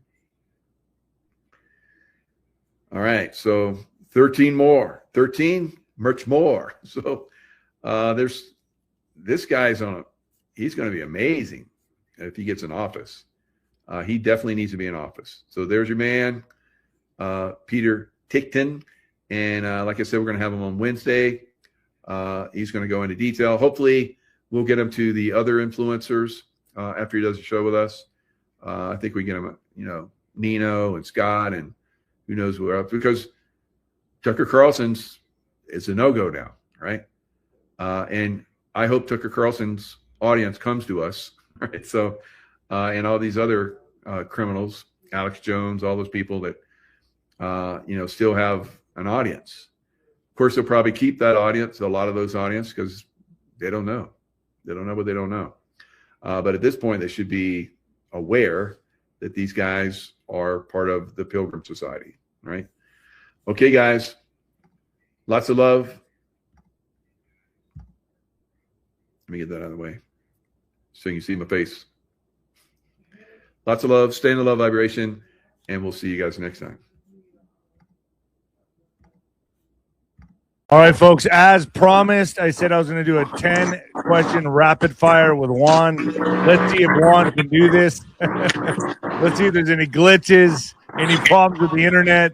Let's see what happens here. Let's see if we can accomplish this. First of all, Juanito, I want to ask you a question from me. This is a question from me to start this off. Okay. Podcasters like Alex Jones and Candace Owens, Megyn Kelly, Tucker Carlson, Nick Fuentes. Now that Trump's called them out, I've always said that podcasters would be activated for such a time as now. Are these podcasters being activated, or do they really believe what they believe? They're not. Are they compromised or not? Oh, I don't know that they're compromised. I just think that they're going with trends that seem to make sense. Let me just say this real quick. I actually personally was a little bit concerned on for example, the Sandy Hook thing. I understand the judgment, the whole schmear, but I looked at that pretty closely back at the time, and I'm pretty comfortable that Sandy Hook is a problem. I don't think we've heard the end of it. It's 9/11-ish, okay? We got sold a bill of goods. But that doesn't change the fact that, these are people that have gone unhinged. We're in a time of war. Excuse me. You don't do that. Well, they're doubling down. Kind of situation. Yeah, I know. They're doubling down right now. Alex Jones is defending his position. They're all doubling down, tripling down. Yeah, look, is there a problem with the Charlie Kirk thing? Absolutely. Number 2, when is the EBS? Well, that's about as dumb as it comes, okay? If we all knew the schedule, then it'd be like the attack at Pearl Harbor, as Trump said, a little surprise. Come on, man. But he put out the reset's coming. Okay. Oh, reset is a whole different thing. Reset in what area? Is it going to be a medical reset? Is it going to be the food reset? Is it going to be a power system reset? The cell phones that need to be reset because they're weaponized? Is it going to be the financial reset? Just saying, he's not clarifying. We have multiple things that have to be reset, that are going to be reset. In the broadest sense, resetting the way that we have to constantly be chased around with terrorism and going to the next conflict and war and surprise and everything else, taking it out at the roots. That's like really smart. And Iran is, at the center of much of that. So, excuse me, the reset can mean different things in different places. Give me a fucking break. Charlie Kirk assassination, real or fake? I don't think that we have good answers on that, and I don't think that I certainly wouldn't say that that's done. Is the Q operation real? Of course, anybody that asks is it real or not, why don't you go take a powder and wait for the reset, and we'll reevaluate for you. Come on, give me a break. On the technical side, every single post can be deciphered with numerical meaning and precision and the pacing, etc. A lot of that stuff could only be done if you have access to extremely important computers within the way that stuff gets posted on the internet to get things down to the second. Even the biggest companies without locations within the pipeline can't do that. It wasn't done from grandma's basement, okay? That's as simple as that. You don't like what was said, you don't understand it. Okay, well, relax.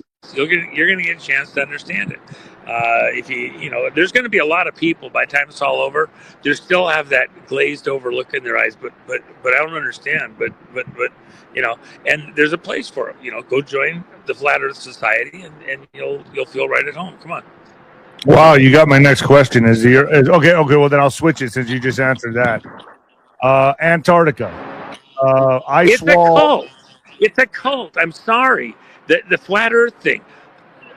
A Satanist got paid just under $500,000 for 2 years that we know of, and there may be many more, to use the Flat Earth storyline in order to map the suggestible nodes within the Patriot community. Okay? People that would then pass on other stuff. They mapped using that. It's like pinging, looking for an oil field with big thumpers. You told me who did it. Can we say who it is? Can we see? Yeah. Michael Aquino. Yeah, Michael he got money Aquino's from the Department one. of Defense. Yeah, who got money? Is he like the modern day Aleister Crowley? He would say that that's probably true. Yes. Wow. All right. Let's get to the next one. And he Hold wants on. to match Aleister Crowley on some very horrific things, and some of the allies of his. He's on another whatever. You got to wonder when they say that kind of stuff, and then it turns out it's not true, and they've been talking to him the whole time. Very, very disturbing. But anyway, I don't want to dive into that too far. All right. Okay. Let's get to the next one. Or do you want to answer that? Pass. As long as someone's in your heart and mind, they're never dead. Okay. Epstein. Is it true there will be no prosecutions for the Epstein files? Now, who's the dumbass saying that?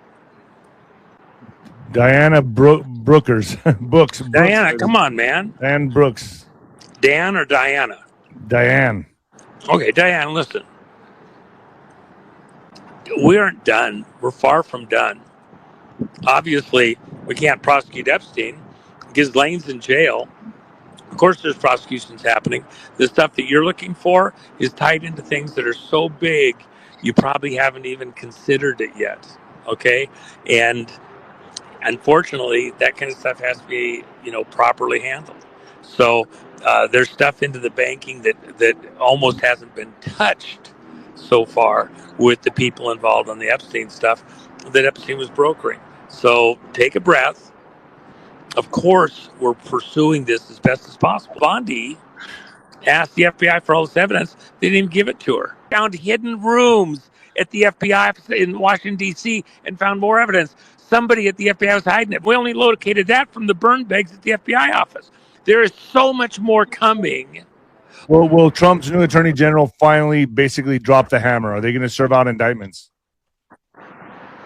Well, I think that's the whole point. Why did Trump have to put Bondi in there in the first place? Because Congress would not have approved some of the people that Trump wanted to put in as the attorney general. Why? Because they would have done stuff Trump wanted to do, which was far more severe. So he had to put an intermediate player in there just to get through Congress at the beginning of this term. Same thing with Cash. I got to answer the question. Take a second. The reality is, whoever comes in next, I told you, Nino, from day one that she was not going to be a permanent. She was just to buy time. You Somebody else, absolutely, you whoever the 100% next did. one You is, 100% did. will be having 1,000 times more opportunity to go to the wall because we're coming into a different environment. You want to talk about reset? It's across the board, including how the Justice Department works. Okay, so hold on and be careful. All the stuff that you're wishing for, I don't want to hear one complaint from anybody that's asking those kind of questions. Are we going to see anything? When it goes so fast and you have hundreds of indictments in days and weeks, don't complain that it's going too fast. They can't keep up. We don't know. Bullshit. The next one. Since Trump is putting his signature on the dollar, will the currency shift be apparent by the 4th of July? Would Trump really put his name on fiat paper turds? Rome was not built in a day. And by the way, the whole monetary system with the Federal Reserve stuff and all, it's all built on a Roman model.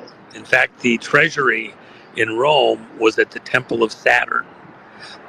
These are Saturnists that are running this global financial system.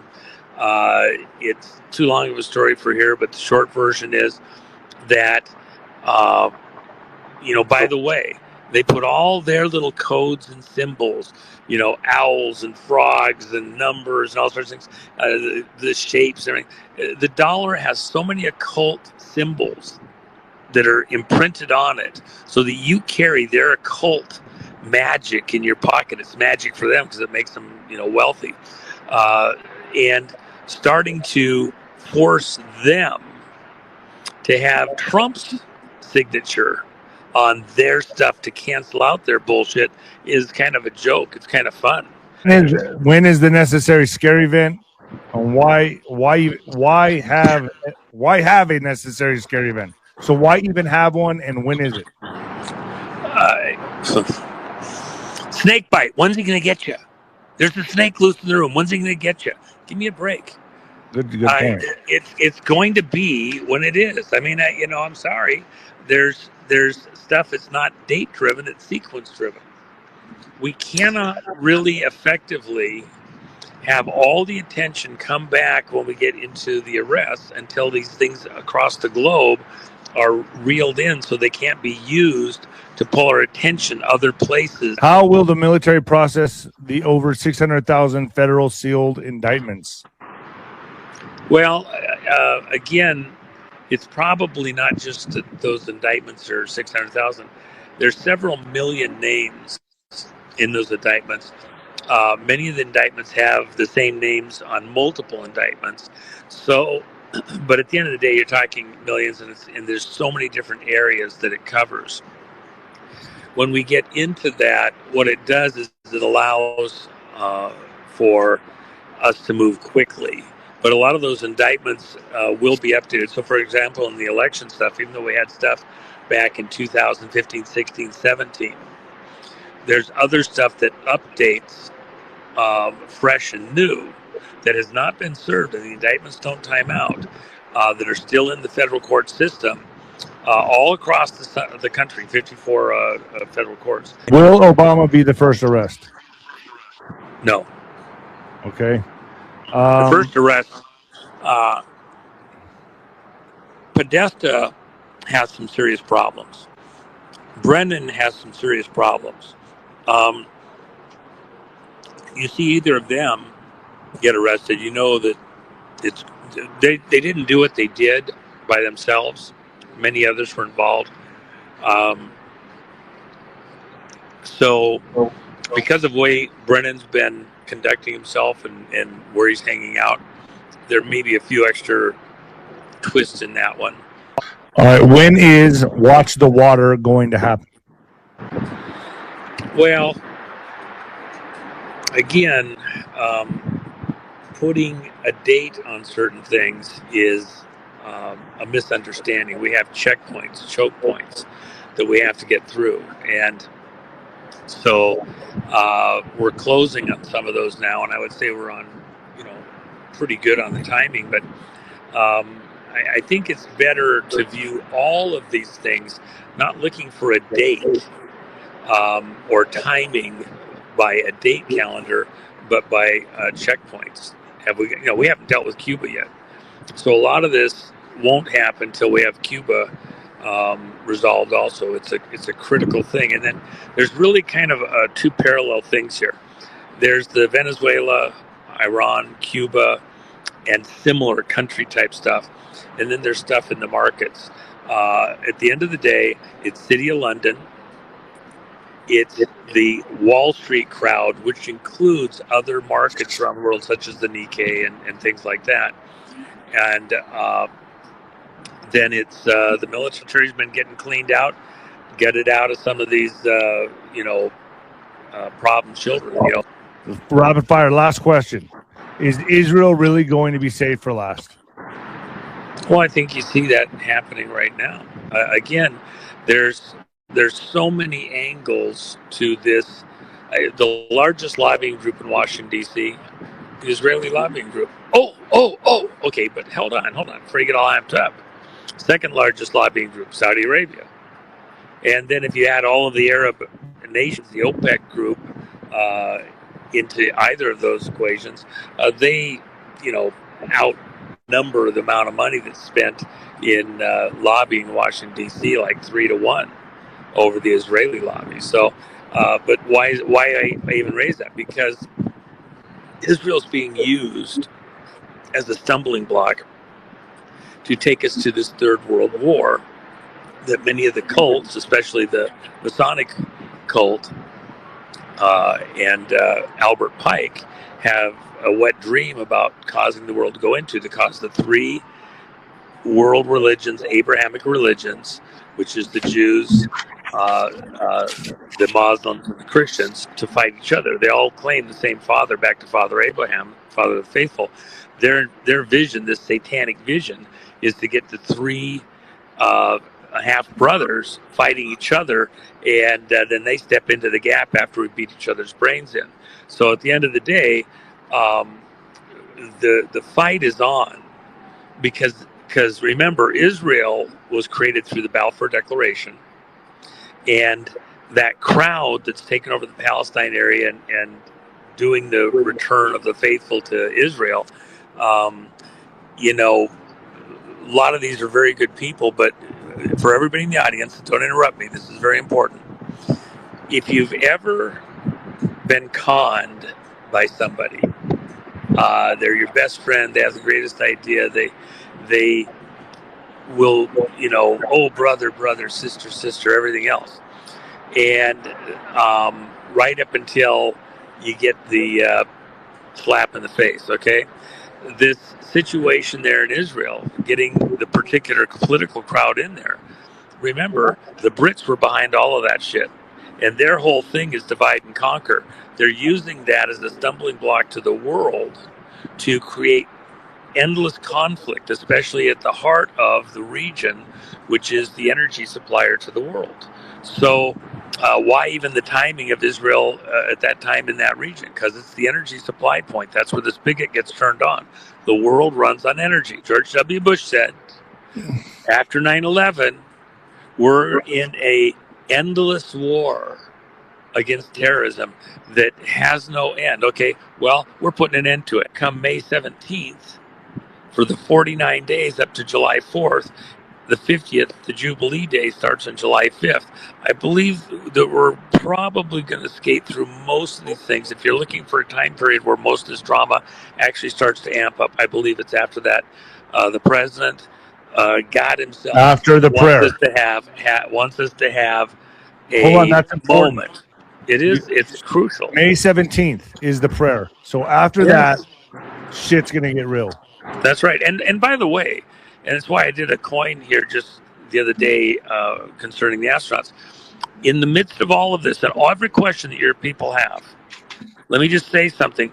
For the young people, I mean kids, 13, 14, even 8, 9, into their early 20s. When you talk about all this shit that we just talked about, and it's going to happen this, it's going to be in that, and all that, that's very terrorizing. You're just getting started. You don't even understand everything. you're talking all that bullshit. You're scaring the living bejesus out of all these kids, and they don't have the lifetime of understanding. It's crucial. The kids need us not talking shit every second. Where's their future? Where's their hope? That's why we just went up and didn't do a fake. We did a real flyby on the moon. We're going out to pick up where we left off, where we didn't get stuff done before, and provide through all of these other things that we're doing as a people, as a country, a moment where these kids actually have a future to look forward to. And they're supposed to get to dream the dream that many of us had when I was growing up in the 50s and 60s. All right, Juanito. Give it back to them that was taken away from us. They need that in order to be able to have a sense of hope about what's coming. But the first moon landing was fake. Didn't go away the way it was purported, though. It's true. All right, Juanito. Thank you for joining me. We did it. We accomplished it. Still a little longer than I thought, but this is good enough. Stay with me 1 second. Constitutional Republic, common law restored, U.S. Inc., maritime law dissolved, gold asset-backed global currency reset activated in 209 countries. 63 banks functioning on fiat currency have collapsed. $517 billion lost. Trump's global military alliance in a worldwide takedown of the satanic cabal, including rescuing thousands of children from deep state underground tunnels. Trump